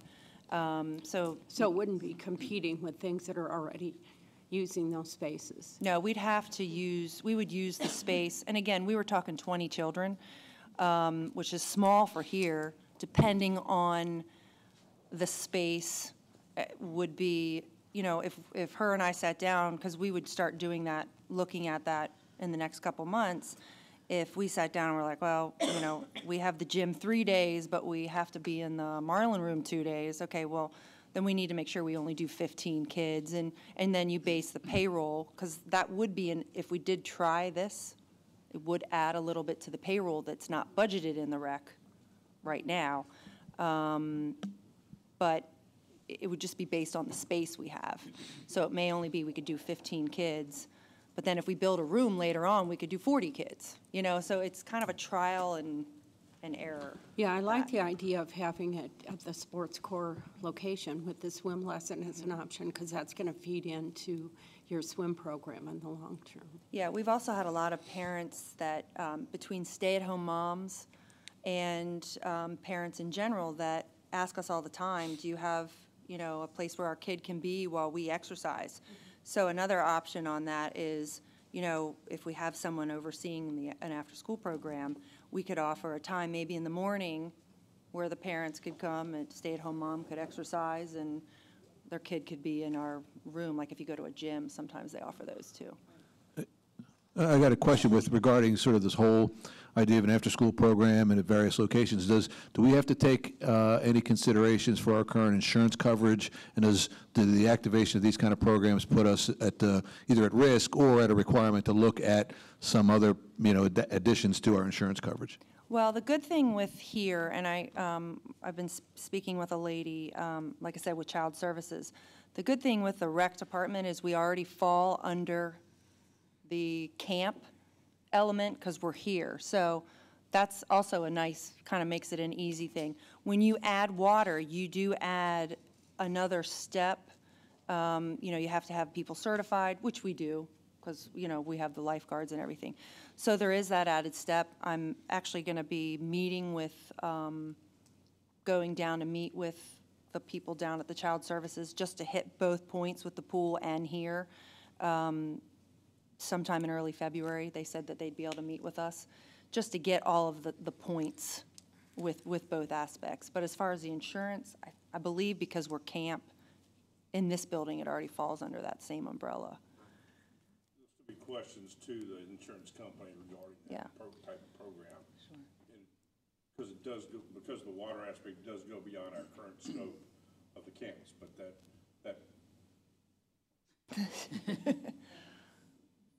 don't everybody get lost in the fact that we have so much exposure anyway for what we do. Mm-hmm. So adding another little bit to it doesn't really change a lot. All right, I do have a couple different questions. So if you have 20 kids, what I'd like to get an idea from you is what type of add to the budget are we looking at? Also, how much staff do you need to have for 20 kids? And have you looked into any grants? The reason why I ask, and I can relate to Pennsylvania, a friend of mine has an in-home after daycare. She was able to get grants to help with the cost, or are we eligible for that? Or have you looked into any of that? I haven't looked into grants. I know that our 4th grade swim program is paid for by the county commissioners. Okay. One of the things that would be great to look at for future growth in aquatics is the fact that we do so much with Worcester County between the swim teams for the school and the 4th grade swim program. It's just a matter of how to approach that. I'm not really sure how that's done, but I can definitely meet with Mr. Bailey and talk about that. In regards to the kids, in my sports core business plan, I had a net revenue of about 27. What I did last week, it was brought up that I didn't have expenses for supplies in there, so I went back through and kind of added in some expenses for stuff that we might do with the kids. And so with minus the expenses for staff and supplies, it was a net revenue of $27,900 annually is the hope, with 20 children a week. How much staff are you talking about? 2 people. 2 people. So it's 1 per 10. And what are the hours? It would be, I guess from school, they would get here about 3:30, so it'd probably be 3 o'clock or 2:30 if they were going to come in and do that. I think I did each person based on 4 hours, which was 2 to 6. Okay. With the setup time and then the ending time. JB, in your experience, is there down here, are there grants that can be looked into to help with this after-school program? That's possible. Yeah. Toward that. No.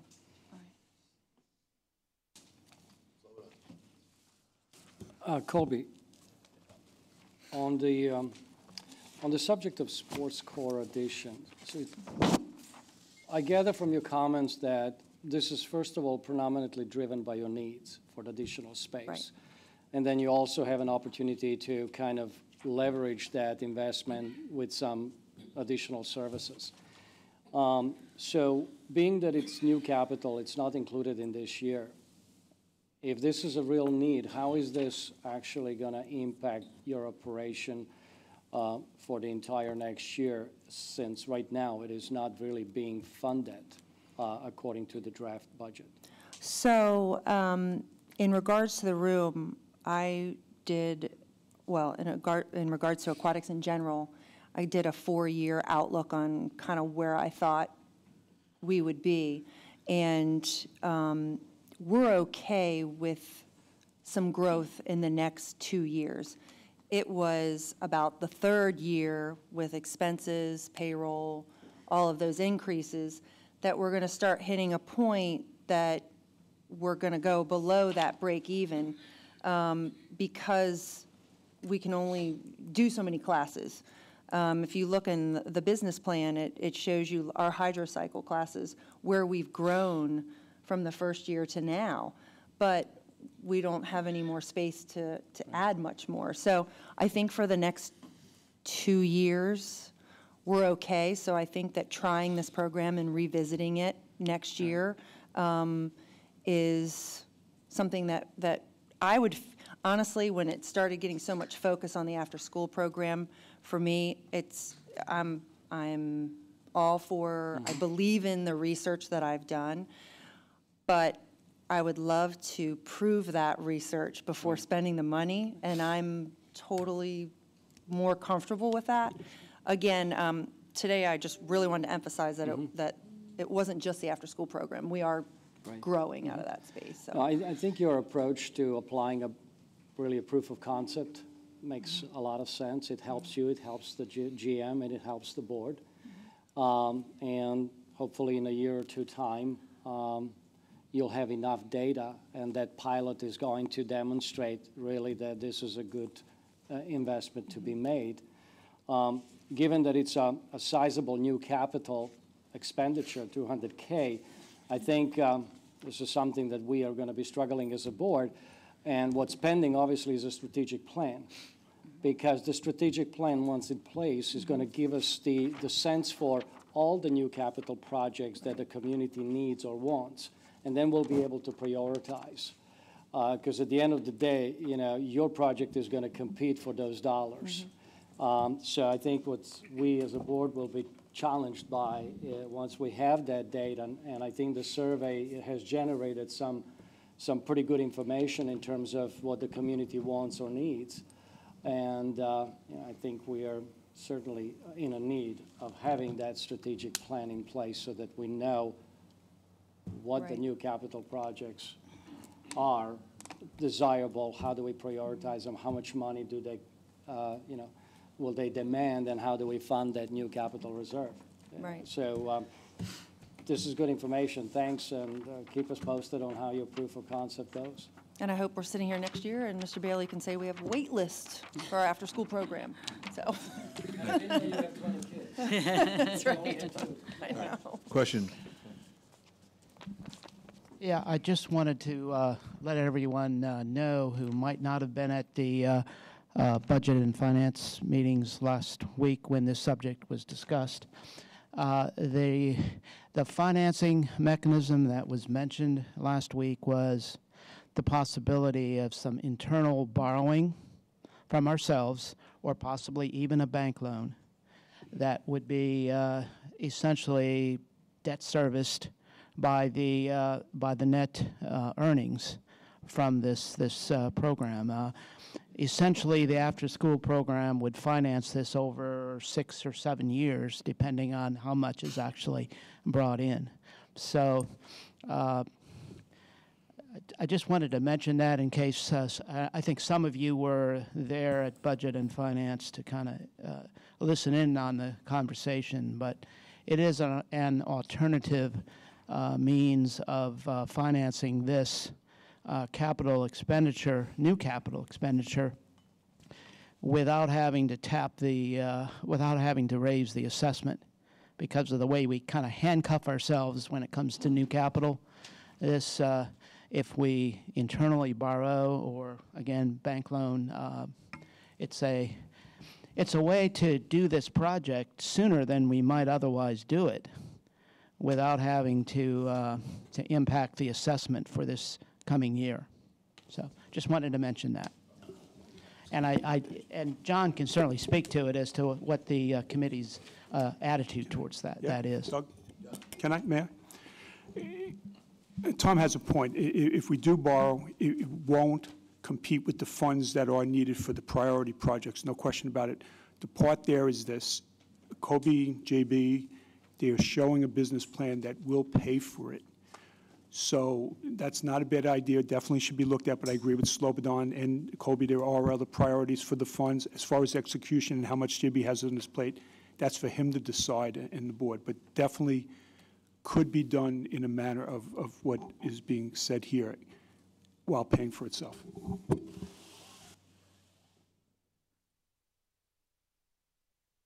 Okay. The two things that I would point out about the aquatics budget: one, greatly impacted on the revenue side from the change in the parking pass for the beach club, if you recall that, and how that impacted the aquatics budget. It's cleaner to follow now, so that's a plus, but it did have a negative impact on the aquatics revenue budget. Because you can see at the bottom, we go from 119,000 net operating profit to 20. That basically is all of that from that change to the beach parking pass. The other piece that has a significant increase in it is payroll. And Colby has a couple of other additional backup sheets for this one in particular that I'll let her address. Because payroll is always a hot topic, I had spoken with JB about a couple things to bring to everybody's attention. Going back to the big jump between 18 and 19, and also 17 and 18, but 18 and 19 specifically was when the majority of my team went up $1 an hour with the minimum wage increase. So there was a big increase over that time frame. If you take the 491 budget where I sit right now and the forecast of 505, I actually, and there is a personnel name on here, I actually broke down right now in payroll, we're actually current year to date, but I believe that we'll be over, and I explained in this sheet that you'll see why, so that you have an idea of why I think we're going to be a little bit over in that aspect. And then going forward into next year, We also had, that we actually only raised up one of the positions because we have a lot of guards getting more certified. We have to have a CPO at the pool. It's a class that now we can actually teach in-house, which is great. Kathleen Cook certifies our guards. She can CPO our guards, and we actually bring in a lot of revenue by teaching the class to outside. So that piece is there. It's also been brought up in the past, and JB and I spoke about this, that, you know, why don't we only have one lifeguard at the pool? So I broke down the hours of operations at each pool, so you can see where we are on a week, what our average working hours are a week. And just to say it out loud in case you're viewing in cyber world, our annual operating hours for the pools is 10,497 hours.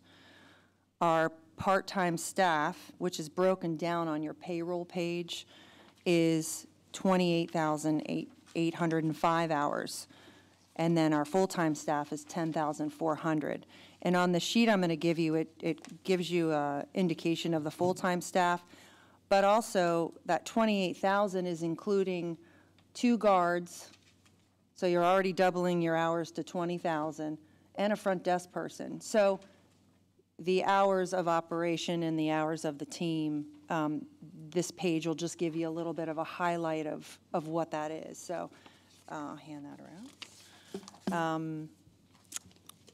Also, in regards to payroll, I reached out to, I have a good connection with the aquatics community, and our hiring start rate for lifeguards is between 10.25 and 10.50, which is right above the minimum wage, and we're still the lowest in the area. So I just wanted to point out, and I did a sheet that also gives you some of the local pool companies and where they break down hourly, just to show everyone that, yes, we did get that dollar increase, but we're still lower. All right, I just have a couple questions. How many total lifeguards do you have, full-time? Full-time lifeguards, well, there's 5 of us because we're all certified. One that's actually just a lifeguard. Okay. And then we have a program supervisor who oversees all the programs. Myself, we have the aquatic supervisor, Kathleen, who does our pools, chemicals and stuff, and also oversees the lifeguards. And then our front desk manager. So she's actually the only one that's not a guard.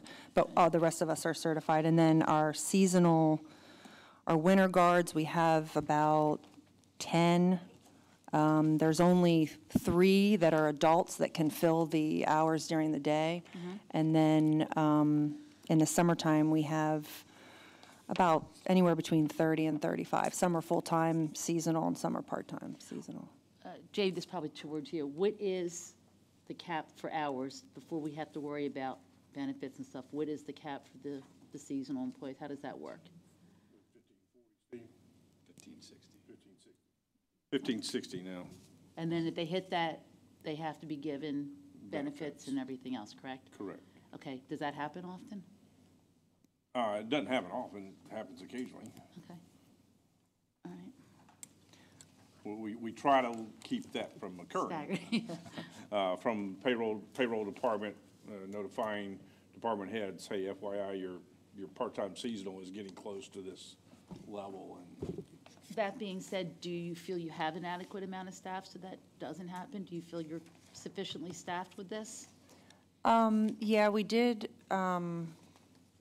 Beverly, who was here before, would send Kathleen and I weekly reports on keeping our guards under, or anyone actually that was working under the hours possible. The hours that she had given me weren't 1560, so we did have someone go over last year, but Shelley also keeps us in line with our hours and where we're supposed to keep everybody. And actually, Kathleen's really good. She actually does the scheduling for everybody.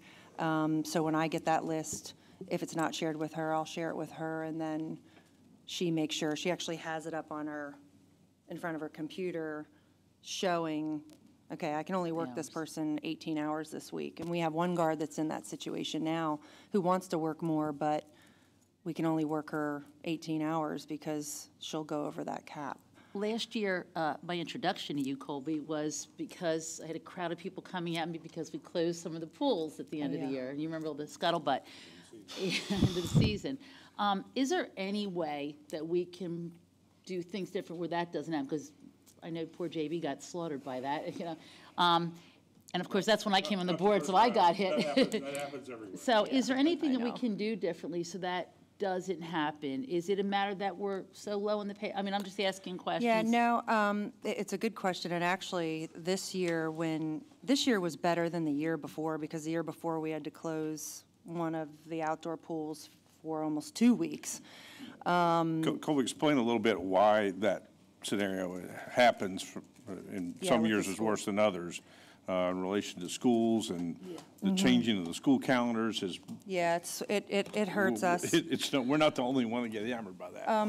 Despite the fact that we are on the lower average, or the hourly guards are on the lower average of pay, Kathleen's really good with working with them on their schedule. So if you have a guard that's wants a week off in July, she'll work with them. So they like coming back to work for us because we're really accommodating to their schedule. And when you're teenagers and college-age kids, you still want to have a life, but you want to make money too. So, so we've had a lot of the guards that started with us at 15, and we even have junior guards that have gone through our junior guard program that now guard for us.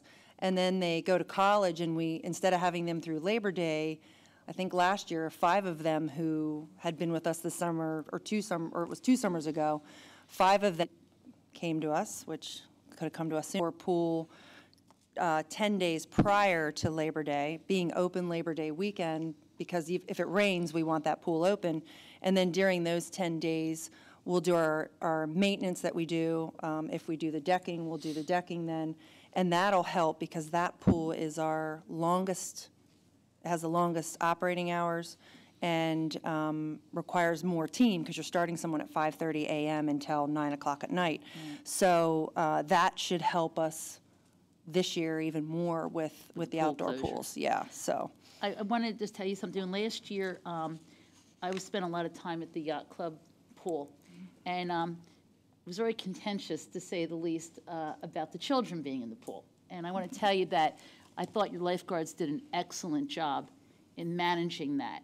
And there were some very hostile situations which I brought to your attention, and I give your department a lot of credit because it was handled with professionalism. Lifeguards never lost their cool, and boy, were they challenged. So I just want to give kudos to your whole team. I was there and I saw it numerous times. It was well done. Thank you. Yeah, it was the changing of the pool. It's actually, what's funny is that pool has more people now, because we do the data, so we've actually seen more people there. But we've been able to put some of our more veteran guards. We want all of our guards to be able to handle any situation.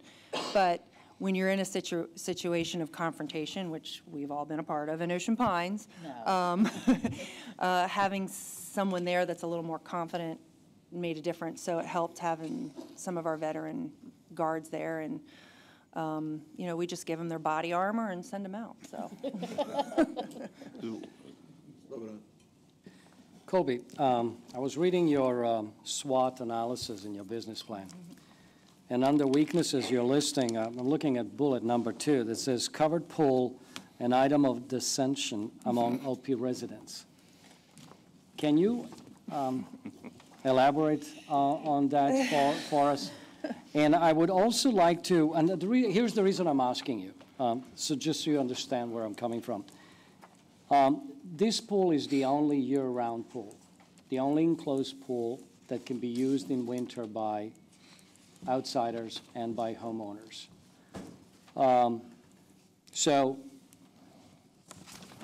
is the capacity of that pool in winter months meeting the needs of the homeowners that are here during winter and non-residents that are, our customers. So that's basically why I'm asking you that question, and because I understand a little bit about the history, but I haven't been here long enough really to appreciate it. So I was wondering if you can comment on those 2 points. Well, I wrote that specific line in regards to a specific person who I will rename nameless at this time, but very vocal in the coverage of the pool. And, there are people that, I've read actively that, we should, it was a great outdoor pool. I was there when it was an outdoor pool. I was a homeowner here in Ocean Pines, and that's where I went. So I think that there's the people that don't use it, that have an opinion on the money that was spent, and I wasn't involved when that all happened. But so it's hard finding. We do have weaknesses in our aquatics department, and I was trying to figure out the things that stood out the most. In regards to the usage of the pool itself, I actually have on one of the sheets in the back.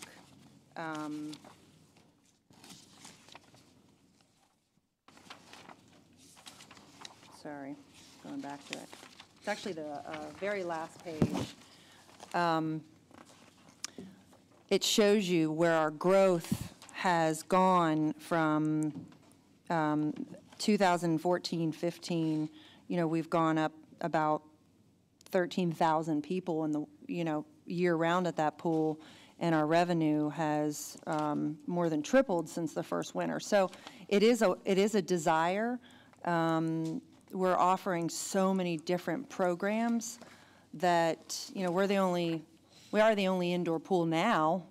Someone's going to catch on, but it's yeah. I mean, I think that we meet the needs of the community, and even non-residents that come in, which we do get a lot of with our swim lessons and our exercise programs.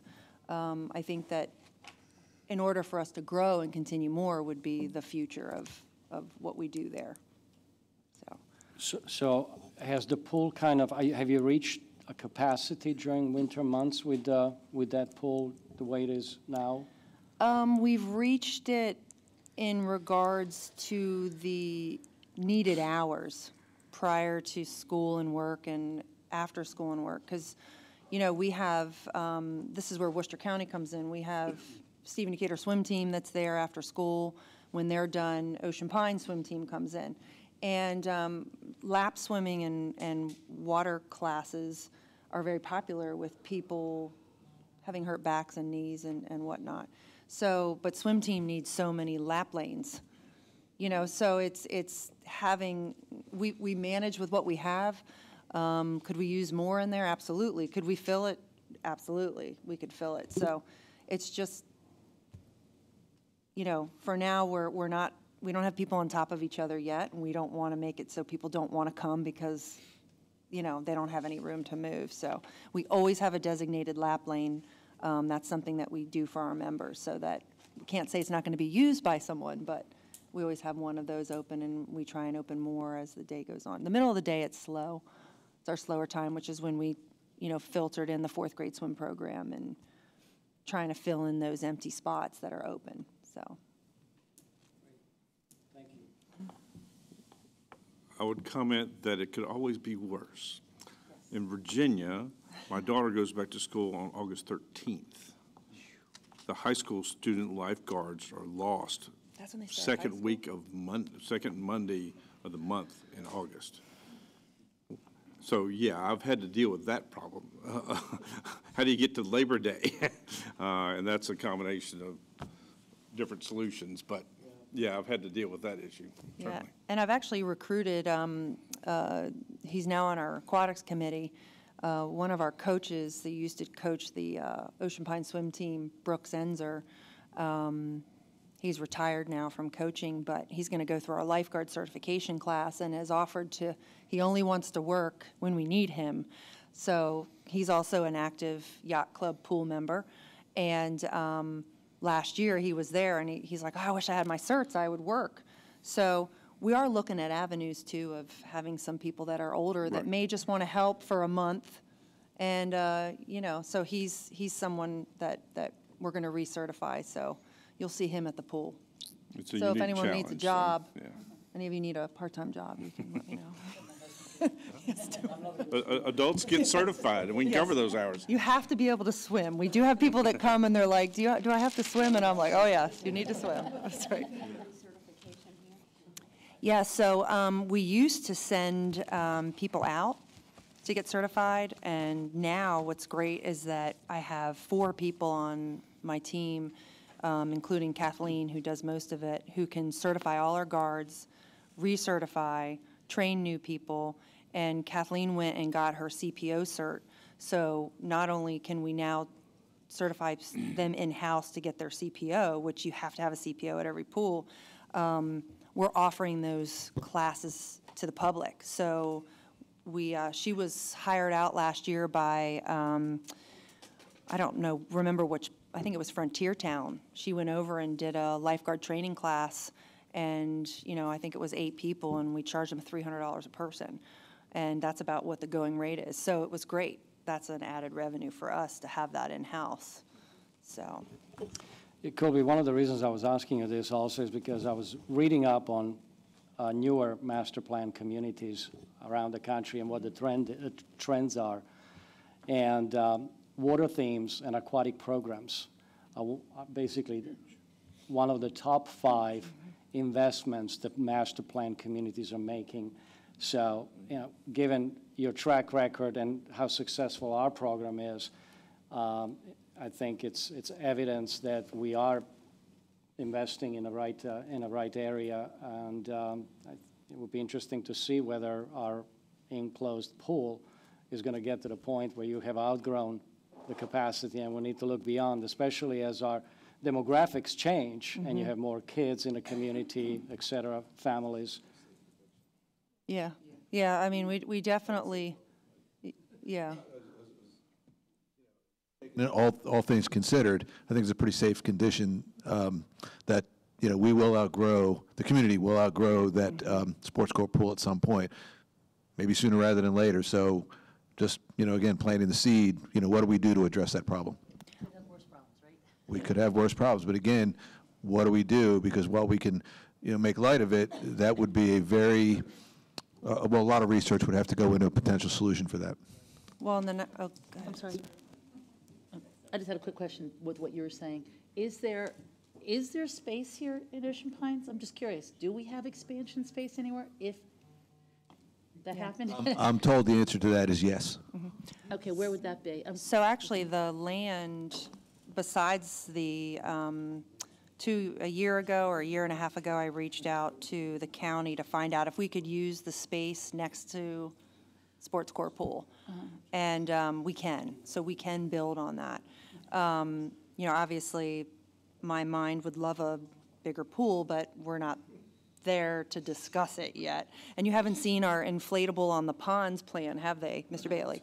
No, I'm just kidding. Well, the good news is that Doug's retiring, so he's going to be eligible to help for example. That's right. That's right. Comment for the minutes. But that's another thing we were talking about with Worcester County is if and when we need to go that direction, we do so much with them. You know, there could be, hey, we teach these kids, you pay us. Your swim team uses, you pay us. What if we offered these programs to you? You could use the pool, if we had a bigger pool, and went that direction. And, you know, I think there's so many ideas that myself and my team have at adding more. We just got in stair steppers that go in the pool, so you can do a step class in there, so that'll be an addition this summer.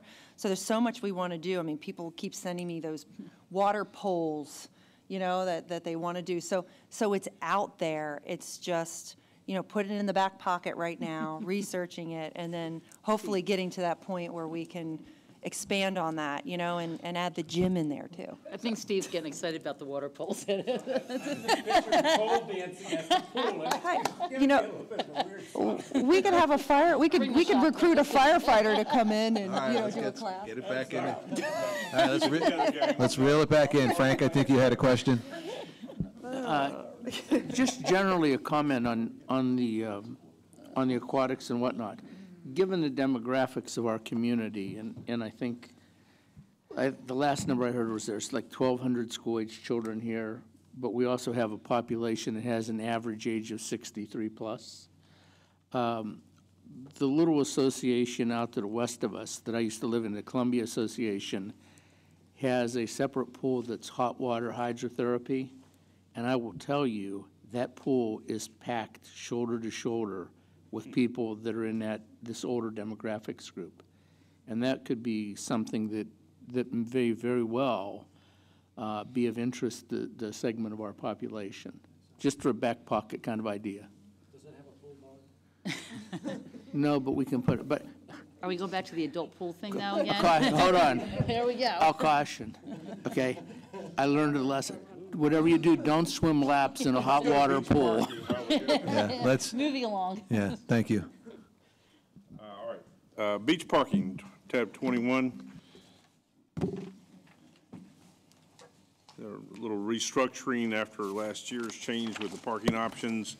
If you look at 21.2, that would explain the breakdown a little bit better on the parking revenue, being budgeted upwards of $50,000 from where we budgeted for 2019. You can see our forecast for 2019. Those are pretty solid at this point.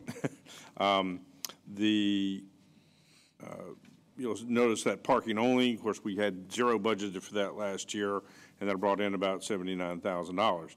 And that obviously reflected a change to several of the other parking categories. So in the end, we gained a little bit. We gained a lot compared to budget. Seeing as I think the one fee that was new, that one is projected to stay the same. The other ones we did take up by a little bit. That was the only thing I wanted to point out in relation to the beach parking. Well, two things. One, and the second one being in payroll, there's been debate over whether or not to hire a bathroom attendant. That is not included in here. It would add about $10,000 to have a bathroom attendant. And you heard Ralph DeAngelis discuss that a little bit previously.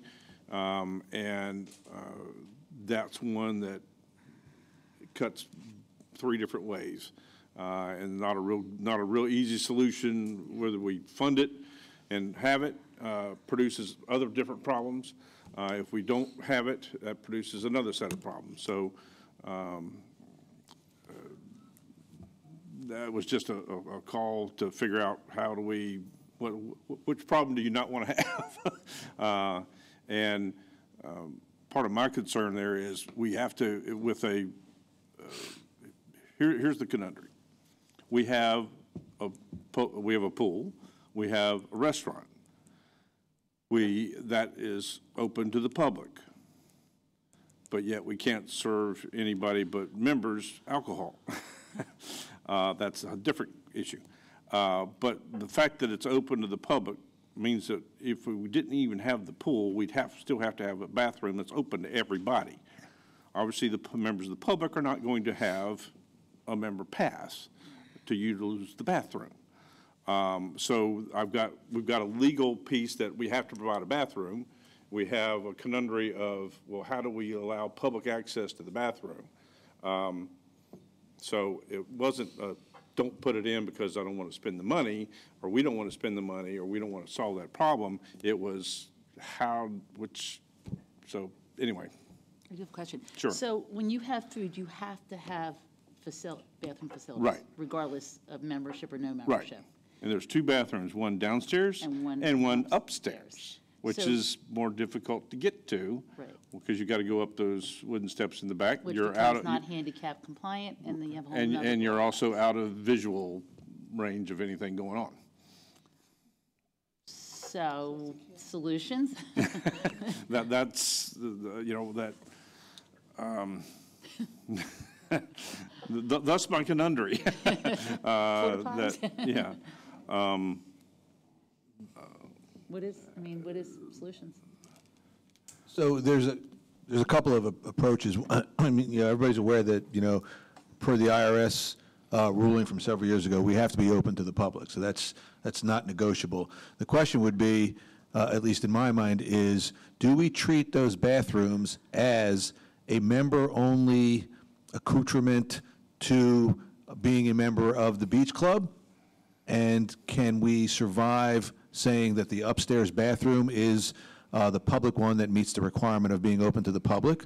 Or do we dispel the notion of having separation of the use of that bathroom between the public and members? Because I know in conversations I've had with others, they assign a certain amount of value, okay, especially given that the locker rooms are there, of being able to have a member where I can either swipe my card or say hi to the bathroom attendant and show my card. I can get in there. That's a perceived value.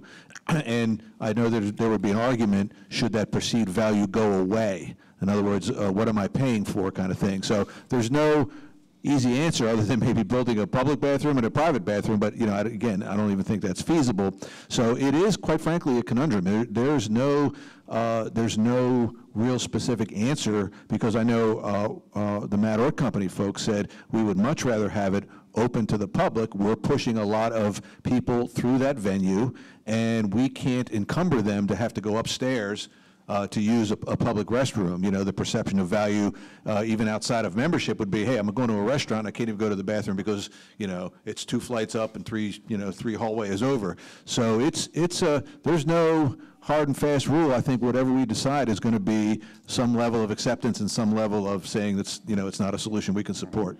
All right, I see everybody's got their hand raised. John actually raised his hand first, so John, please. So actually, thank you, Doug. I actually have a question. I know we've had individuals down there in the past years, right, from overseas or whatever. What kind of traffic's going through there that's non-Ocean Pines? 10 a day, 100 a day, 1,000? If we had people there in the past, we should have some idea, no?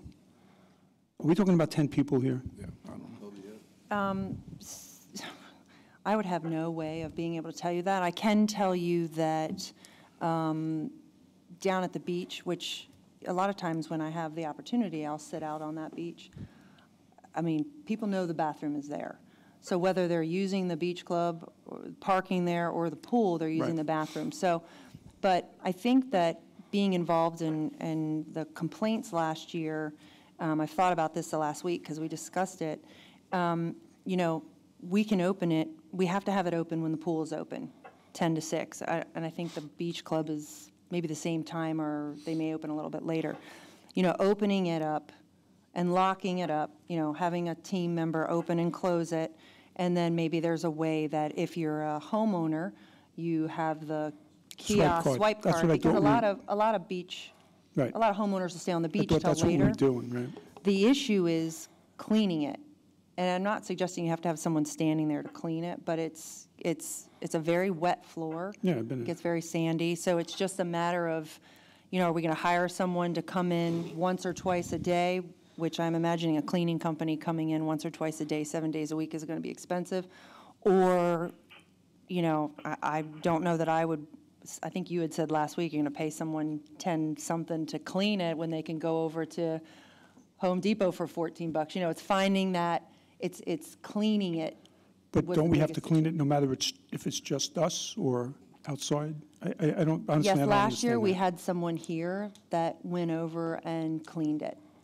So we had a. I'm saying I thought the issue was outside of Ocean Pines, people using it.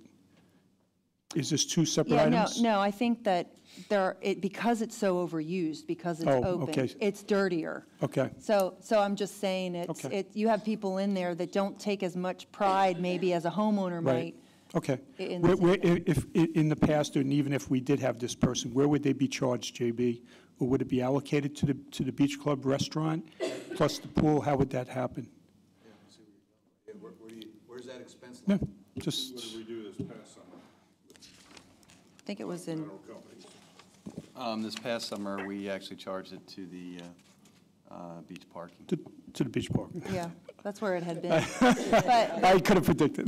but to back that up, it had been there before. Yeah, it was there, right. Yeah, it right. was there before that too. Ted texted, he's got a question. Let me add this comment in real quick. The complaints go to, sometimes to aquatics. Well, a lot of, obviously on the food and beverage side of it, they're going to Ralph. You know, and that's another part of this Rubik's Cube. Ted, go ahead. Yeah, kind of my position on this is you don't want to be funneling people, either our people or visitors, upstairs because you don't have a line of sight. You take on a bigger risk at the same time. So forget about the second floor bathroom option. So we've got to have it open. We've got to have it open when the pool's there. We've got to have it open for Matt Ort. I really think you got to bite the bullet and budget in one person, two person, an outside cleaning service that comes by twice a day or 3 times, whatever we need, and just go ahead and say, hey, that's the price of operating that pool and having Matt Ort operating there and meeting the IRS requirements, instead of trying to find various different ways to you know, funnel people or change habits. The habits aren't going to be changed. The answer is fund whatever we need to fund there, whether it's one person or an outside service. And if it's $12.50 or $13, that's what the cost is. It's a suck job anyway. And let's go ahead and keep the things clean and move on. That's it. I did reach out to a cleaning company that uses the pools or cleans the pools once a week. She said that it's something she'd be available to do, and she's getting me a price. So what I can do is when I get that price from her, share it with Mr. Bailey, and then you can decide between hiring someone to come in the once a day or putting someone down there. Frank, you had a question? Well, not so much a question, just kind of, I think to a certain extent at the Beach Club, in the time that I've lived here at least, we're kind of kidding ourselves. As Colby said, people know that it's there, and they know that the bathroom's there, okay? Matt and Ralph have explained to us that the #1 complaint that they have in terms of service at the Beach Club is the bathroom issue, okay? We also know that we're bound in with our liquor license to serve only Ocean Pines residents, members of our association. And I mean, you know, you hear that, yeah, I can go up and get a drink and not show my card. So look, a couple of things. #1, if you have a bathroom, you have to have it clean. So clean a doggone thing. That's not even, to me, a discussable, debatable thing. Put it in a budget, keep the thing spotless. I think we have to have discussions then with the Ort Company about changing our liquor license so that we can keep the bathrooms open, not have an armed guard there, but have somebody that's keeping it clean, serve liquor to somebody that comes from one of the condos adjacent to it, and not get our hands slapped by the Liquor Control Board. And just do it that way.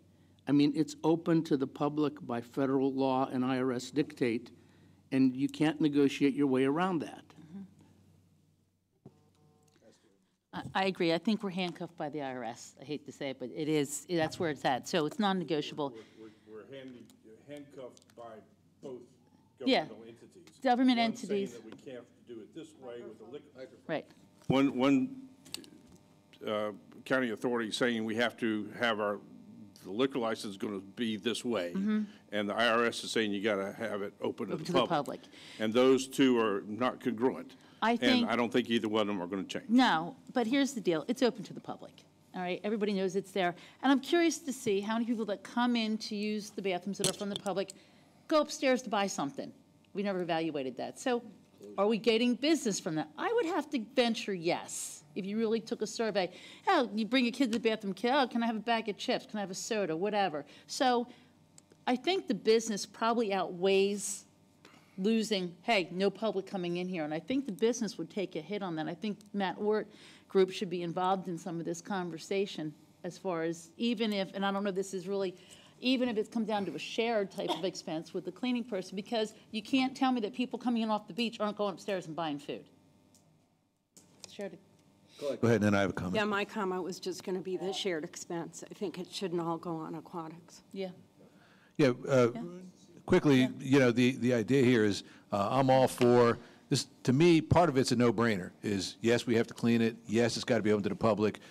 My concern is we open it to the public, like I believe we should. How do we make sure the membership understands why we're opening it to the public and why they no longer have exclusive use of that facility as a Ocean Pines member? It's more of a, you know, an explanation of why we took this action. That's where I'm coming from. What everybody said is absolutely correct. We have to open it to the public. The question is, somebody comes up and says, wait a minute, my card really shows me no value. I can no longer have this, you know, as a amenity-based access, you know, to this bathroom that I paid for. And we have to be able to answer that question and change that perception. So, Colette, then Frank, then Esther.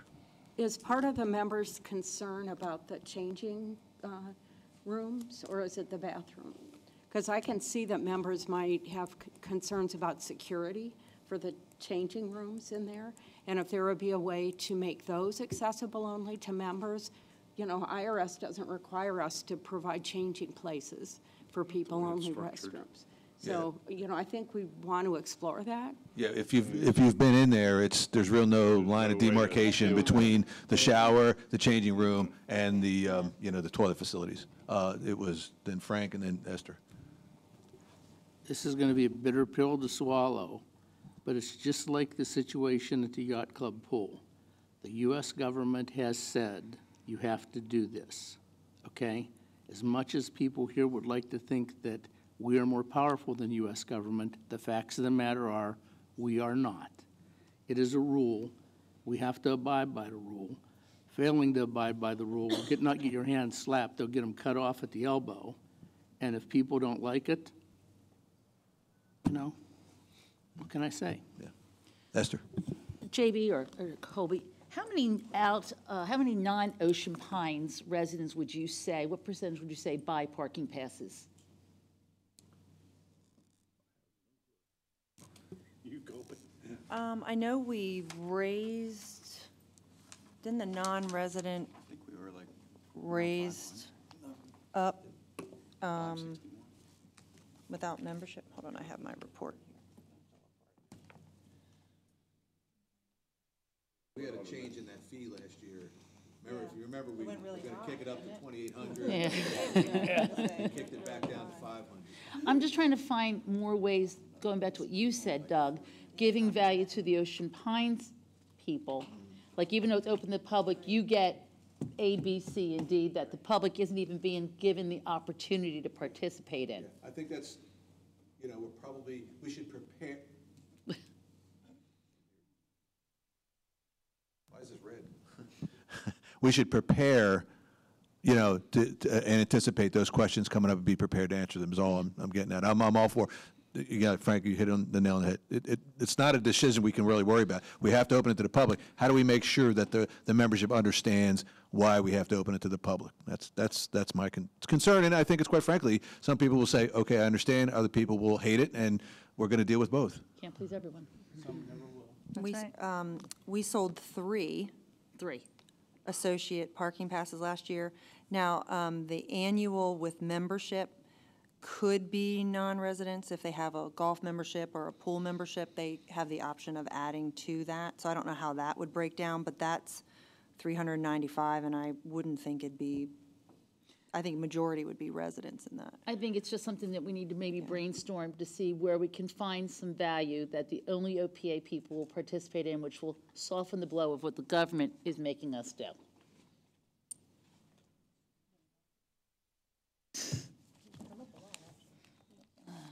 Any other questions about beach parking? Can I just add one thing? I just wanted to add, you'll see the jump in the supplies. There's, Mr. Bailey touched on it earlier. One of them is the hut. We're replacing the hut with a shed, and we're meeting with the town of Ocean City next week, actually to approve that style shed. It'll have windows. It'll, you know, access come up. It also will have the option of putting some air in there for them because they get real hot in there. But the other thing was a regular wheelchair. Some of you may know our handicap wheelchairs are a huge success. They love it, but they get down to the bathrooms and you can't get the wheelchair in. So we're going to purchase a wheelchair to have to transfer, because some people don't have to go up, get their own wheelchair, bring it down to the bathrooms. So we'll have one down there for that transfer from the handicap beach one to a regular one to get into the bathrooms and out.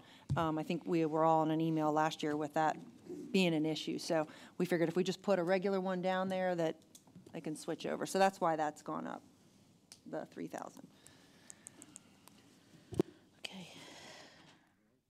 Okay. Any other, question? Oh, time for racket sports. Yeah. Tennis, platform, and pickleball.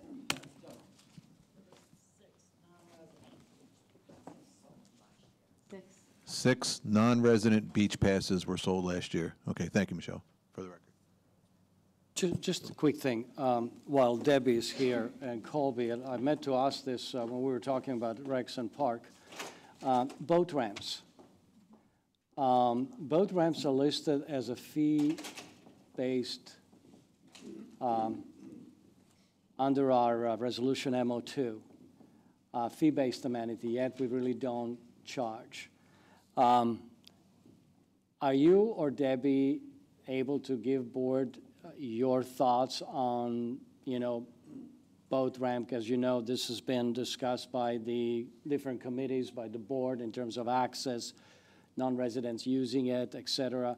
But, starting with a simple question, since it is listed as a fee-paying amenity, why aren't we doing it? And I'd like to know if you can offer the board your thoughts on this, or should we consider it, and if so, how would you go about it? And I'm not talking about just homeowners. I'm really more interested in non-residents, non-homeowners, that are in the surrounding area that have obviously been able to use our boat ramps free of charge. Well, just off the top of my head, because I haven't had a lot of time to think about it, I do know that the boat ramp at Mumford's Pool is used a lot, and we just know from seeing it being used. I think that my opinion would be that in order to regulate that at the different boat ramps, you'd have to have someone there, obviously, and then the homeowner would have to have some sort of identification that they own a home and could use the boat ramp. So I think it would just be, but I don't know how early people bring their boats out and in, so I think that it would start with a payroll costs, or I don't know at Mumford's, I don't think at Mumford's you could use a raising thing. I'm not a gate. I know at the other boat ramp, people will park there, and sometimes they'll just leave their cars. But, I mean, I guess my thinking would be the hours of having to start would be the hours of what you'd have to have operationally there. And then, homeowners using it for free. Well, if they come, you check your pass, just like you do at a pool or the racket center, and they can go in. And then if it's a non-resident, they'd have to purchase a boat ramp slip. That's just off the top of my head. I just think at some point we need to decide as a board, because you either need to change the resolution. Right now, we're not doing what the resolution does. No, have we ever on that with regard? I didn't think we had done it with boat slips. So, as I say, if you'll recall, last year we asked the Marine Advisory Committee, and they stepped up and did some surveying during the weekends to try to gather some empirical data on, who was there. You certainly couldn't determine whether it was a homeowner or not based on license plate, because we know that we have people coming down from Pennsylvania who are a homeowner there. So they had a different, Virginia, okay? That makes you feel better. So they had a little difficult time trying to quantify or capture the data and classify it, but they were able to quantify it, and they did say that more often than not, there was enough room in the parking lot, but there were indeed times when the parking lot was full, but you couldn't tell whether or not it was full with homeowners, from Ocean Pines, or full with non-residents. So, and I think at one point last year we were floating the idea about a rear view mirror tag, as one of the things to do. But then I think that goes back to, well, then, so we find a car parked there, and say at Whitehorse, that doesn't have a rear view mirror tag.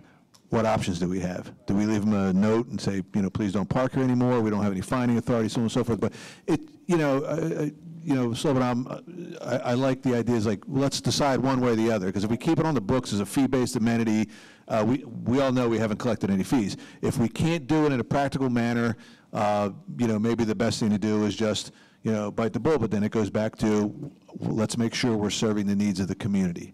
So Frank, and then JB, and then Steve. Yeah. JB, could we take a look at what it would take to put, at least at Whitehorse Park, an electronic gate? Because I understand it also goes into being a hassle for the police department in terms of their rounds and their hours and everything like that.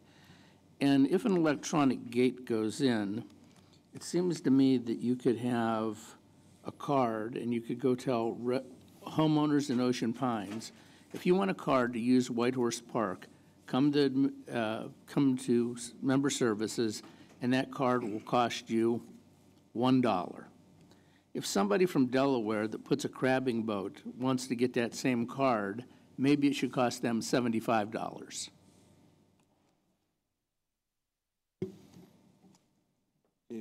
Go ahead, Director Tuttle, and then I'll jump in. Sorry. I think this was discussed quite a bit last week in the budget and finance meetings. I think we just need to bite the bullet and put a gate there and be done with it. This thing has been a conversation since I've been in the Pines. I trailer a boat. I go there all the time and put it in. It's not a hassle. It's usually not overpacked. I don't think that's the issue, but hey, we could make a few bucks, and it might cost $10,000 for a gate, but I think it would pay for itself in a few years, and we solve this issue. Okay, good. From levels of solutions to levels of enforcement, the range is pretty broad for something like this. From instituting an ID system for members and casual enforcement, i.e. if you do an ID or a sticker, something like that, and when you go down there to park and utilize the space, it's a casual enforcement by the police department, whether or not it is or isn't. Again, remember, we don't have a fine structure, and we can't tow anybody. So the other aspect of it, the other end of the extreme is manned personnel checking when people are coming in. The gate system, again, our reference phrase I used earlier today on another issue, it's not to erect a wall, but it's a hurdle of a question to be answered, and that is when one is dealing with a gate system in a remote location, you've got to have a way to operate it from the police department site. And because I don't care what type of gate or technology we use, sometime or another, somebody's going to show up with their card or their code, and it's not going to work. And we're going to, and the time between getting the call, who do they call? They call the police department, particular hours, and somebody has to go down there and raise the gate, or you need to figure out a way to operate it manually from a distance. Again, not insurmountable, but things that we would need to solve as part of that solution. The easy, quick solution, if you would, is the ID and the casual enforcement. Whether it's some small fee for the ID, and then the casual enforcement of it, and then maybe look to do the man gate in the second year or something like that. My thoughts on it. All right, in the interest of time, let's move on to the racket sports. All right, you got tennis, platform tennis, and pickleball, tabs 13, 14, and 15. Probably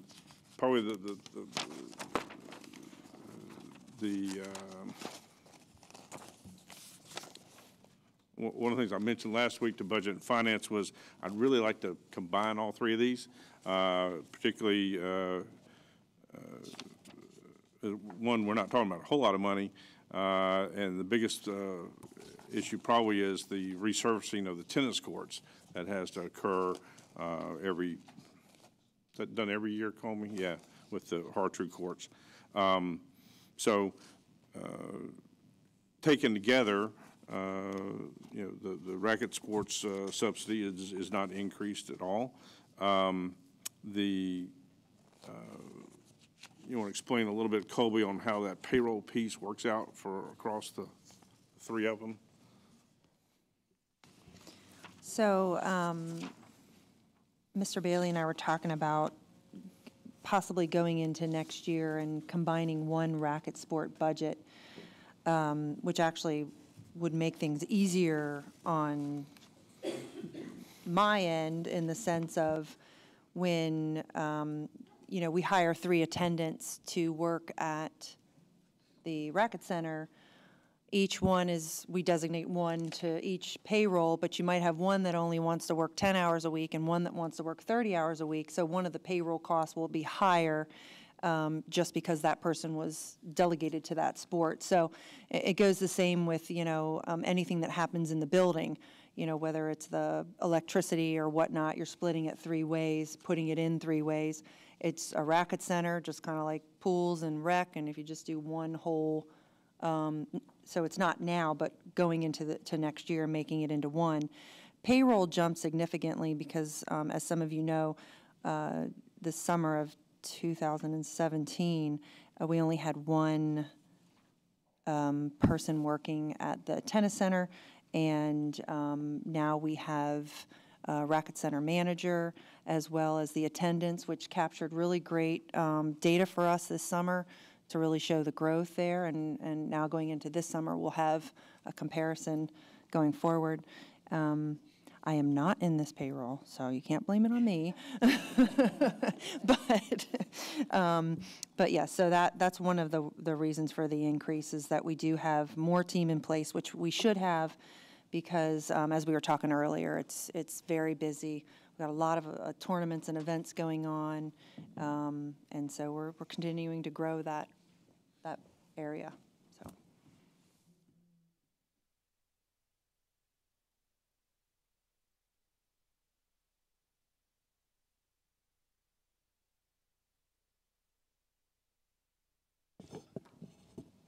Colby, I got a question on merging the 3 sports.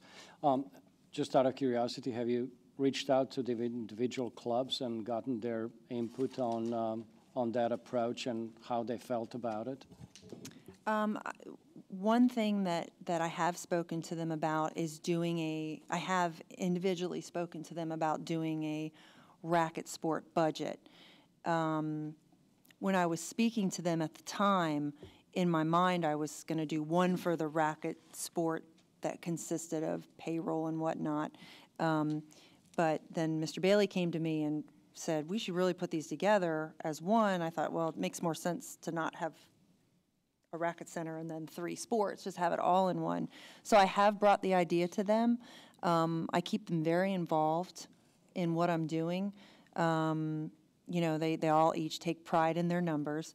And I think with saying that, the one thing that I know would be important to each individual group would be to see their individual memberships, because you have pickleball has more drop-in, so you might have a line that says pickleball drop-in revenue. So even though it's on one budget, which really helps with the expenses, we could break it down to still individualize each department, which is important to them to see, and I respect that. So it's really the expense side of it more than the revenue side of it. So. Colby, with that in mind, I think the fellow directors a couple of years ago, there was a decision made to disband the Racket Sports Advisory Committee. I'm just wondering, I'm just blue skying it, based on this input, is there any benefit to at least socializing the idea of reforming that advisory committee? I don't have a strong feeling one way or the other. I'll bring it up for, again, planting the seed. Maybe it develops over time as Colby and JB come up with a more sort of formalized approach to a single budget for next year, but I just sort of throw that out there. At one point that there was a committee, combined for all the racket sports, and it's defunct now, but certainly, maybe may warrant some further consideration. Colette, you were next.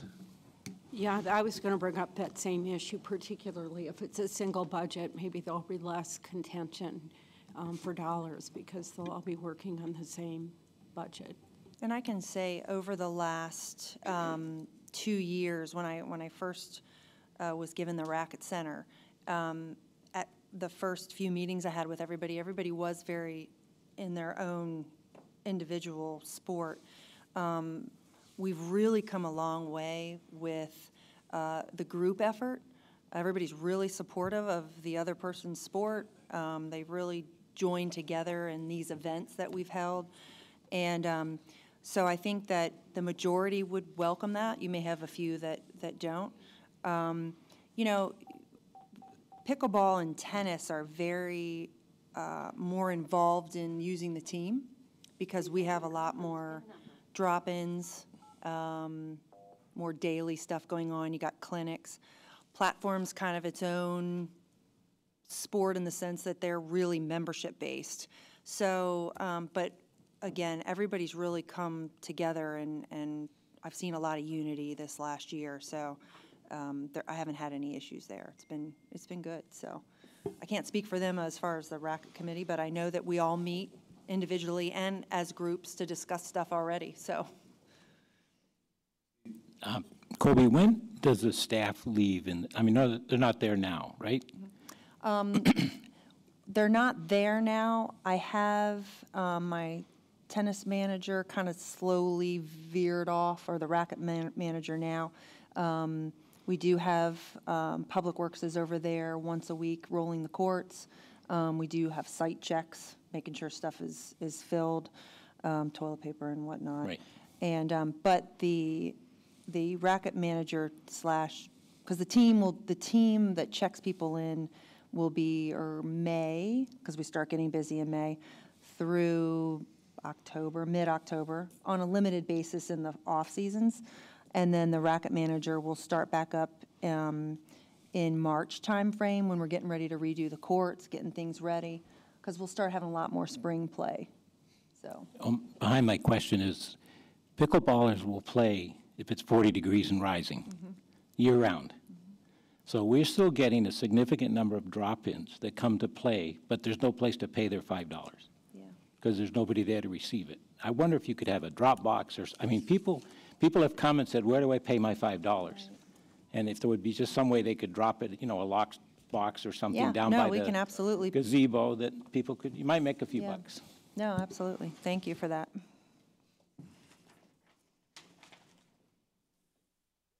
Other questions on or comments on racket sports? Okay. Seeing none. I think that covers our agenda for today. I'll open the floor for any final comments, questions, concerns. Frank. Yeah, good job, Colby. Doug, just sitting here today, and we've talked about it last week in the budget and finance meetings and somewhat on day one. And I can't say it any different than this. One of the things that we have to look at as a board is payroll and benefits are a first-class mess. We've heard very competent people that have done a good job in developing plans and budgets come up to us and say, we have problems retaining people because we're not paying enough, and they're giving us hard data. And on the other hand, we're looking at payroll costs that are going up substantially in advance of the rate of inflation. And we got to get to the bottom of it and find out what's driving this, because there are two bad things happening there. We have people that a retention problem, and actually it seems like a salary structure problem on one hand, and it's almost inconceivable that on the other hand you could have increasing payroll expenses that seem to be going out of control. We just got to find out what the hell is going on. John, do you have any input on that? I'm just curious what your thoughts were.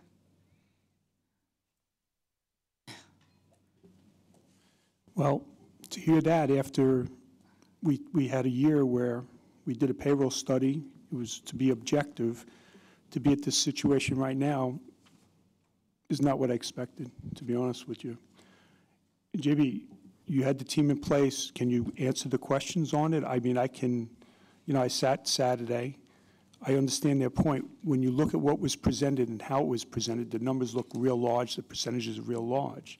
I think it's in the way it was presented, and I'm just asking, is there anything you can shed light on it? Otherwise, it does have to be looked at more.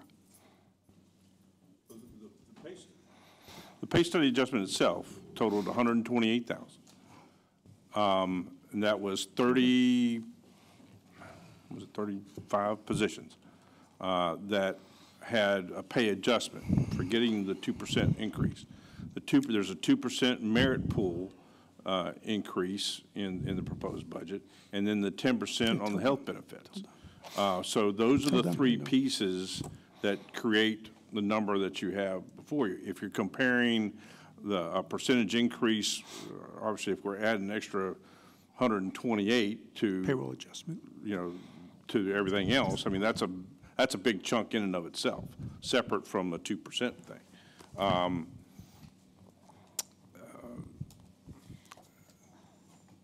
Go ahead. I have a question. Your payroll analysis that you did, I know you said the other day you looked at state and county, but how many HOAs did we look at in that payroll analysis? I just want to understand the whole Do you have that stuff? thing, supernuts a little bit more.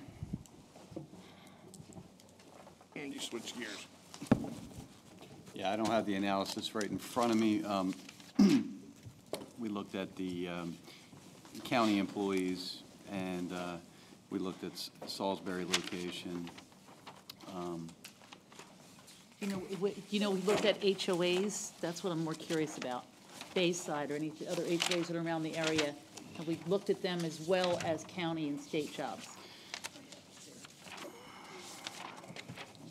I want to say that the answer to that is no. Probably not specifically. No. We used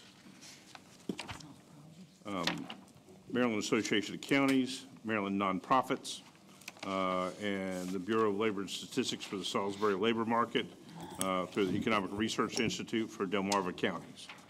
And then we had the study that was done in 2017 for Ocean Pines by the 5L company. And I'd have to look back at what 5L used for their data collection. I'm not criticizing, but I'm giving input. I really think we should have, or maybe should go, and we should include some HOAs. Compare apples to apples a little bit, because we're not a county job, we're not a state job. But that's who we compete with. We compete with the county positions, not just in the police department. I Public understand Works, that. et cetera. And we also compete with other HOAs in the area. I'm just saying, I'd like to maybe see them included with the state and county, just to get a demographic that we didn't, you can't ignore it. You can't ignore the HOAs. They do exist here. Bayside's a big employer. And, I'm just saying, I'm not saying rely solely on them. I get it. I get what our competition is basically. Right. But I think they should be included in the study to compare apples to apples a little bit. Let me, in terms of the 128, I guess 85,000 of that 128 is in two departments, and that's the Police and Public Works. Police and Public Works, which I guess for an HOA aspect. Usually don't. Yeah.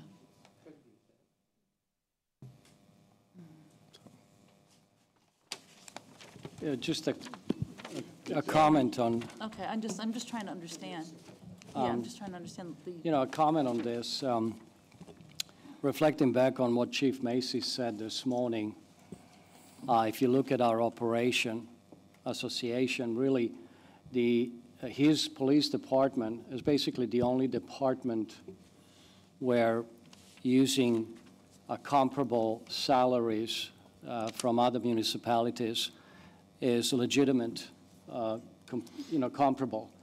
And that's definitely a problem that we need to solve because from the information he provided,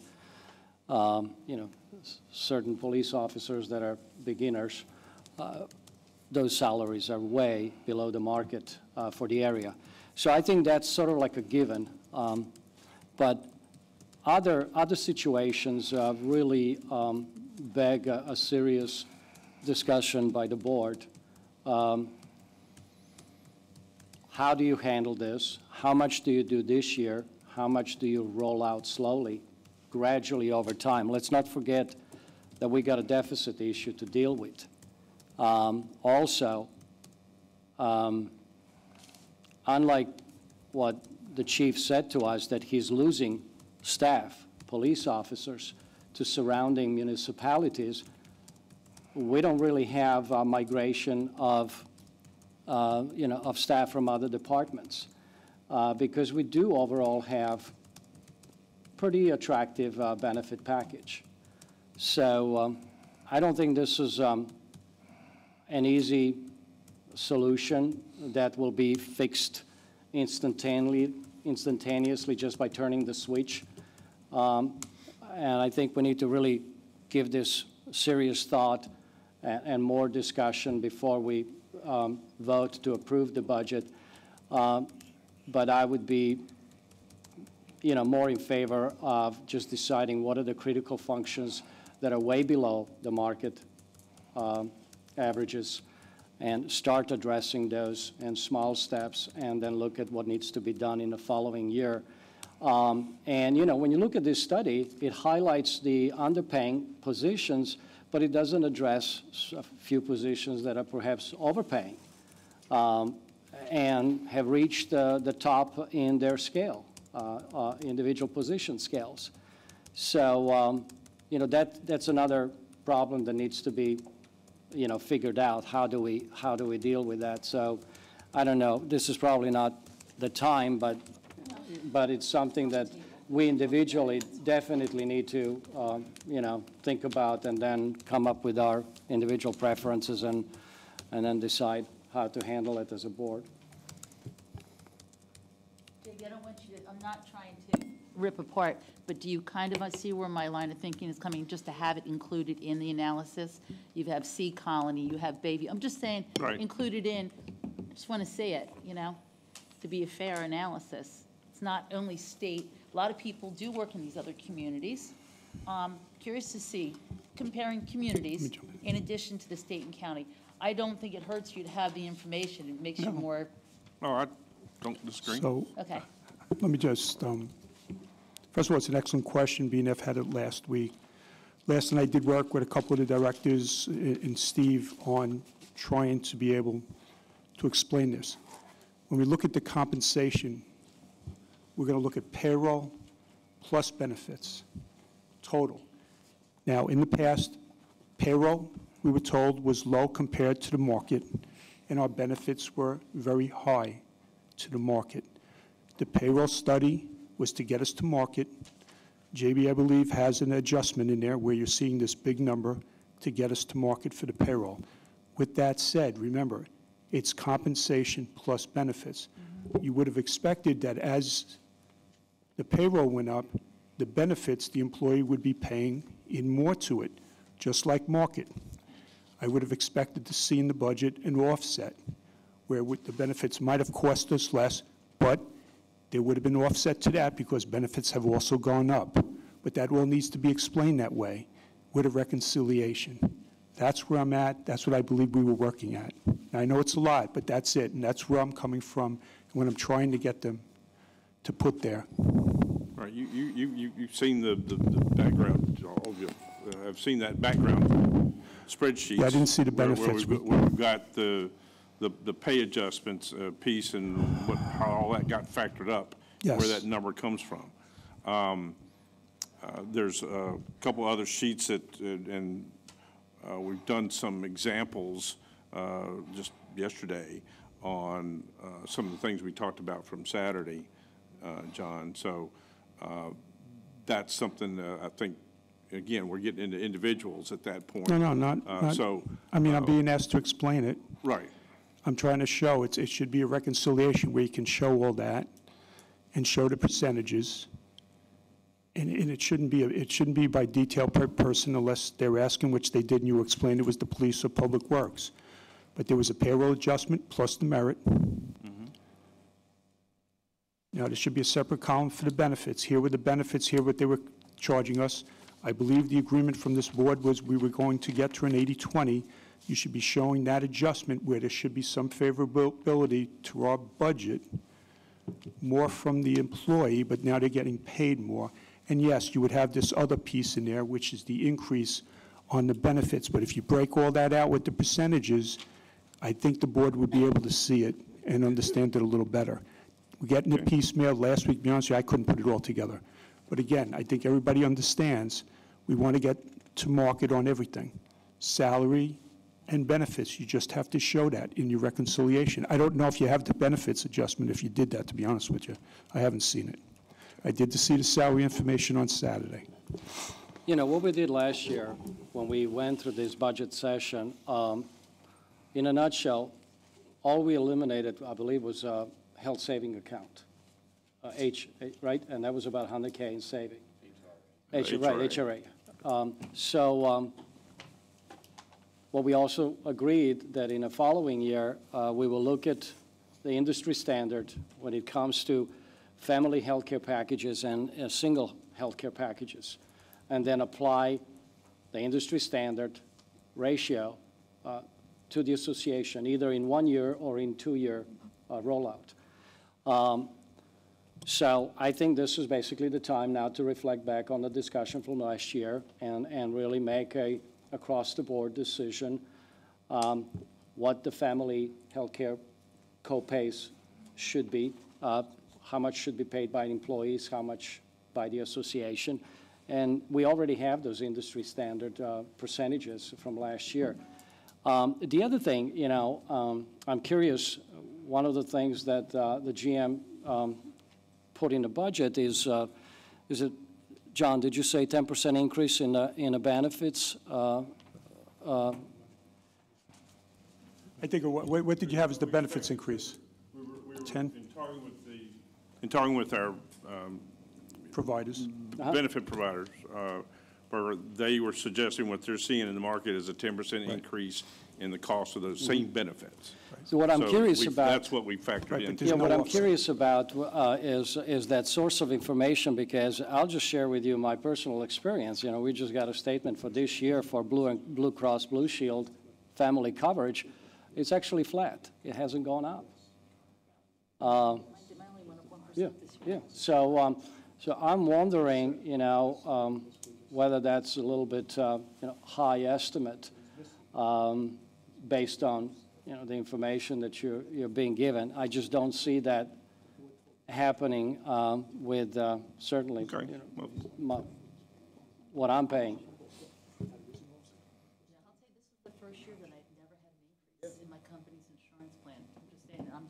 Right.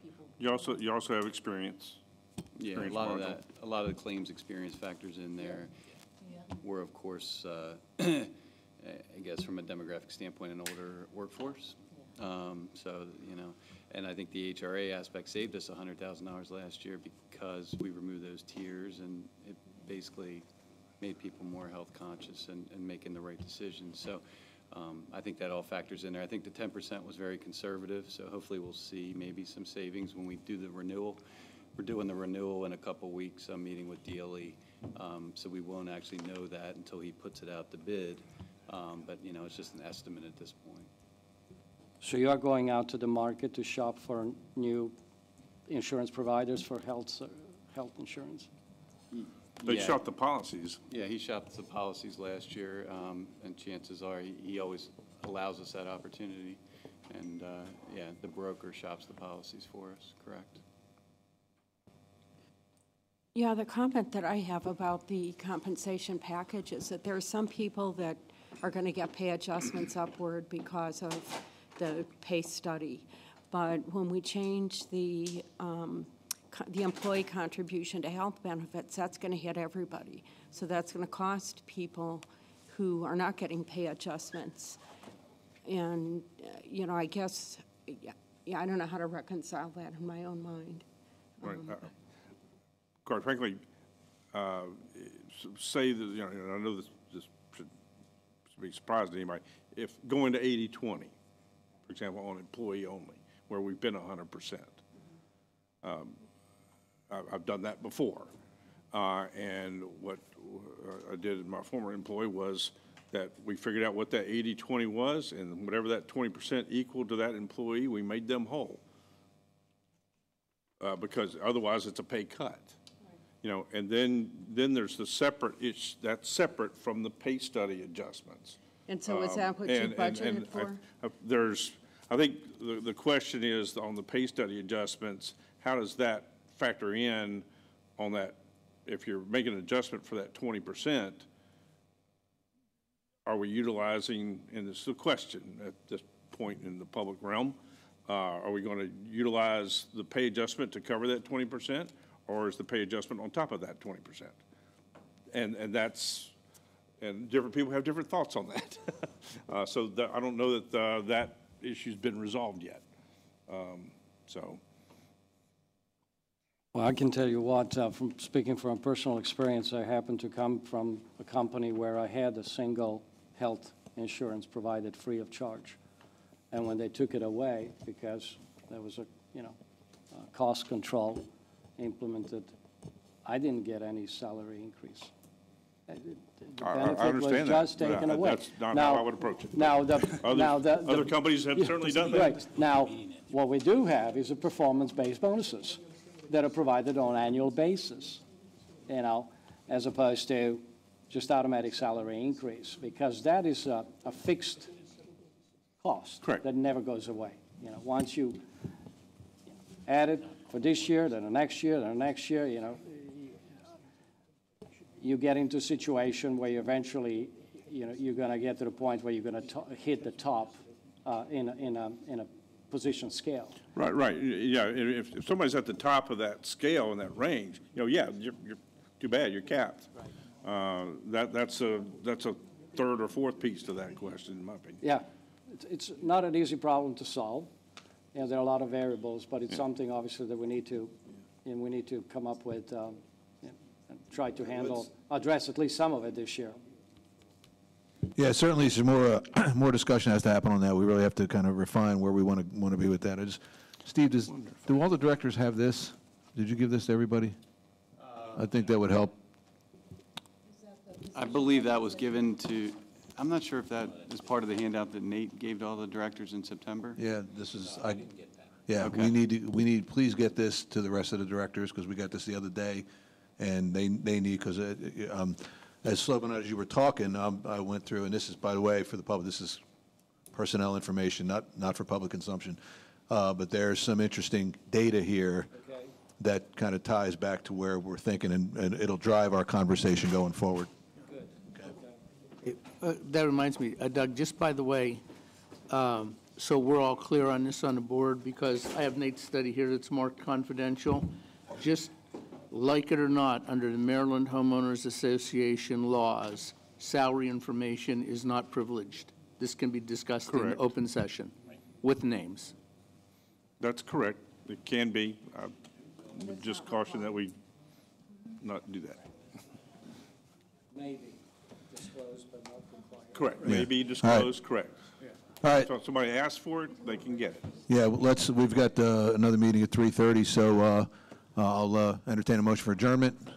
Do we So moved. wrap up the actions, or are we okay with what we have? Yeah, let's go, and I just asked the rest of the directors, share, let's circulate an email with all the action items we think we have to take, and we'll put them all together and agree on the next steps. So moved to adjourn. Second. All in favor? Aye. Thank you.